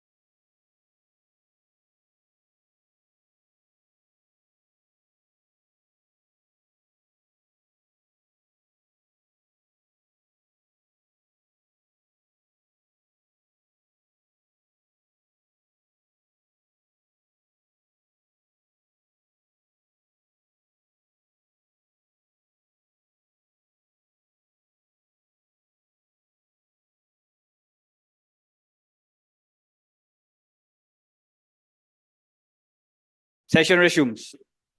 Those who are in favor of the proposed amendment of Deputy Speaker Hatimil Hassan, please raise your hands.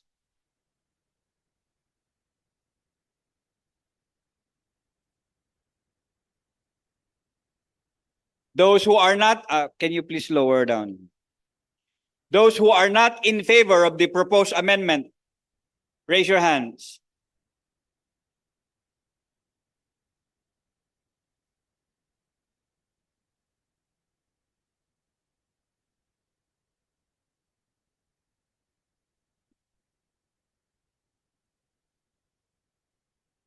Bente.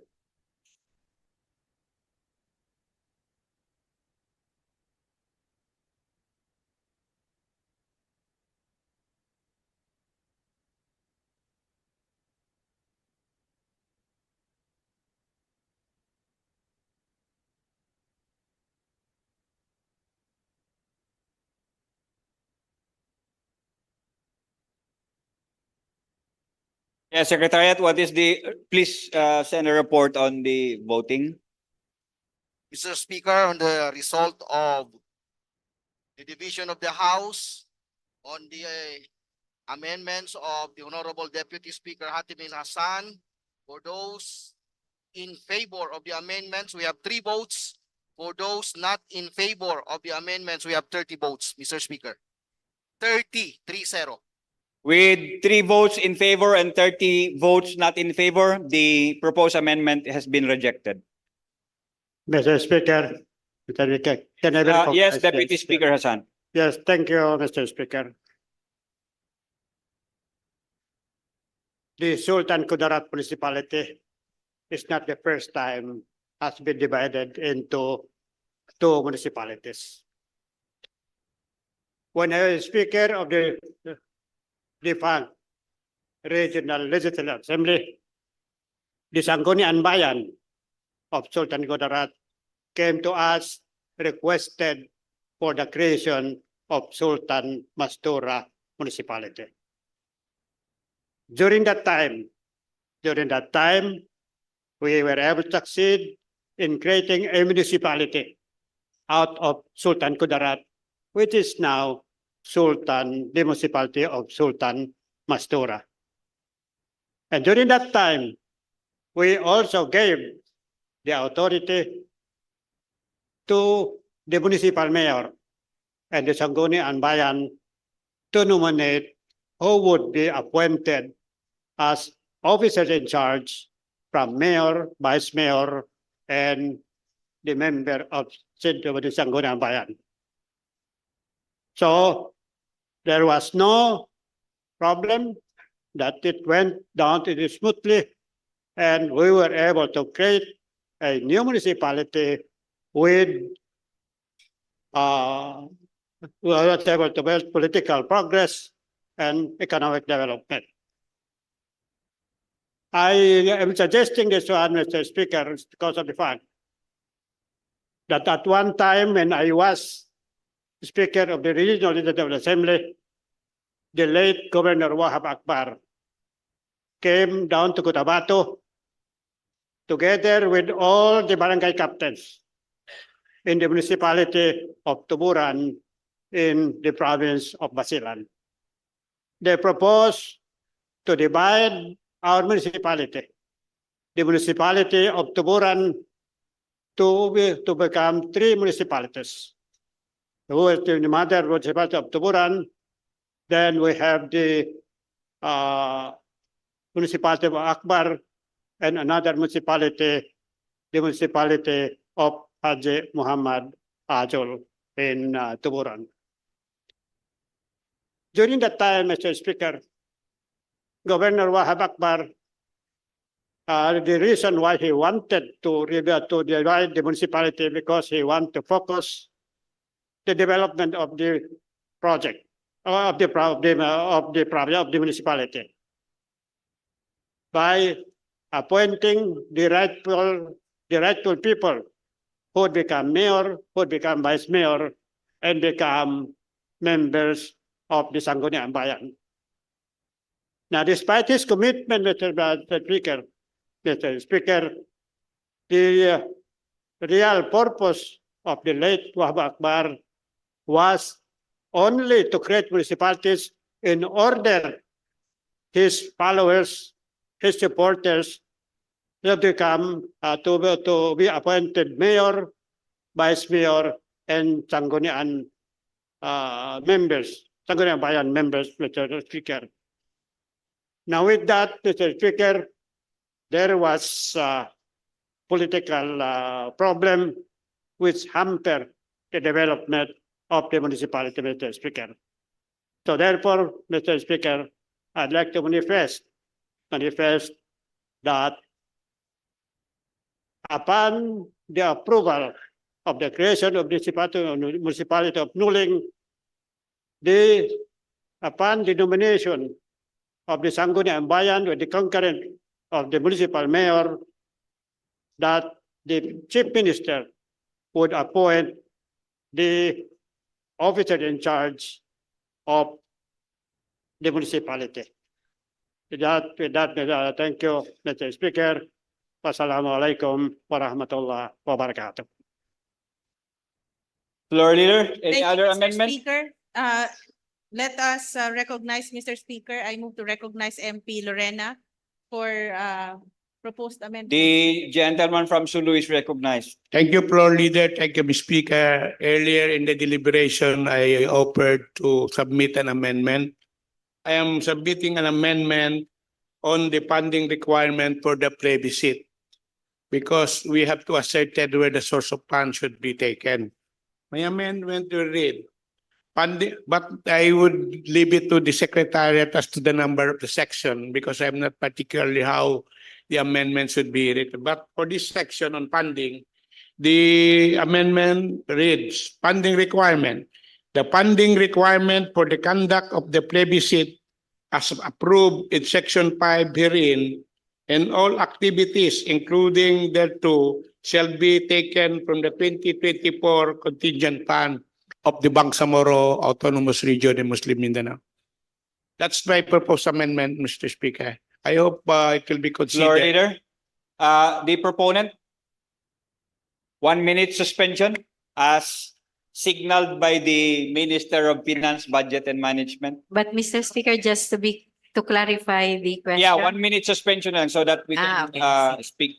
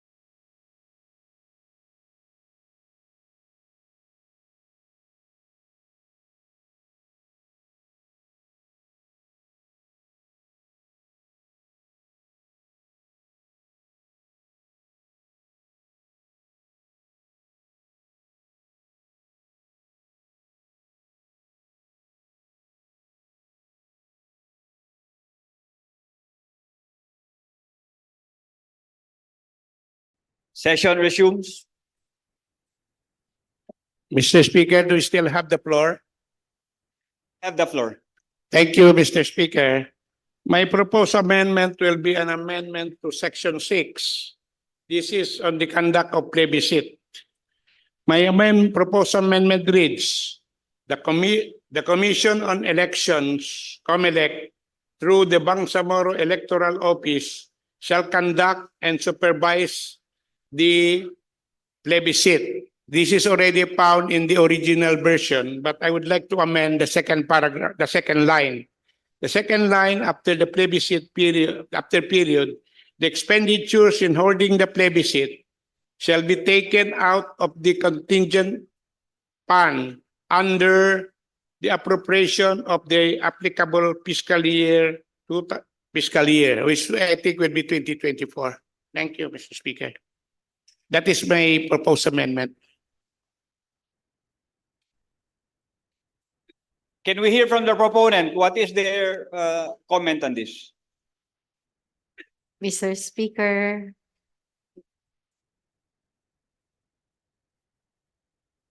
yung naka-yellow.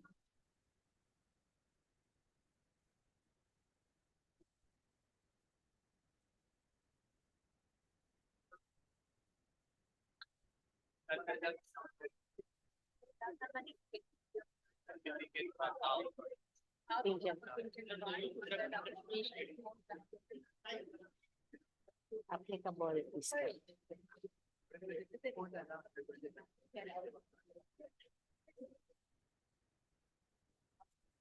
Plebiscite for the ratification of the yes. I'm sorry, but I would agree to the addition of plebiscite for the ratification of this yes, Mr. bill. But section 5, the preceding section already talks about the plebiscite for the creation of the municipality. But it should only be focused on the funding, if that is the case. That the funding should be charged to the contingent fund in the appropriate fiscal year. Is that a proposal, Mr. Speaker, to start the section 6 with the second sentence? it can be considered as a new paragraph under section 5. The first paragraph of section 6. Move it up to section 5 Yeah. and section 6 I will only. think No, I know. I think, Mr. What I'm Speaker- suggesting is this provision in section 6 can be part of section 5 as second paragraph. Yes.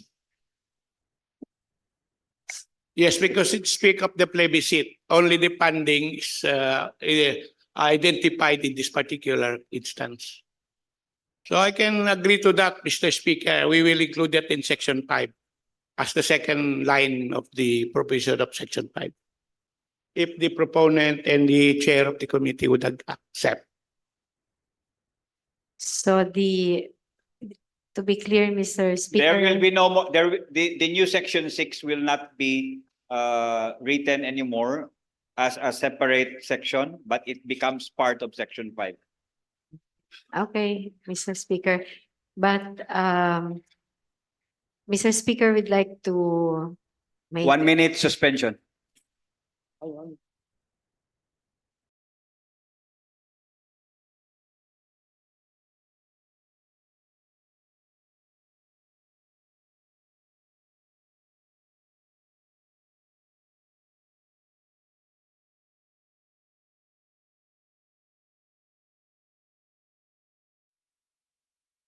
So I think and that we already removed the word appropriate applicable appropriate fiscal year, but made mention directly since we will be appropriating in 2024 as in the for the fiscal year 2024.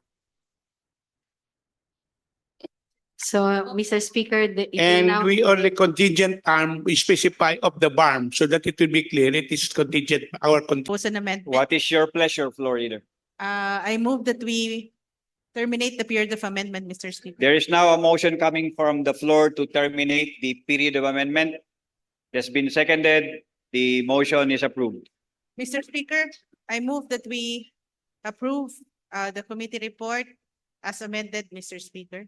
There is now a motion to approve BTA Bill number 223 on as embodied in the committee report number 58 as amended on second reading. Yes, Mr. Speaker. I further move that we vote on the approved committee report via viva voce vote, Mr. Speaker. Any second? There being no objection, we proceed with viva voce voting on BTA Bill number 223 as amended. Those who are in favor of BTA number 223 as amended, raise your, say aye. Those who are against, say nay. The ayes have it. BTA Bill number 223 is approved on second reading. Floor leader, shall we have a break?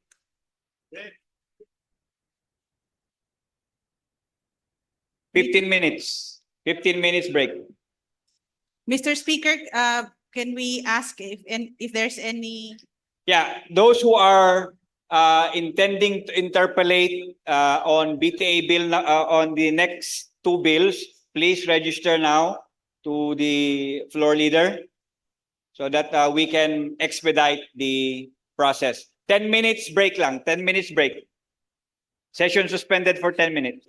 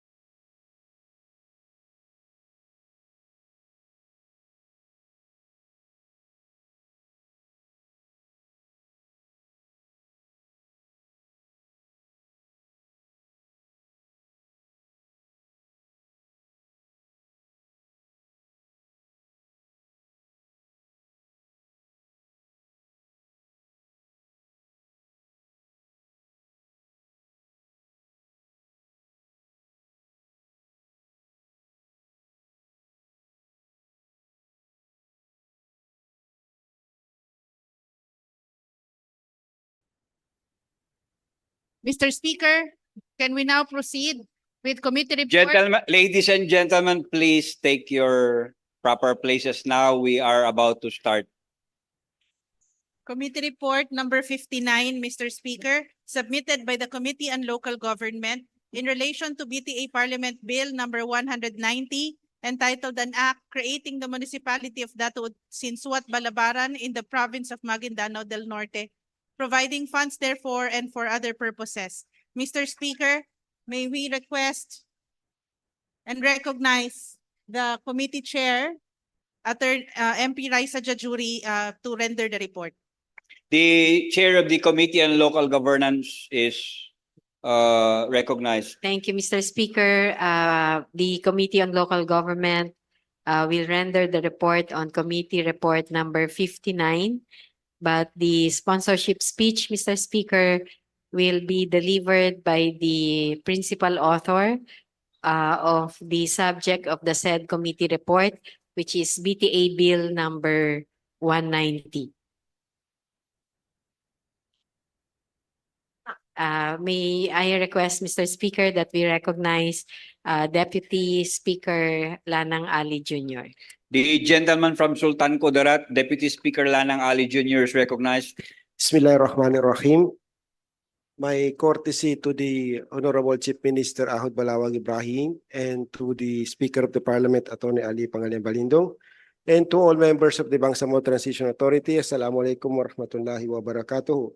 Mr. Speaker, the Committee on Local Government has the honor to report back to the Bangsamoro Transition Authority the proposed BTA Bill number 190, entitled an act creating the municipality of Dato Balabaran Sinsuat in the province of Maguindanao del Norte, providing funds therefore and for other purposes. The committee, Mr. Speaker, has considered the same and recommends its approval with the amendment to change the name of new municipality from Dato Balabaran Sinsuat to Dato Sinsuat Balabaran. And correspondingly, this should be reflected in the title and all other parts of the body, the bill where the name of the new proposed municipality is mentioned.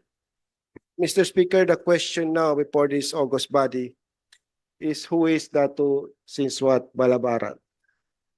Mr. Speaker, Dato Sinsuat Balabaran was a Bangsamoro politician who was born in 1864 and died in 1949. Mr. Speaker, he was one of the earliest Bangsamoro figures in national politics.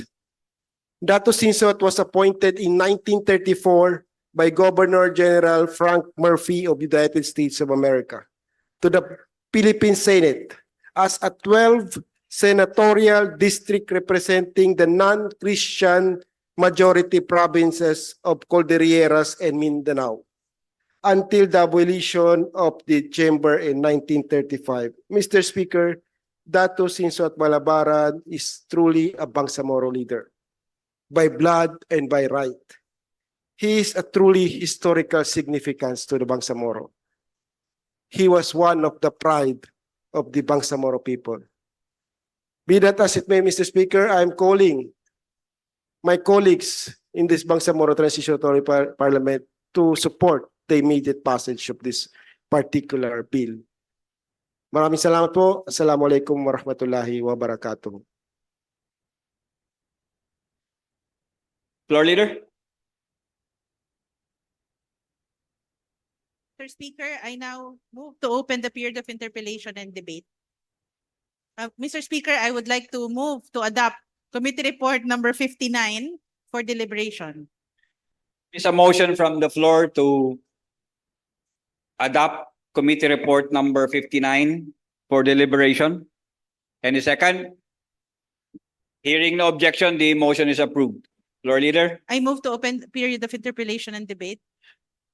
There is a motion to open the period of interpellation debate. It's been seconded. The motion is approved.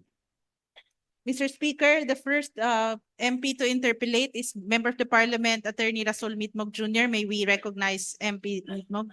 The gentleman from Lumba Bayabao is recognized. Mr. Speaker, ang nais ko pong itanong, naintindihan ko meron tayong, actually yung bill na pinapresent dito is yung yung number 59, yung Dato Balabaran Sinswat. Subalit may isa pa ding may isa pa ding bill, yung Sheikh Abbas Hamza, at sabay po to sila, Mr. Speaker. Ang gusto ko pong tanong sana, pag kinreate ba natin to, is this simultaneous na dinidivide natin doon sa mother municipality? Or if pag pinas natin tong first bill, kinreate muna natin si Dato Balabaran, then later on, i-create naman natin from Dato Balabaran at dun sa mother municipality ang Sheikh Abbas Hamza. Gusto ko lang maging malinaw dito, Mr. Speaker. Mr. Speaker, there are two bills, that is correct. One proposing to create the municipality of Dato Balabara, now it's Sinswat Balabaran, and also the municipality of Sheikh Abbas Hamza. Mr. Speaker, the two proposed new municipalities will be carved out of Dato Udin Sinswat. So if the two bills are passed and if the two bills go through a plebiscite and the yes votes win, then there will be three separate municipalities. So the municipality proposed to be created under BTA Bill number 191 is separate from that which is proposed to be created under 190. So it will not be created out of the new municipality, Mr. Speaker. And Mr. Speaker, ang pagkaintindi ko, naririnig ko po dito si Deputy Speaker natin. After natin ang botohan dito, there will also always and there will be a plebiscite, di ba? Pagka nagkaroon po ba ng plebiscite, will it be a double plebiscite? Ibig sabihin, boboto as Governance Code of the BARM and the National Local Government Code. The voters of the mother municipality will have to vote to give their consent on whether they approve the division. Both voters from inside the barangays that will comprise the new municipality, as well as those from outside, but within the mother municipality, Mr. Speaker. Then, Mr. Speaker, para din mas magiging klaro, di ba meron tayong to be created municipalities out of the mother barangay. Ibig sabihin, Mr. Speaker, unlike dun sa isa, may possibility na yung employees mapunta dun sa isang area. Dito ba, Mr. Speaker, sabi kasi dito, creating the municipality, is this a new municipality? Meron bang potential na mag-move lateral katulad sa kanina, yung mga employees, Mr. Speaker? I think, Mr. Speaker, while the law is silent, we are open to discussing that by way of introduction of amendments and or even without. I think that can be a possible arrangement in the implementation of the law, Mr. Speaker.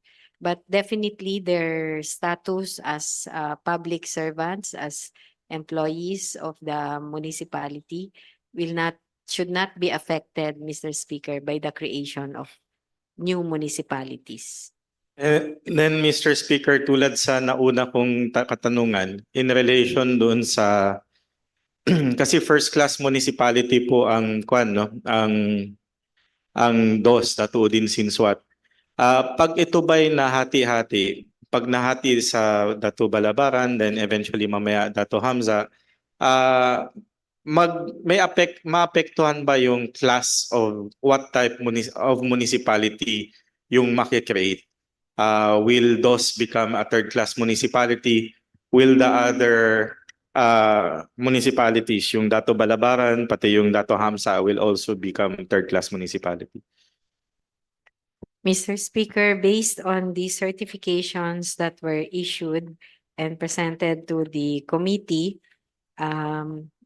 and looking only at the NTAs that are the NTA shares of the barangays that will be excluded from the two other new municipalities, meaning the barangays that will be retained in Dato Odin Sinswat, the average would be still within the range of I think second class municipality, which is their current status right now.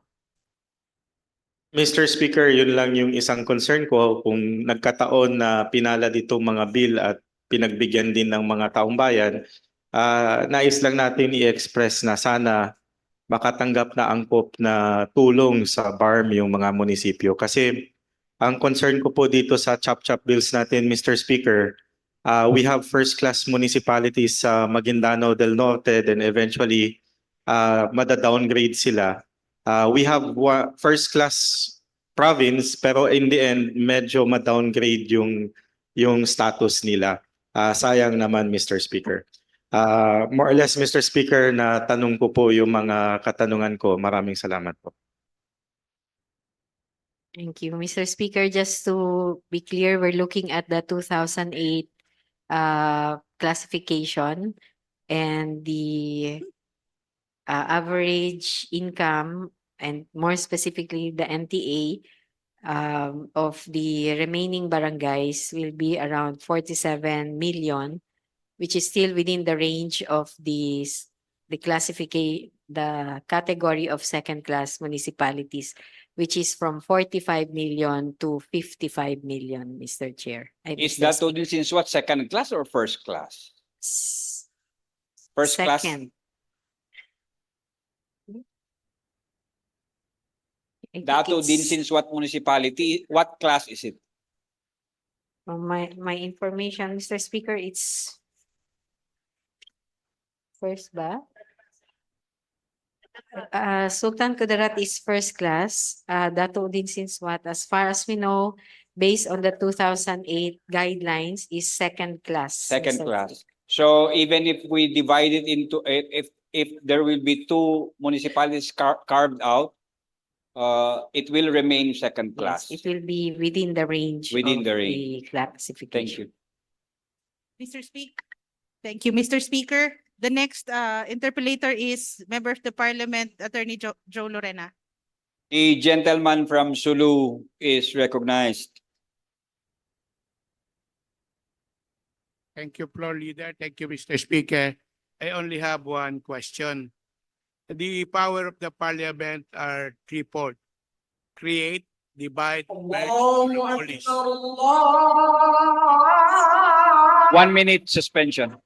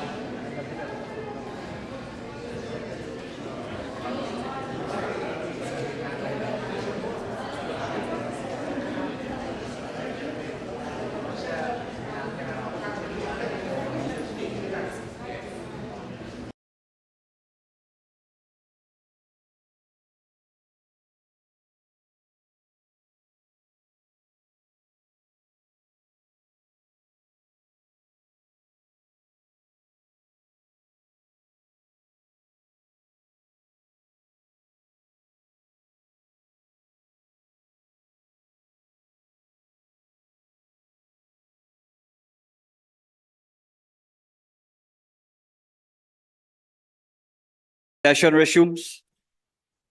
Thank you, Mr. Speaker. Do we still have the floor? Yeah, you still have the floor. Thank you, Mr. Speaker. This is just for purposes of clarity.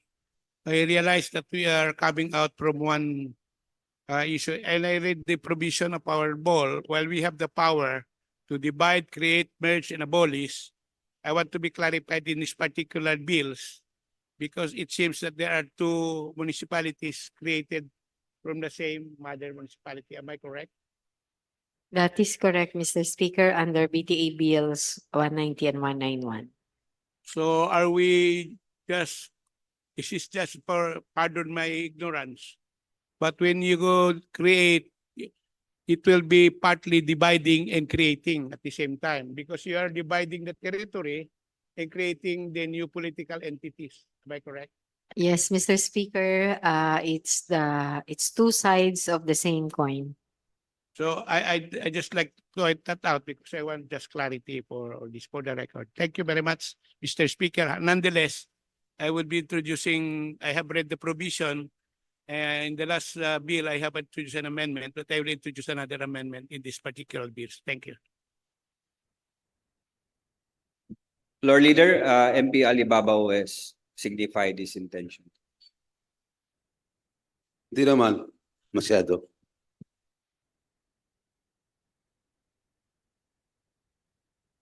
Is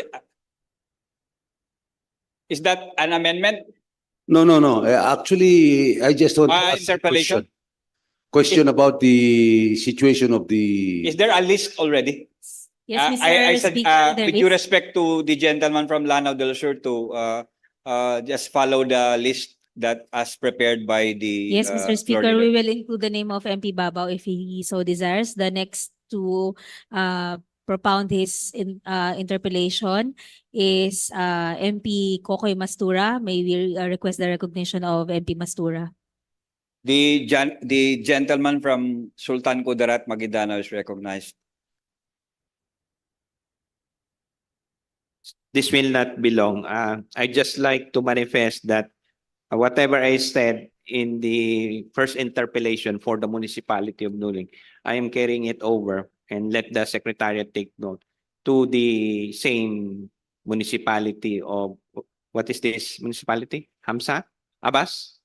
Sidso at Balabaran. So the same observations I made, I am manifesting that I'm for the record adopting it for this municipality or this bill. Because as you know, my manifestation there is based on my participation in the entire process. So my assumption there, that's why I did not want to confirm anymore from the proponent whether or not my version or is correct, because we were both there, and my observations, I just wanted it to be put on the record at the plenary, because I did the same at the level of the committee. So it was accepted. So that's why I'm not going to make any more interpellation line by line or on the process for this bill, because it's the same process at what happened in the last two committee hearings. So that's all, Mr. Chair. Mr. Speaker, I'm just reiterating. Duly noted, Secretariat, my- please take note of the manifestation of My- the gentleman from Sultan Kudarat. Thank you. Mr. Speaker, the next to propound his questions on the bill under consideration is MP Babao. May we request his recognition? The gentleman from Lanao del Sur is recognized. Thank you very much, Mr. Speaker. Before I proceed, I would like to register my vote as yes, because it is provided for in the BOL. We have the power to separate, create, and even merge municipalities. The intention, I think, my belief is that it will imagine one municipality being served by one municipal government, and then magiging tatlo. Magiging tatlo ang municipal government that will really cater the services to our people. And that is very good to our people. So a lot of jobs will be created as a result of the creation of new municipalities. Although my concern is that prior to this, the approval of these two municipalities that will be carved out from those, my belief before is that those is a very strong candidate for cityhood. Pwede sila maging city kasi nandyan din sa kanila yung ating airport. But to me, Mr. Speaker, I really wanted this to happen for the sake of the development of the Bangsamoro homeland. And thank you very much for allowing me to explain my vote. And I'm once again, I am officially announcing my resounding yes to the division, to the creation of these two municipalities to be carved out from those. Thank you very much. Duly noted. Floor leader. Mr. Speaker, the next to propound her questions is MP Baintan. May we request for her recognition? The lady from Maguindanao is recognized.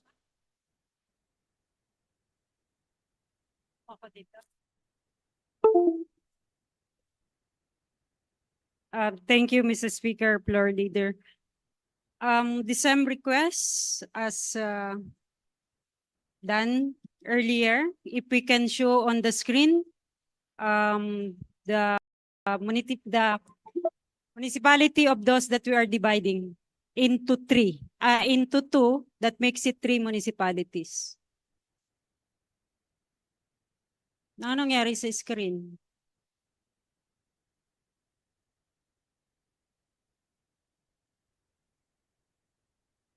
Okay, can the proponent explain to us the color coding? So Mr. Speaker, we have the red colored barangays that would, in the proposal, would remain with Dato Odin Sinswat, the mother municipality. And in green color would be barangays that are proposed to be included in the municipality of Sheikh Abbas Hamza, which is the subject of BTA Bill number 191. And for BTA Bill number 190, for the creation of Datu Balabaran Sinswat, this would cover the barangays that are colored yellow in the map, Mr. Speaker. Thank you, Mrs. Speaker. In terms of population, do we have the division? Mr. Speaker. Or we can go with the barangays first because nandyan na yan. Okay, so under the proposed municipality of Datu Sinswat Balabaran, there would be 14 barangays, Mr. Speaker. And then under the proposed Sheikh Abbas Hamza municipality, there would be 10. And then for Datu Udin Sinswat, there would be 11, Mr. Speaker. 11 and Shikamsa is 2, 4, 6, 10. 8, 10. And 11. So mas marami yung Datu Sinswat Balabaran. Yes. And in terms of population, In terms what is of the spread? population, Mr. Speaker, for Datu Sinswat Balabaran, the population per barangay, if you total them, that would result to 55,836, Mr. Speaker. For Sheikh Abbas, the total population is 26,703. Mas gusto namin yung mukha nung mapa kaysa yung mukha namin. Please, Secretariat. So 55,836 for Datu Sinswat Balabaran. For Sheikh Abbas Hamza, the population as of 2020 is 26,703. For the remaining barangays that will still be part of Datu Odin Sinswat. Dali lang, ma'am.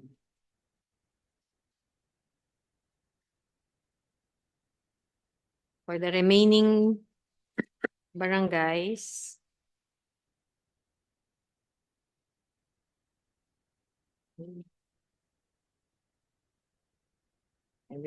sandali lang. 1 minute, Mr. Speaker. 1 minute suspension.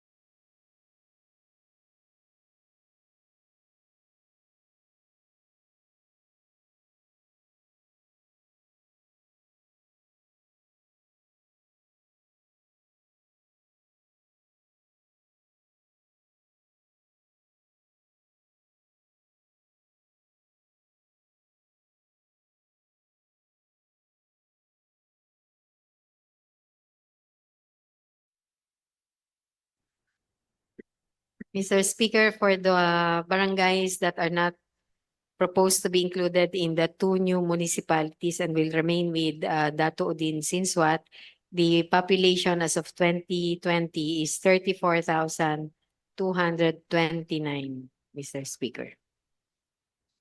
Again, Mr. Speaker, if I may recap, 14 for the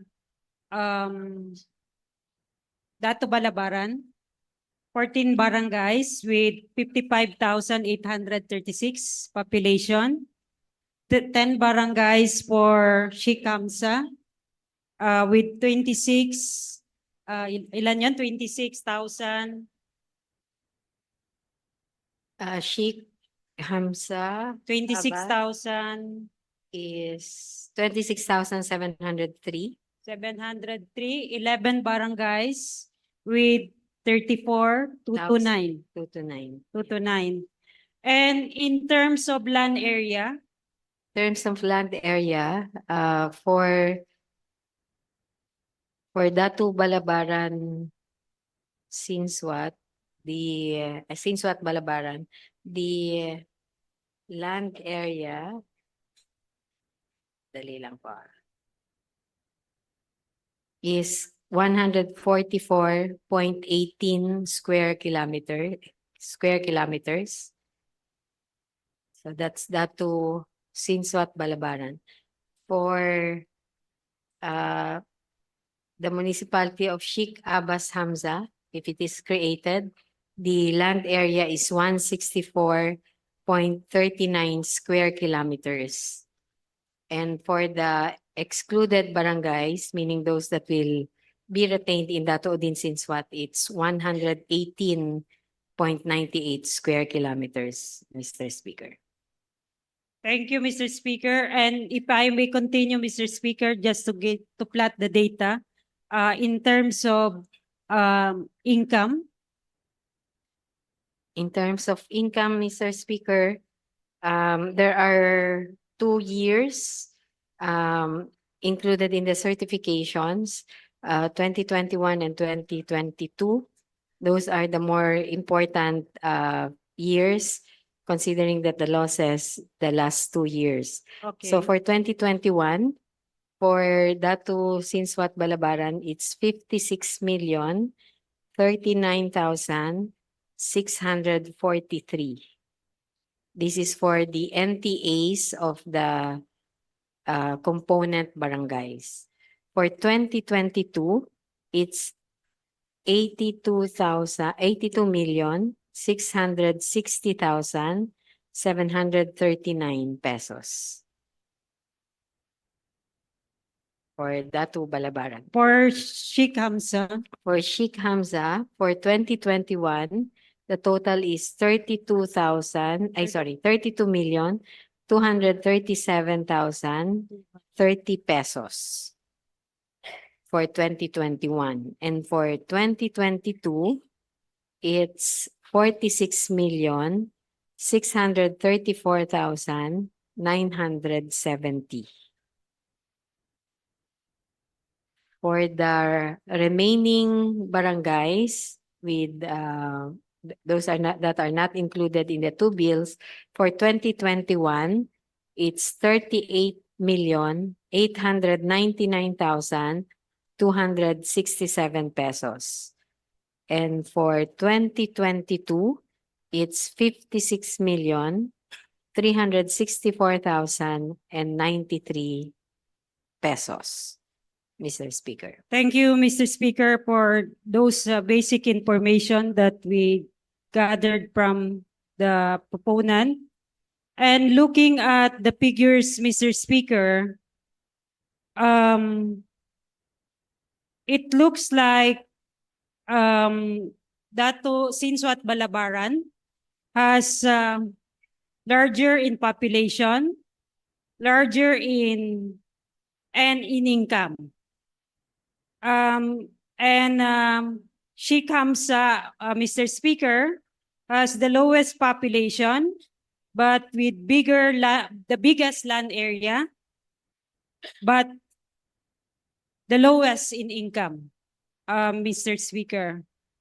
I don't know what we can deduce out of it right now, but someone is telling me that maybe in terms of spread in population, the control can come from Datu, Sinsuat, Balabaran. Because if you add up even the two municipalities, it's equivalent to the one new created municipality. And I think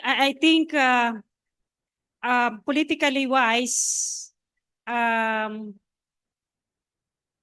think that's a political question that yes, can be Mr. determined Speaker, later. but in terms of spread of resources, Mr. Speaker, maybe we can rethink of the division. Perhaps we are not yet done because, Mr. Speaker, bulk of the resources actually is in Datu, Sinsuat, Balabaran area because we have the airport, we have the source of water, we have the Magelco. These are three key resources, and we even have the beach resources, the resorts in this area. So practically, Mr. Speaker, I think we should think about it in terms of population because the number of population might be different in landscape. These are dominated by, some are not Muslims. I think we should look at that as one of the factors in the spread of resources, Mr. Speaker. Ano na lang ang matitira doon sa gitna? Because yung sa dulo, may MSU siya. Pero yung sa gitna, anong meron siya? Of course, yung aking barangay nandoon. Pero spring lang ang meron doon, Mr. Speaker. Wala nang ibang resources. Wala nang kabuhayan. Which can be another source of water. But still, the spread of resources is not proportionately divided. I think that's my message here, that we should rethink about this. It's very glaring, no?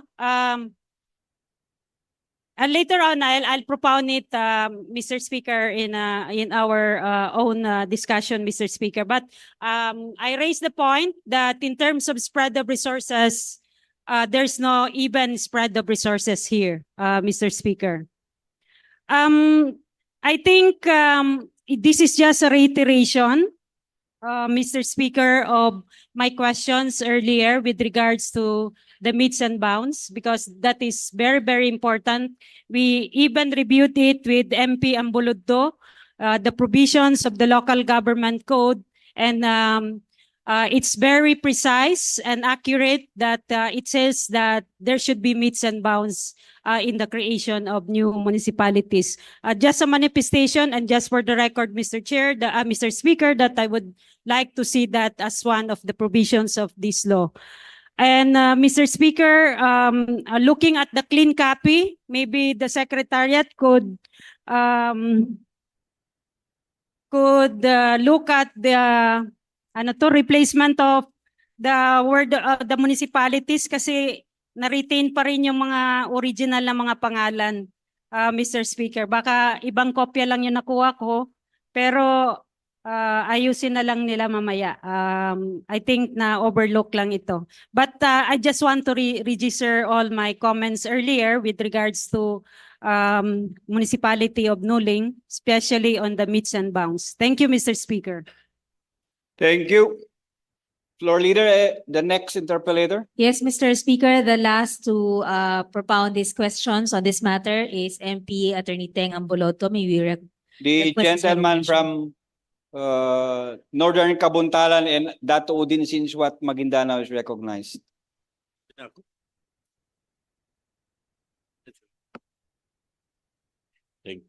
Thank you, Mr. Speaker. Just a few questions lang. Most of the questions have already been articulated, Mr. Speaker, in the first.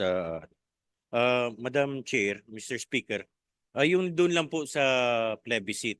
So this will be double approval plebiscite, no? One is that Datu Udin, the remaining municipality, the core municipality, would have to vote whether they are willing for the two other municipalities to be created.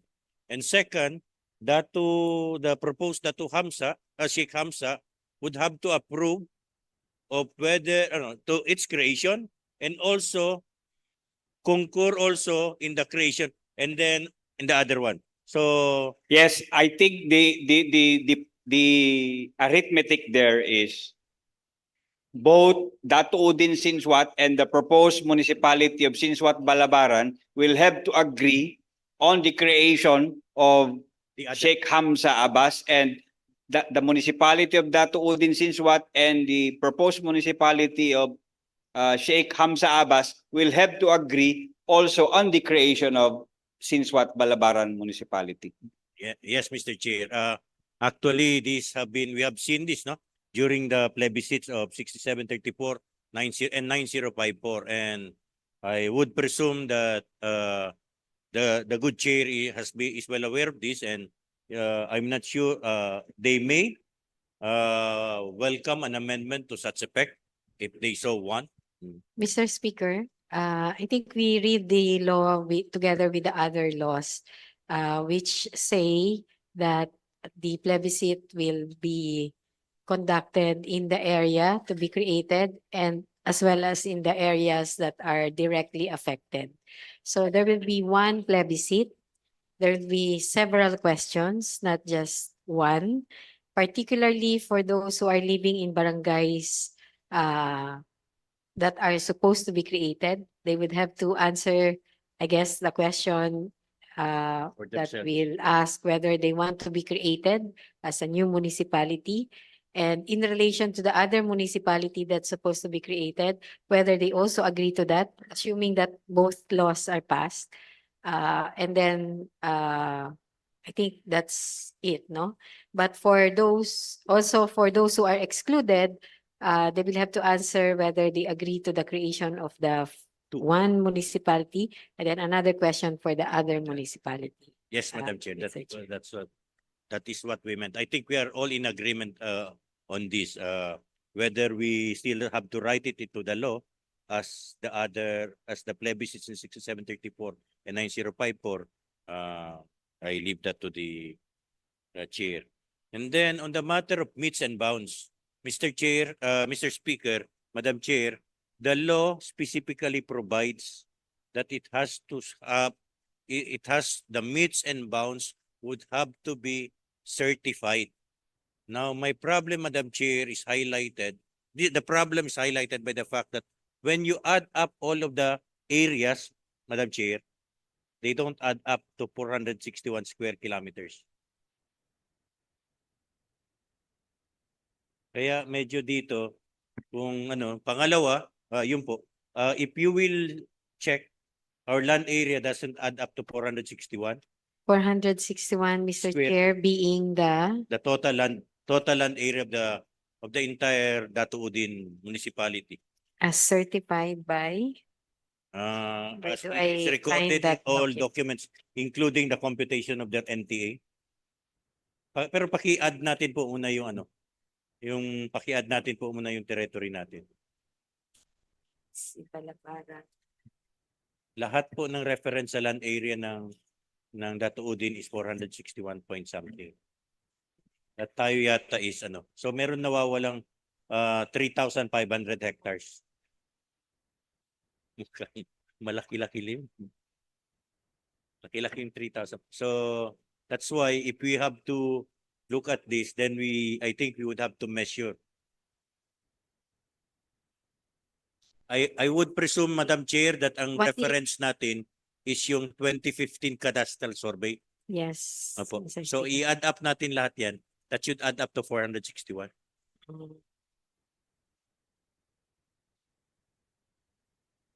So We will have to check, Mr. Yes, ma'am. Speaker, regarding the 461. Let's Maybe mark it. the interpellator can show the document that would show the total land area of Datu Udin Sinswa.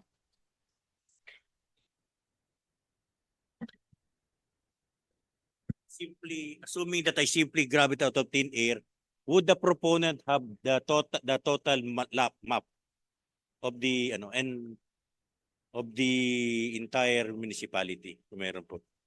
Right now, we don't have, Mr. Speaker. What we have are certifications or certified true copies as from the MENRE Yeah. pertaining to specific barangays. Yes, Madam Chair, the certification, correct me please, Madam Chair, if I'm wrong, the certification we have are certification that there's a copy of that map. It's not a certification as to the land area. Meron po ba tayong certification as to the land area which is required by law? Yeah, the certification, the certified true copy, Mr. Chair, should be read in relation to the documents that are with the MENRE and which they consider to be the containing the data, the information regarding the land area of the barangays. Because what we asked of them is the certification as to the land area, and what they submitted is the certified true copy of a cadastral map, survey map or Yes. something. Conducted in 3 and so Yes. opo. And approved by the Secretary of DNR ARM at that time. Opo, in 2015. In March 2015 ba yata yun? So, yes, Madam Chair, I cannot raise yung document but lahat ng reference ay to may COA yata. If Yung the 400 interpolator can give the certified true copy also, sige, Madam because I Chair. cannot respond. Yes, Madam Chair. Mr. I will Speaker. try to obtain na lang an certified true copy. So that we can be certain kung 461. You may suppose, Madam Chair, that it is not 461, it is only 423. Yung nag-add up siya, wala tayong problema, no? Pero I pag think once it's nag-approve tayo ngayon, and there's really a missing 3,500 hectares, let's deal with that maybe tomorrow. Kung talagang 461 yun. But the same, Madam Chair, yung meets and bounds specifically po provided by law by section 6 ng 7160 na dapat po defined by meets and bounds yung area na ika-carve out po natin. So, yun po yung ni-require po ng batas at mukha pong wala yata po tayo, the way na diniscuss natin kanina, wala yata po tayong delineation by meets and bounds. But Mr. Speaker, I already explained that while that may have been so By law. provided even in other laws creating municipalities passed by Congress, while some would have meets and bounds, there are also those laws that only make reference, not even it doesn't even say the land area, but the specific barangays that will be covered by the new municipality, Mr. Speaker. Yes. So I think the law would allow the creation, even if it's just specifically mentioning the barangays, because anyway the meets and bounds of the barangays that are included are also provided in the certifications, Mr. Speaker. So yun, Madam Chair, no? Basta pinag-uusapan natin dito, hindi natin na-comply yung meets and bounds. Ang parang justification natin because Congress can do it, perhaps we can also do it. Sige naman. And then isa lang po, last na po itong yung pong ito medyo political, ma'am, no? nakita yung sinasabi ni Ma'am ano kanina. Ang justification kasi natin, pag-create ng municipalities development, rapid development, everything. But we have highlighted kanina sa map and then sa data ninyo, yung situation ng Sheikh Hamza. So, parang mas nakikita siguro ni Ma'am Baintan yun na mukhang hindi po medyo challenge yung situation ng ating Sheikh Hamza municipality. And still, and at the same time, yung other municipality ay medyo mas ready yata yung Sheikh, ay yung Dato Sinswat Balabaran, mas ready. So, Madam Chair, napag-usapan po ba ito during the consultation na medyo alanganin yung kalagayan ng ating isa sa mga pinopropose ng mga municipalities? I think, Mr. Chair, when we conducted the public hearings and solicited position papers from the public, the matter of the coverage of the proposed new municipalities have been presented. The bill itself was made available to the public, and in the public consultations, any comment on the composition was welcome. Kasi Madam Chair, mukhang the way the Sheikh Hamza is presented, parang magiging fourth class municipality siya ang lagay niya. And for a new municipality, I think it will be a very difficult start kung mag-start ng fourth class kaagad yung isang bahay. So yun lang po, Madam Chair. Mr. Speaker, maraming salamat po sa panahon. Thank you very much. Floor Leader.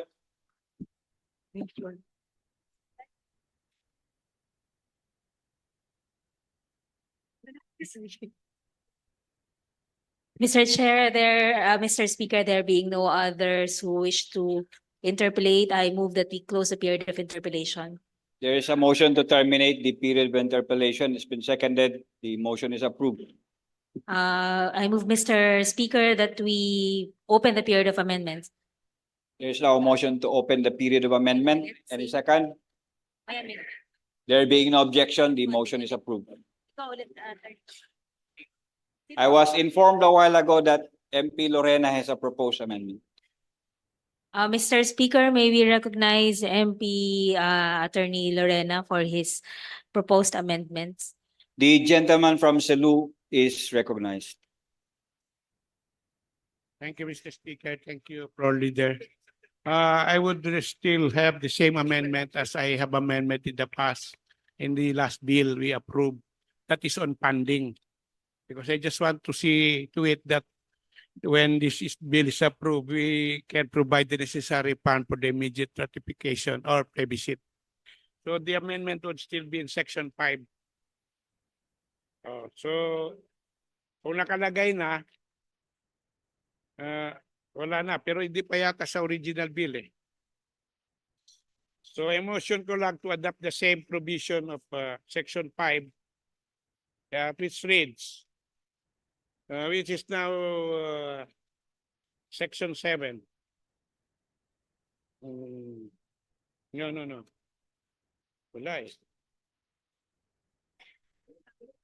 Oh, yan na. Okay. So, I would like to just move that amendment be accepted by, I would like to request the proponent, particularly the chair of the committee reporting this bill, to consider that amendment as an amendment in this particular The bill. proponent, what is your pleasure? Do you accept, reject? We accept, Mr. Speaker. Secretariat, take note, the amendment has been accepted. Thank you, Mr. Speaker. Mr. Speaker, we just want to ask the Secretariat, because there has been an amendment on the name of the municipality. It should be reflected in the entirety of the yes, bill. Mr. Speaker. We take note of only that. the Secretariat, take note that the amendment in the title as far as the name of the municipality should be reflected in the entirety of the bill.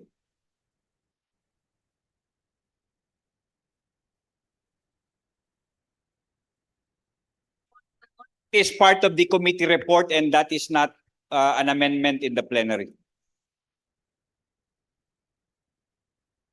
Mr. Speaker, there being no other MPs wishing to propose amendments, I move that we close the period of amendments. There is now a motion to terminate the period of amendment. It has been seconded. The motion is approved. Mr. Speaker, I move that we proceed with the approval on second reading of BTA Bill number 191.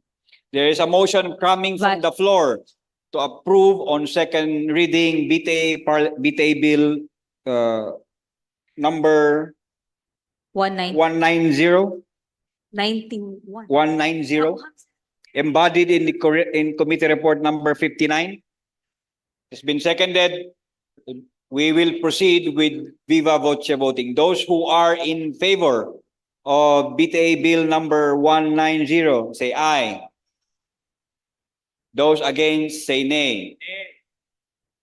The ayes have it. BTA Bill number 190 is approved on second reading.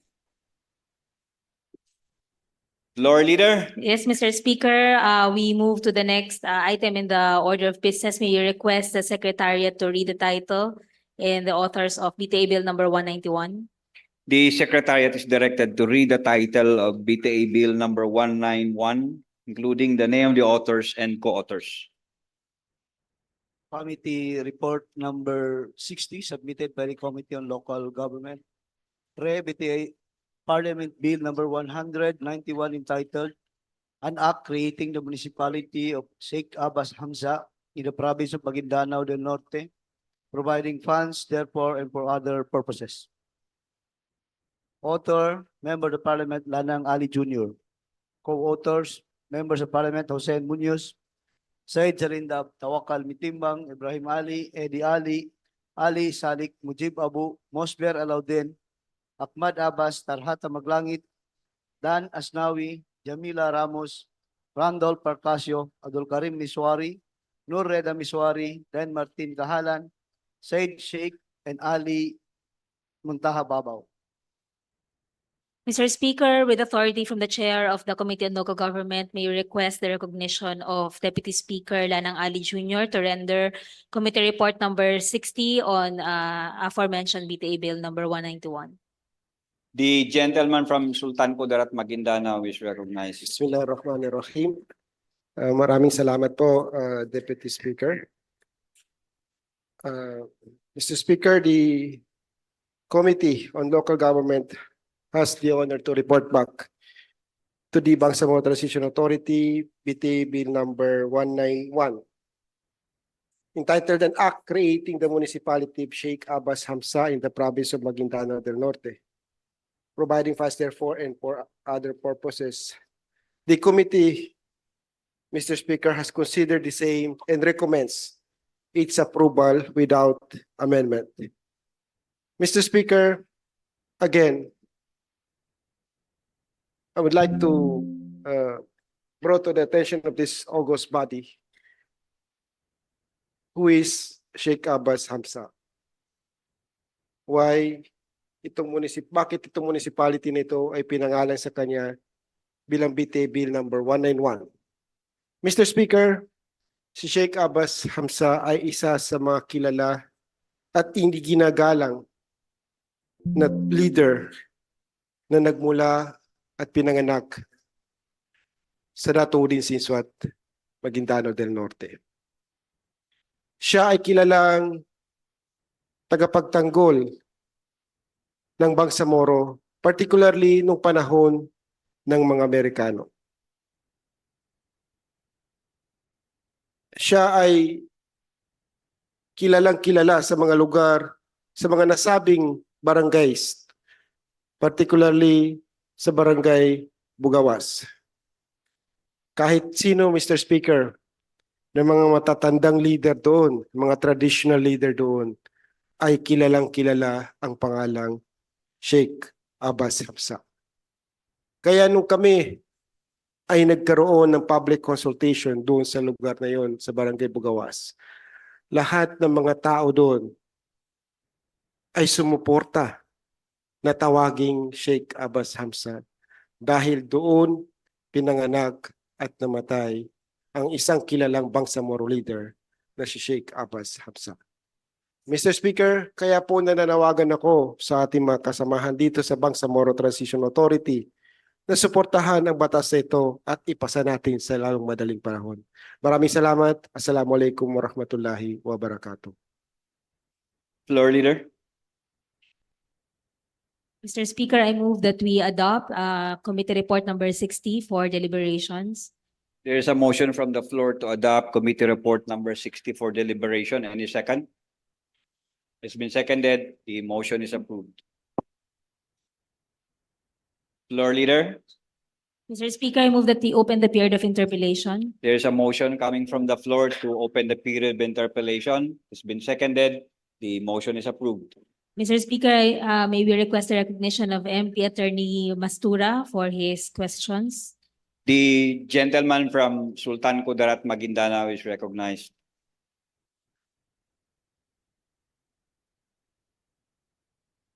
Mr. Speaker, same manifestation for this bill as my manifestations, questions, and interpellation that I will adopt for this municipality.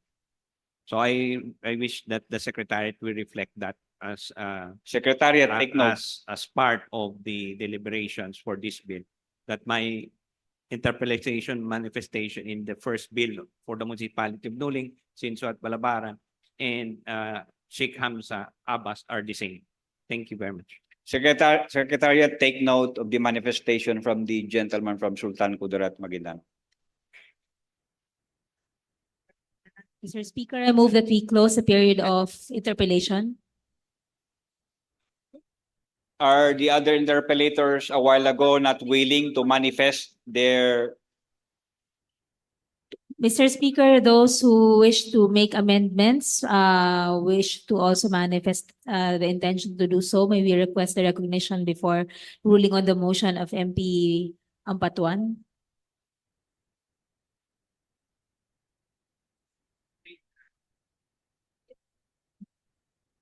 May we request the recognition of MP Ampatuan, Mr. Speaker? Okay, the lady from Maguindanao is recognized.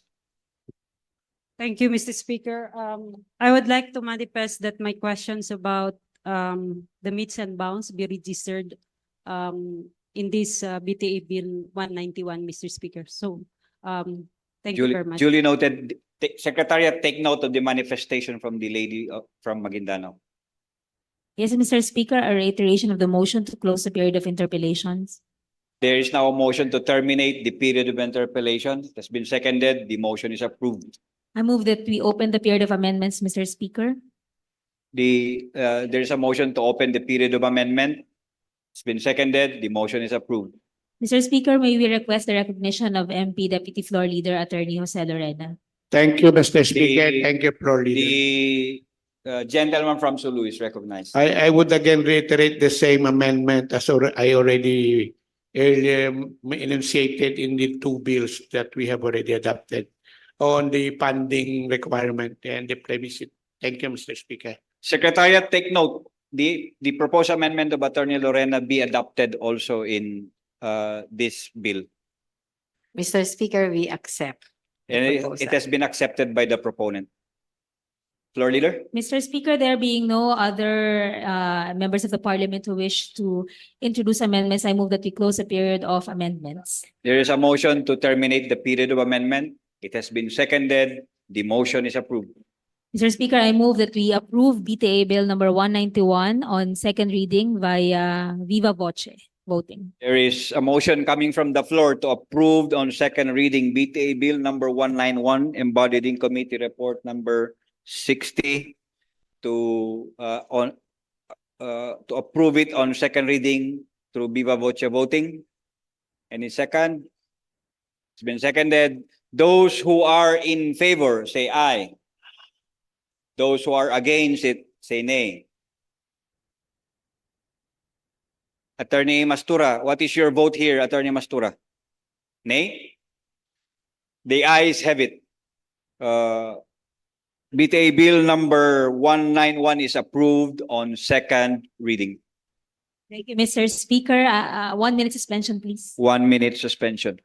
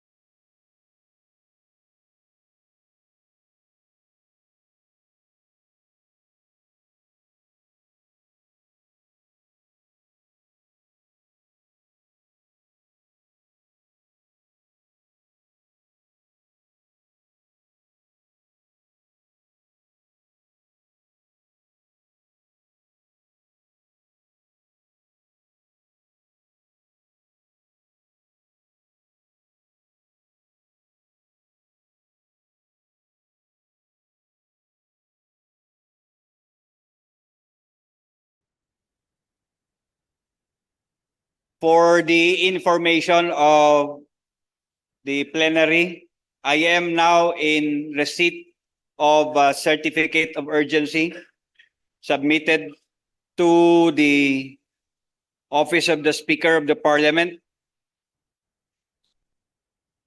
certifying the urgency, the necessity to immediately enact the following bills. BTA Parliament Bill 190, an act creating the municipality of Balabaran Sinswat in the province of Maguindanao del Norte, providing funds therefore and for other purposes.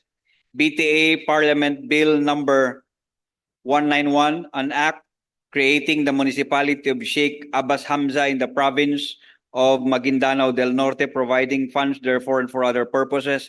And BTA Parliament Bill number 223, an act creating the municipality of Nuling in the province of Maguindanao del Norte, providing funds therefore and for other purposes. Signed by the Chief Minister of the Bangsamoro government. Mr. Speaker. What is the pleasure of the floor leader? Mr. Speaker, this is also to note that copies of the Parliament Bill number 223 have been distributed to the members in this gallery. With those manifestations, Mr. Speaker, I move that we approve Parliament Bill number 223 on third and final reading via nominal voting. There is now a motion coming from the floor to approve on third and final reading BTA Parliament Bill number 223 through viva voce voting through nominal voting. Any second? There being no objection, we will proceed. Is that an objection, Deputy Speaker Hassan? What is the manifestation of the Deputy Speaker? A question of quorum, Mr. Minister. Are we quorum, yung ano natin, yung grupo natin, quorum ba tayo? Thank you, Mr. Speaker. Based on the roll call, a while ago, we are 44. We are 46 during the roll call, but currently we are now 44.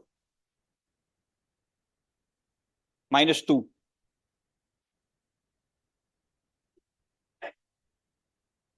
So we will now proceed with nominal voting.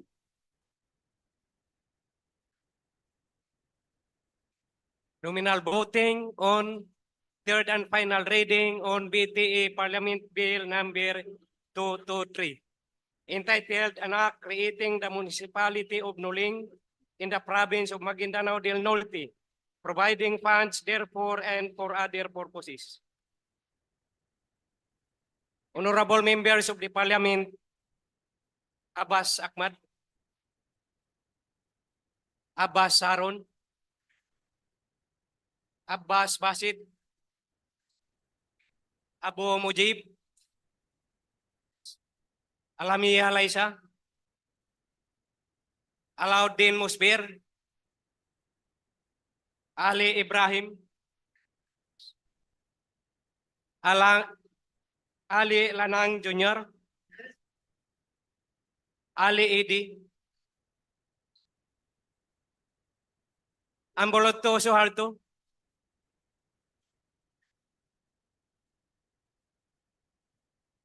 Aminuddin Abdul Aziz,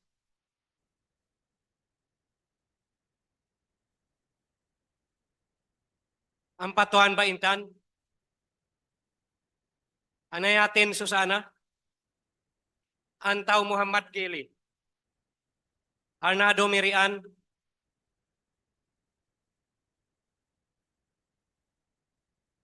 Asnawi Dan, Babaw Ali Muntaha, Balindong Pangalian, Basban Ana Tarhata, Kandaw Bay Maliha, Dilanggalin Hasimi, Dumama Albasa Iliha,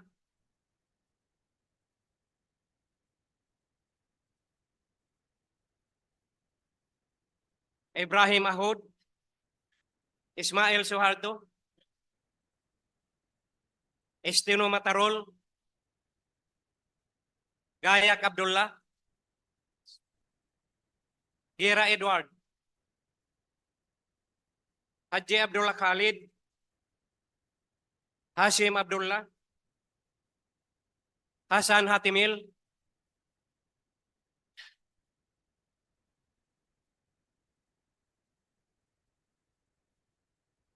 The Deputy Speaker, Hatimil Hassan, has the floor.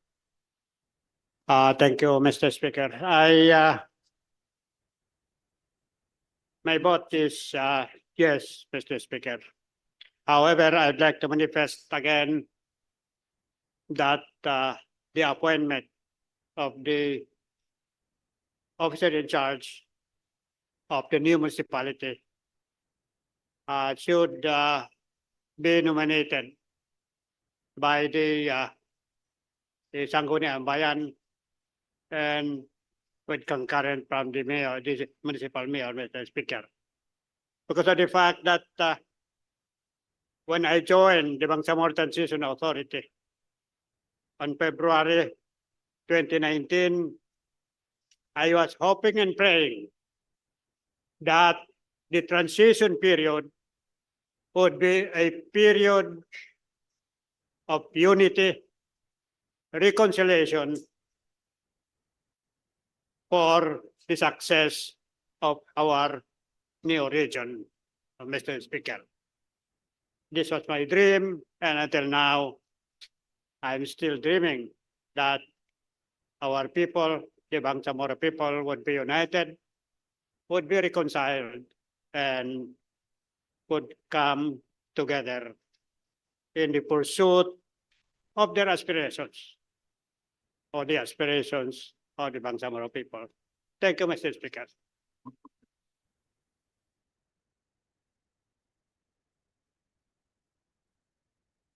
Proceed with the nominal vote. May I know your vote, Chair?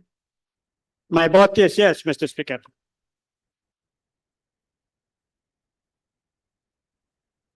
Iqbal Muhager, Ismail Rasul,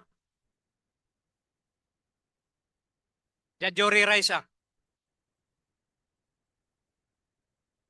Jakilan Muslimin, Jikiri Albakil, Kahalandin Martin, Karon Faisal, Lim Jan Anthony, Loong Benjamin, Loong Don Mustafa, Lorena Jose, Makapaar Abdullah, Makasalong Marjani, Makatanong Amrosi, Maglangit Tarhata, Malik Hamid, Mantawil Bailing, Mastura Ishak. May I explain my vote, Mr. Speaker? You have the floor. Thank you. Consistent with my stand from the very beginning when this bill was filed.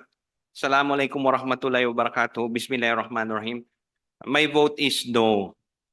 On one occasion, the Supreme Court had the opportunity in a particular case to pronounce that, and I quote, "It must be borne in mind that the central policy considerations in the creation of local government units are economic viability, efficient administration, and capability to deliver basic services to their constituents.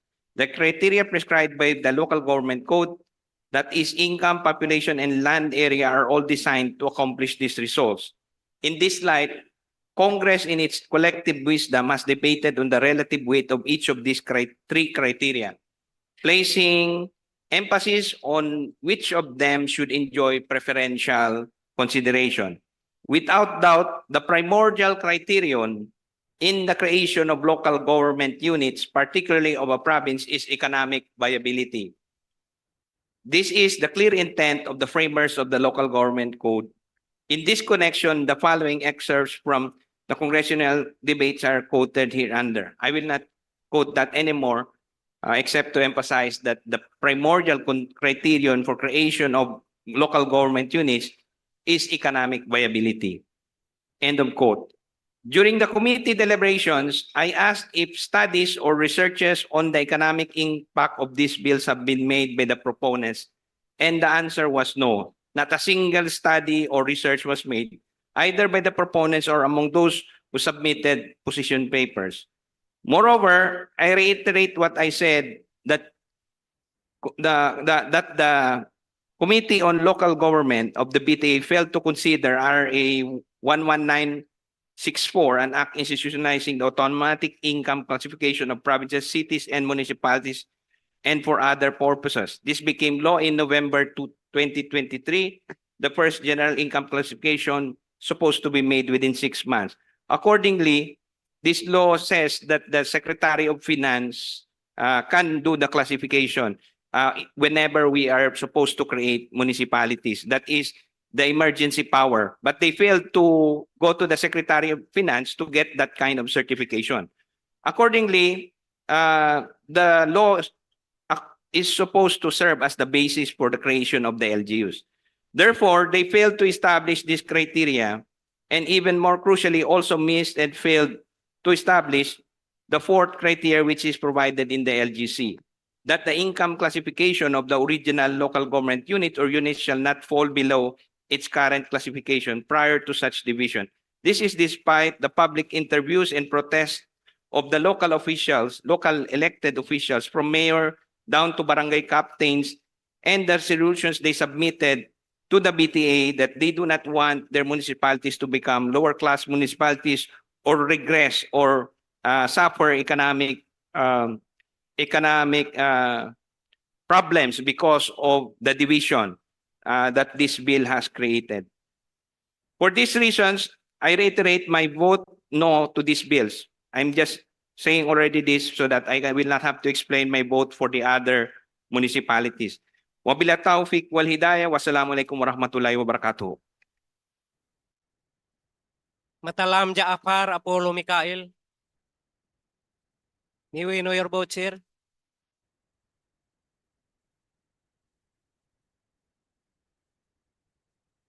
Mawalil Amil Bahar. Mendoza Froilin. Mittimbang Michael. Mittimbang Tawakal. Miswari Abdul Karim. Miswari Norida. Mitmo Grasol Jr.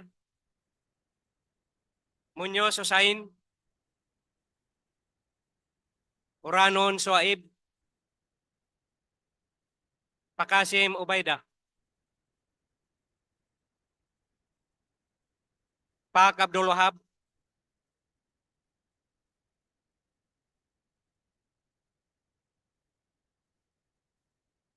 Pangandaman Nabila Margarita. Parcasio Randolph. Tiang Ramon Senior. Ramos Jamila.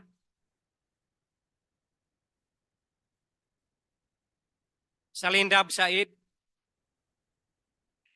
Salik Ali.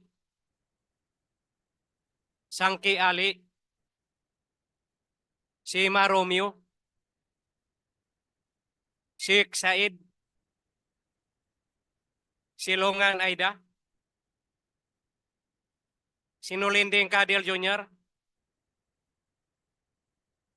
Sulaiman Ali. Tago Paisalin. Tan Nabil.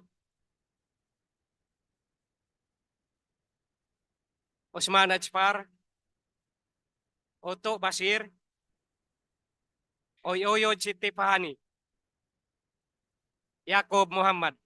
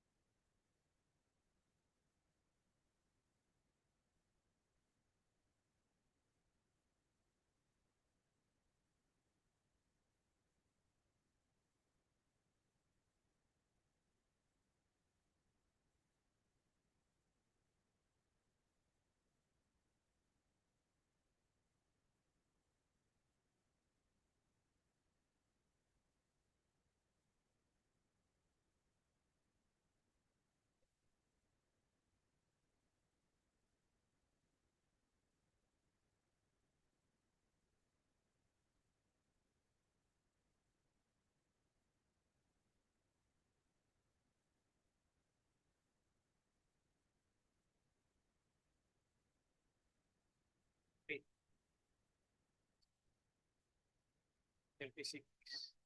36. Yes.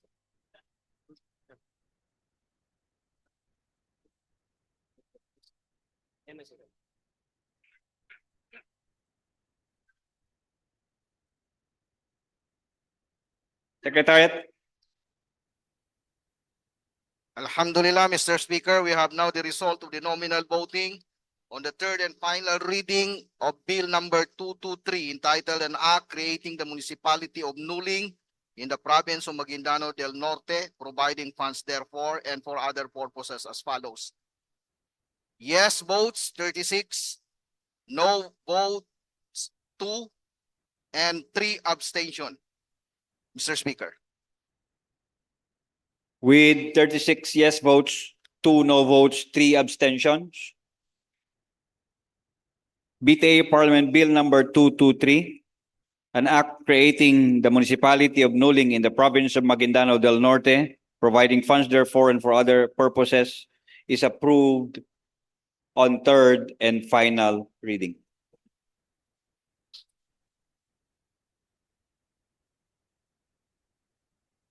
Mr. Speaker? Yes, floor leader. Mr. Speaker, moving on to the next bill for the body's consideration.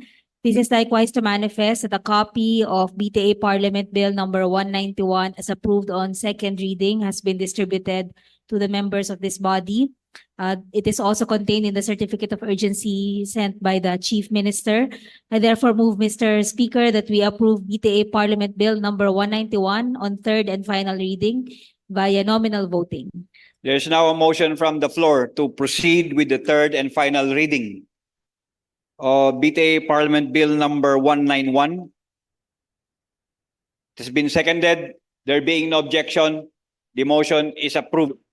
We will now proceed with the nominal voting on BTA Parliament Bill 191. Secretariat, proceed with the voting. Nominal voting on BTA Parliament Bill number 191 on third and final reading entitled An Act Creating the Municipality of Sika Basamsa in the Municipality of Maguindanao del Norte, providing funds therefore and for other purposes. Honorable members of the Parliament, Abbas Aknad, Abbas Haron, Abbas Basit, Abo Mujib. May I interrupt? This is not BTA Bill 191. This is BTA 191. Mr. Speaker? This is 191. Proceed with the voting. There is no error. Mr. Speaker, 1 minute suspension.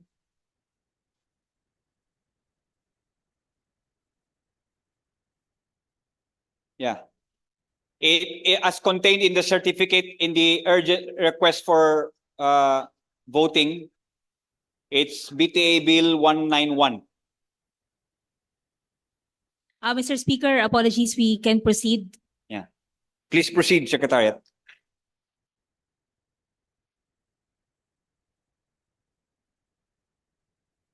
Alamiya Laisa, Alauddin Musbir, Ali Ibrahim,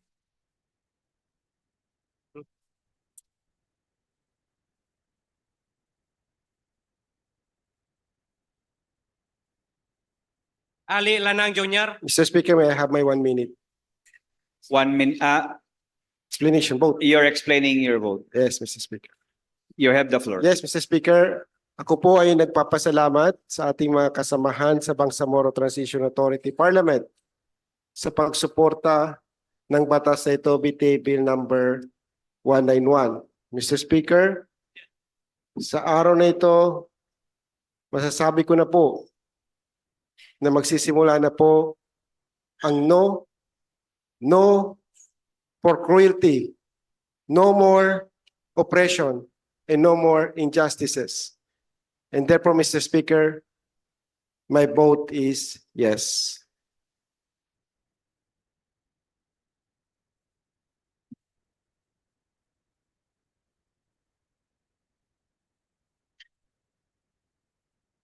Ali Idi,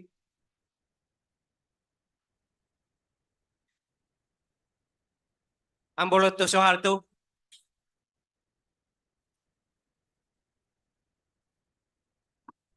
Mr. Speaker. Abdullah Mr. Taraji, Bismillahirrahmanirrahim. Assalamualaikum warahmatullahi ta'ala wabarakatuh.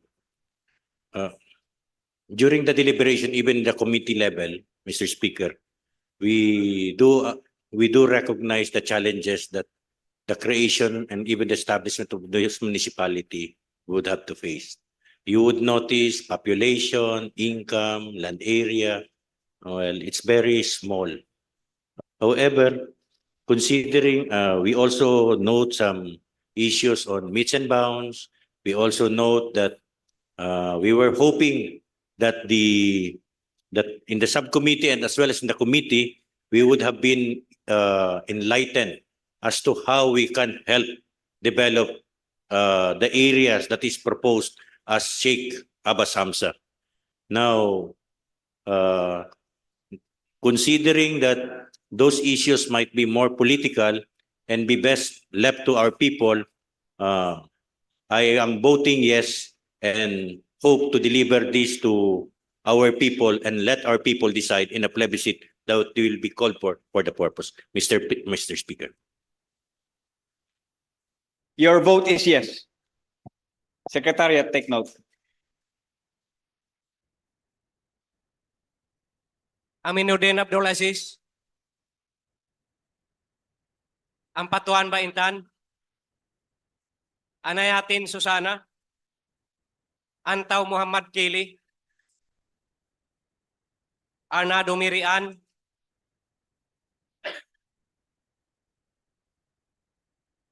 Asnawidan,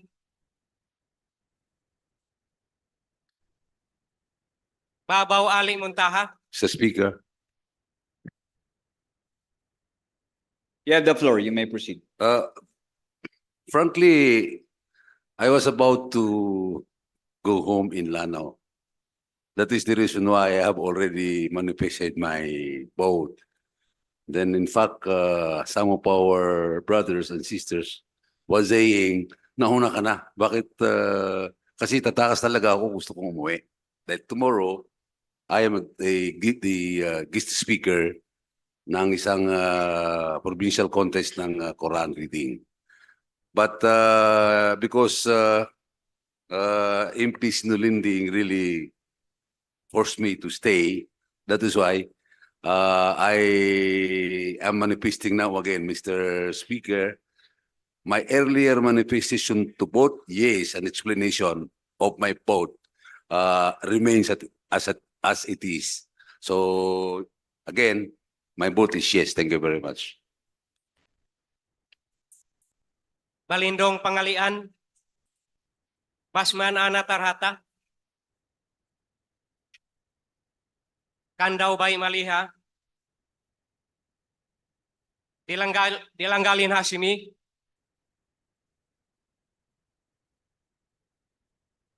Dumama Albasa Iliha, Ibrahim Ahod, Ismail Soharto, Estino Matarol, Gayak Abdullah, Gira Edward, Haji Abdullah Khalid, Hasim Abdullah, Hasan Hatimil,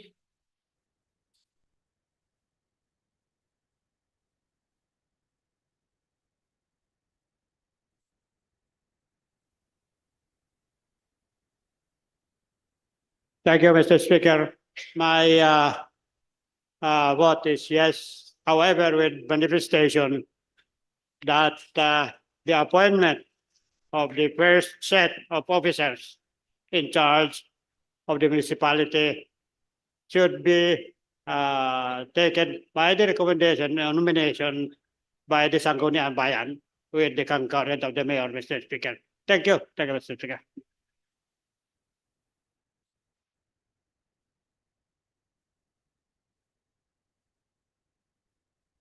Ismail Rasul, Jajori Raisa,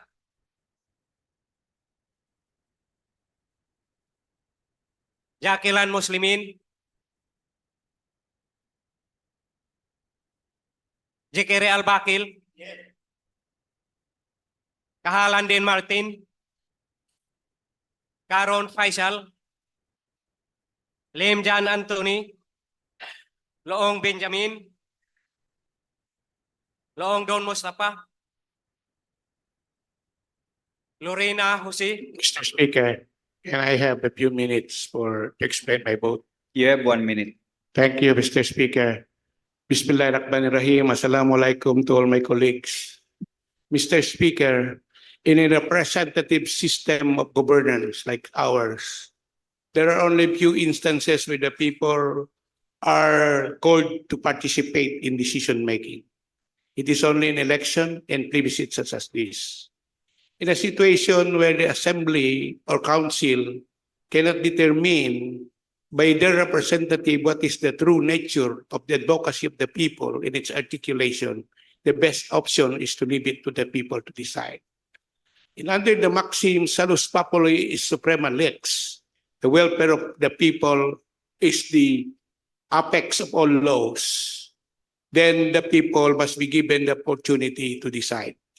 Assured that we have complied with all the laws required for creation of municipalities by the committee, and in the hope that this will become the best way to propel progress and development in these areas, and that the people will finally decide on the merits of our decision, I am voting yes. I am voting yes because I firmly believe that the people truly speaks for themselves under the principle that the people is the law and the people's decision is sovereign in all matters. God willing, we will see the light of the municipalities as created with the people's voice. Thank you. Wabillahi taufiq wal hidayah. Assalamualaikum warahmatullahi wabarakatuh. Makapaar Abdullah, Makasalong Marjani, Makatanong Ambrosi, Maglangit Tarhata, Malik Hamid,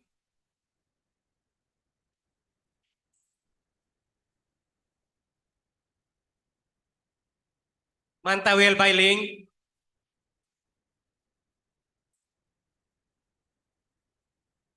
Mastura Isak.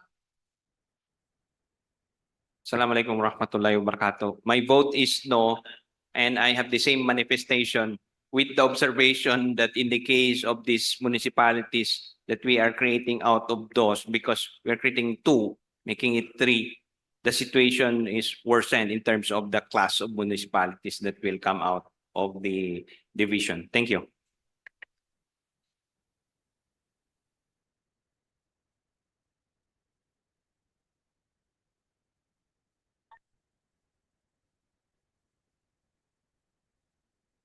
Matalam Jaapar Apollo Mikael,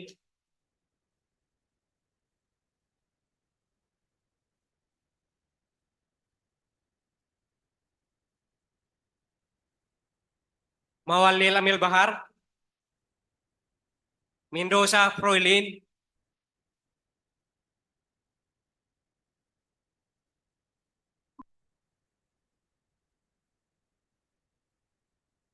Mr. Speaker, bilang nag-iisang tinig ng mga kababaihang non-Moro indigenous women sa parlamentong ito ng Bangsamoro, gusto ko pong ipaliwanag ang aking boto.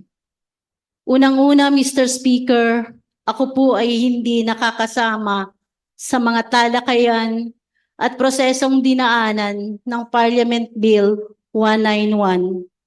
Marahil siguro dahil hindi ako miyembro ng Committee on Local Governance Code. Ibig sabihin, limitado ang aking kaalaman sa BTA Bill 191 na maglilikha ng bulwagang tatawaging shikamsa.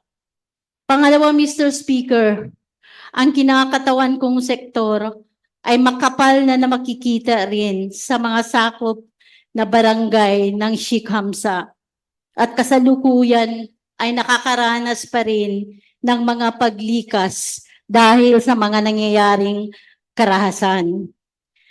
Kaya't Mr. Speaker, ibig sabihin ay hindi pa rin ako ng pagkaroon ng pagkakataon na sila ay tanungin kung ano ba ang kanilang palagay at salubin. Sa madaling sabi, hindi patas at makatarungan na ako ay magpasya dahil gusto ko lang bumoto. Bilang kakatutubong miyembro ng parlamentong ito, laging nasa isip ko na mahalagang makonsulta at marinig ang boses ng mga walang boses at mga maliliit na sektor ng ating lipunan at lalo't higit ang consensus building at free and prior informed consent. Ibig sabihin, Mr. Speaker, hindi ako nagkaroon ng tsansa na magkuha ang kanilang FPIC o pahintulot. Ang panukalang paglikha ng isa pang bulwagan na tatawaging Sheikh Abbas Hamza ay palagay ko makasaysayan at hahayaan ko ang pagpasya ng mga kapatid kong Bangsamoro. Mr. Speaker, tangan-tangan ko pa rin ang ating pinag-isang kasaysayan ng Mamalu at Tabunaway. Kaya't gayon na lang ang aking pagpapahalaga sa mga lipi ni Tabunaway. Ang aking pakiusap, Mr. Speaker, sana sa paglipas ng panahon, umpisahan din natin ang paghilom at panumbalik ng mga relasyon na sa maraming pagkakataon ay sinusubok ng sitwasyon dahil sa mga tangka nating pagbabago at responsableng pamamahala na may pampublikong partisipasyon na gusto at hangarin ng Bangsamoro. Bilang pagpapahalaga at pagrespeto, hahayaan ko na ang parlamentong ito, Mr. Speaker. Subalit, Mr. Speaker, napakahirap po kung ano man yung aking maging desisyon sa gabing ito. Kaya't, Mr. Speaker,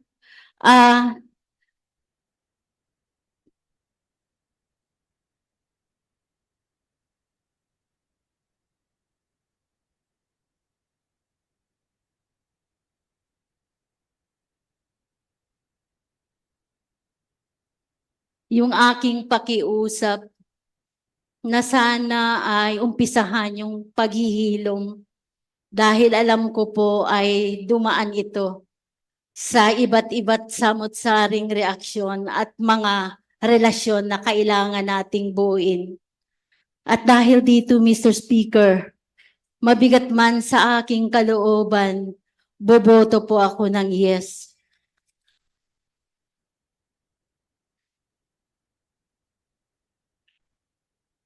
Mitimbang Michael.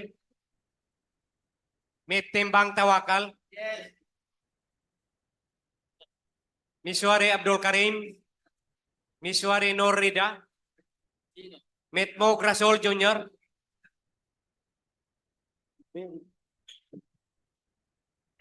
Muñoz Hussain.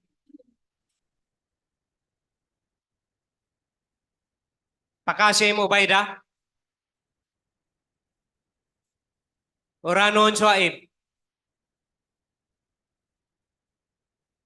Pak Abdul Wahab. Pangandaman Nabila Margarita.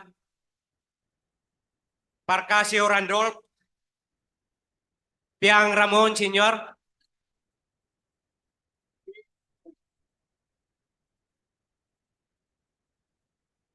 Piang Ramon Senior.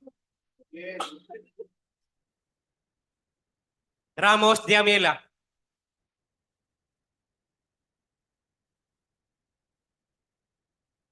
Salindab Said.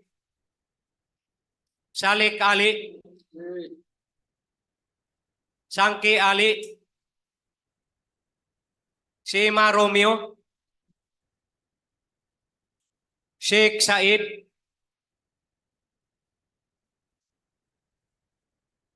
Silungan Aida.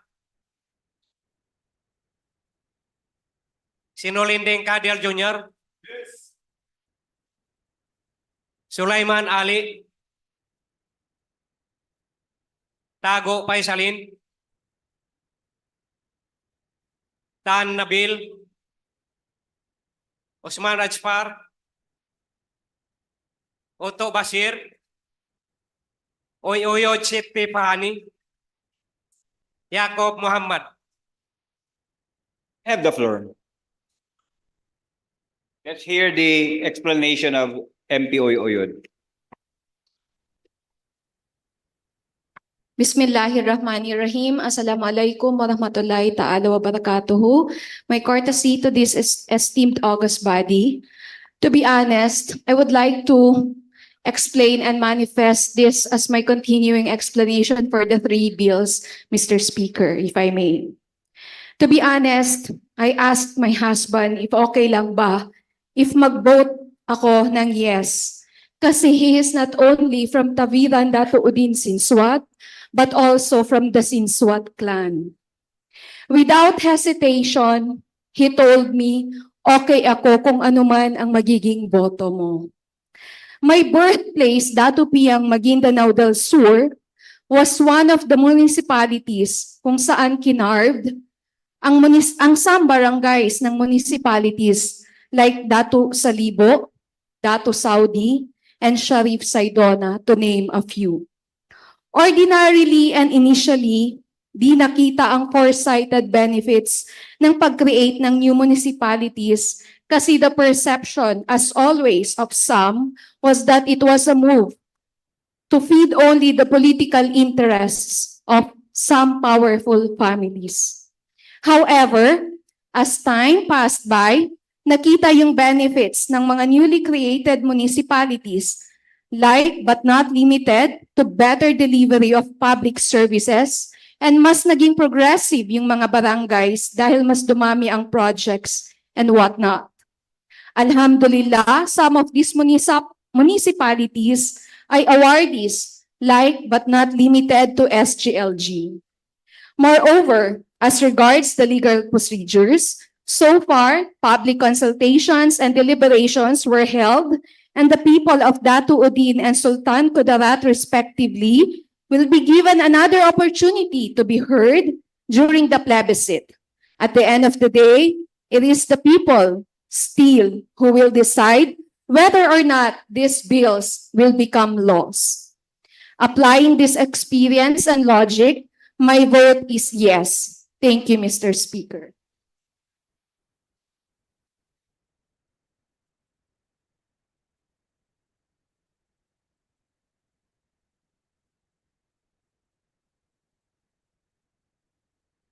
Secretariat?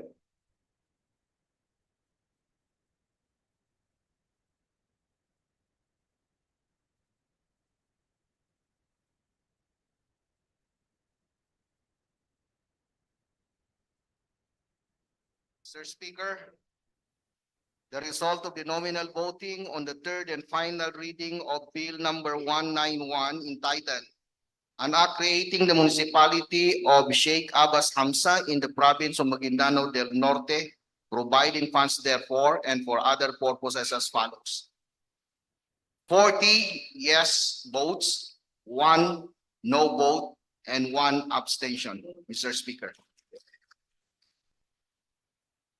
With 40 yes votes, 1 no vote, and 1 abstention, BTA Parliament Bill number 191, an act creating the municipality of Sheikh Abbas Hamza in the province of Maguindanao del Norte, providing funds therefore and for other purposes, is approved on third and final reading. Mr. Lord Speaker? Leader? Yes, Mr. Speaker, we move to the final bill for third and final reading. Mr. Speaker, just to manifest as well that BTA Parliament Bill number 190 is part and mentioned in the certificate of urgency sent by the Chief Minister to this honorable body, and that copies of the bill as approved on second reading have been distributed to the members of the Parliament. I move therefore, Mr. Speaker, that we approve BTA Parliament Bill number 190, an act creating the municipality of Dato Sinsuat, Balabaran in the province of Maguindanao del Norte, providing funds therefore and for other purposes on third and final reading via nominal voting. There's a motion coming from the floor leader to proceed with the approval and third and final reading of BTA Bill number 190. It has been seconded. There being no objection, the Secretariat proceed with the nominal voting on BTA Parliament Bill 191. Sorry, 190. Nominal voting on BTA Parliament Bill number 190 on third and final reading, entitled an act creating the municipality of Dato Sinsuat Balabaran in the province of Maguindanao del Norte, providing funds therefore and for other purposes. Honorable members of the Parliament, Abbas Aknad, Abbas Harun, Abbas Basit,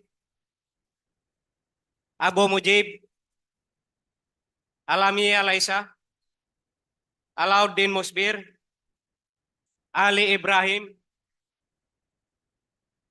Ali Lanang Jr., Ali Idi, Amboloto Suharto, Aminuddin Abdul Aziz, Ampatuan Baintan, Anayatin Susana, Antaw Muhammad Kili, Arnado Mirian,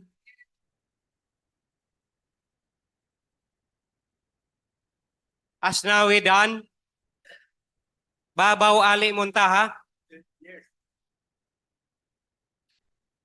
Balindong Pangalian, Basman Ana Tarhata,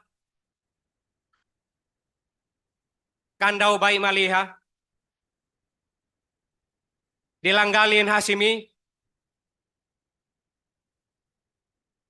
Dumama Albasa Iliha, Ibrahim Ahud, Ismail Suharto, Estino Matarol, Gayak Abdullah, Gera Edward,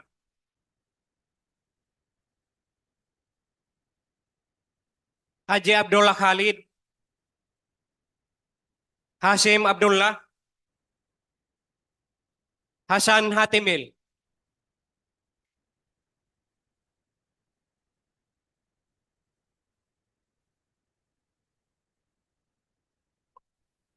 My vote is yes, Mr. Speaker. However, with the same manifestation that the new set of officer of the newly created municipalities should be nominated by the Sangguniang Bayan with the concurrent of the municipal mayor, Mr. Speaker. Thank you, Mr. Speaker.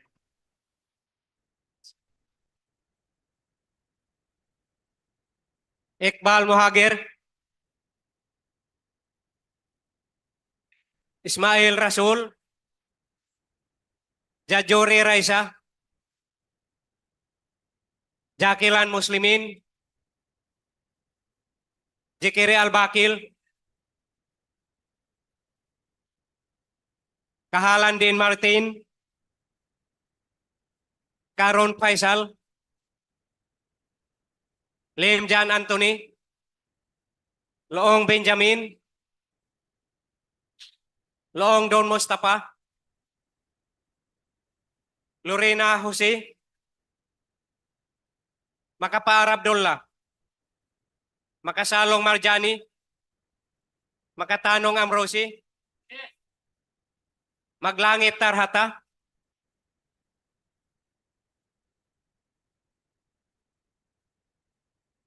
Malik Hamid, Mantawel Bailing, Mastura Isak. My vote is no again, same manifestation. Thank you.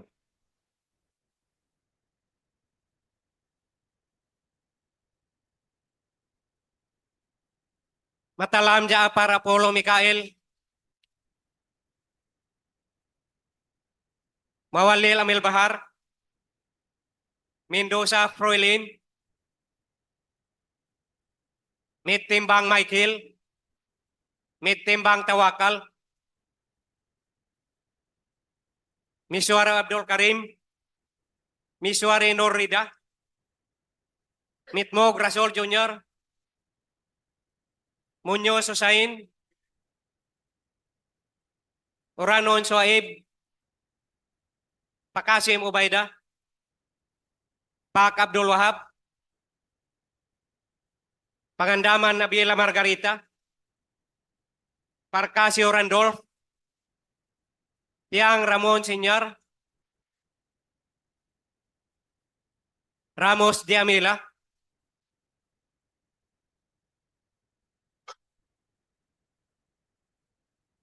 Salindab Said, Salik Ali, Sangki Ali,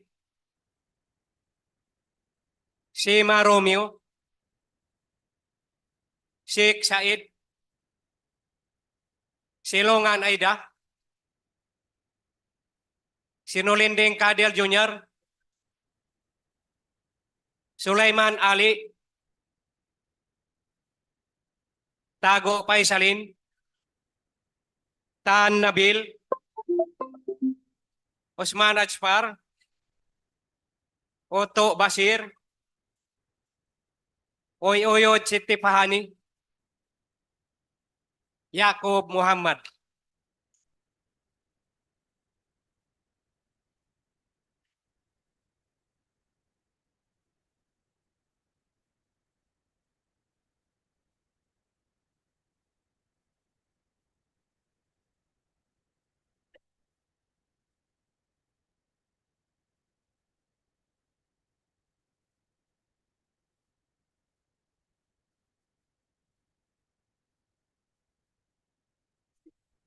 Bando.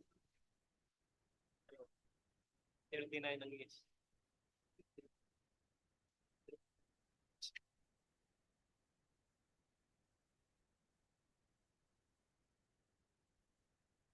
Secretariat.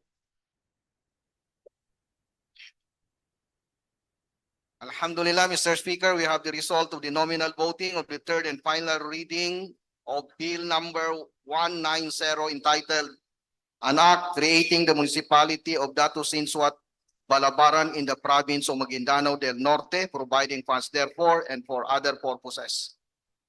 We have 39 yes votes, 1 no vote, and 2 abstention, Mr. Speaker.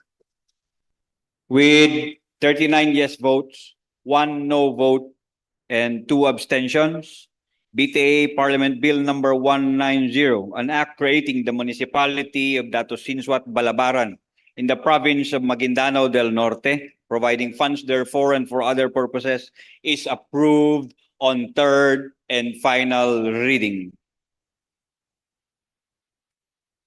Mr. Speaker, there being no other matter for consideration for today's session, I move that we adjourn until 1 p.m. tomorrow. 1 p.m. Session is adjourned until 1 o'clock in the afternoon tomorrow. Photo ops.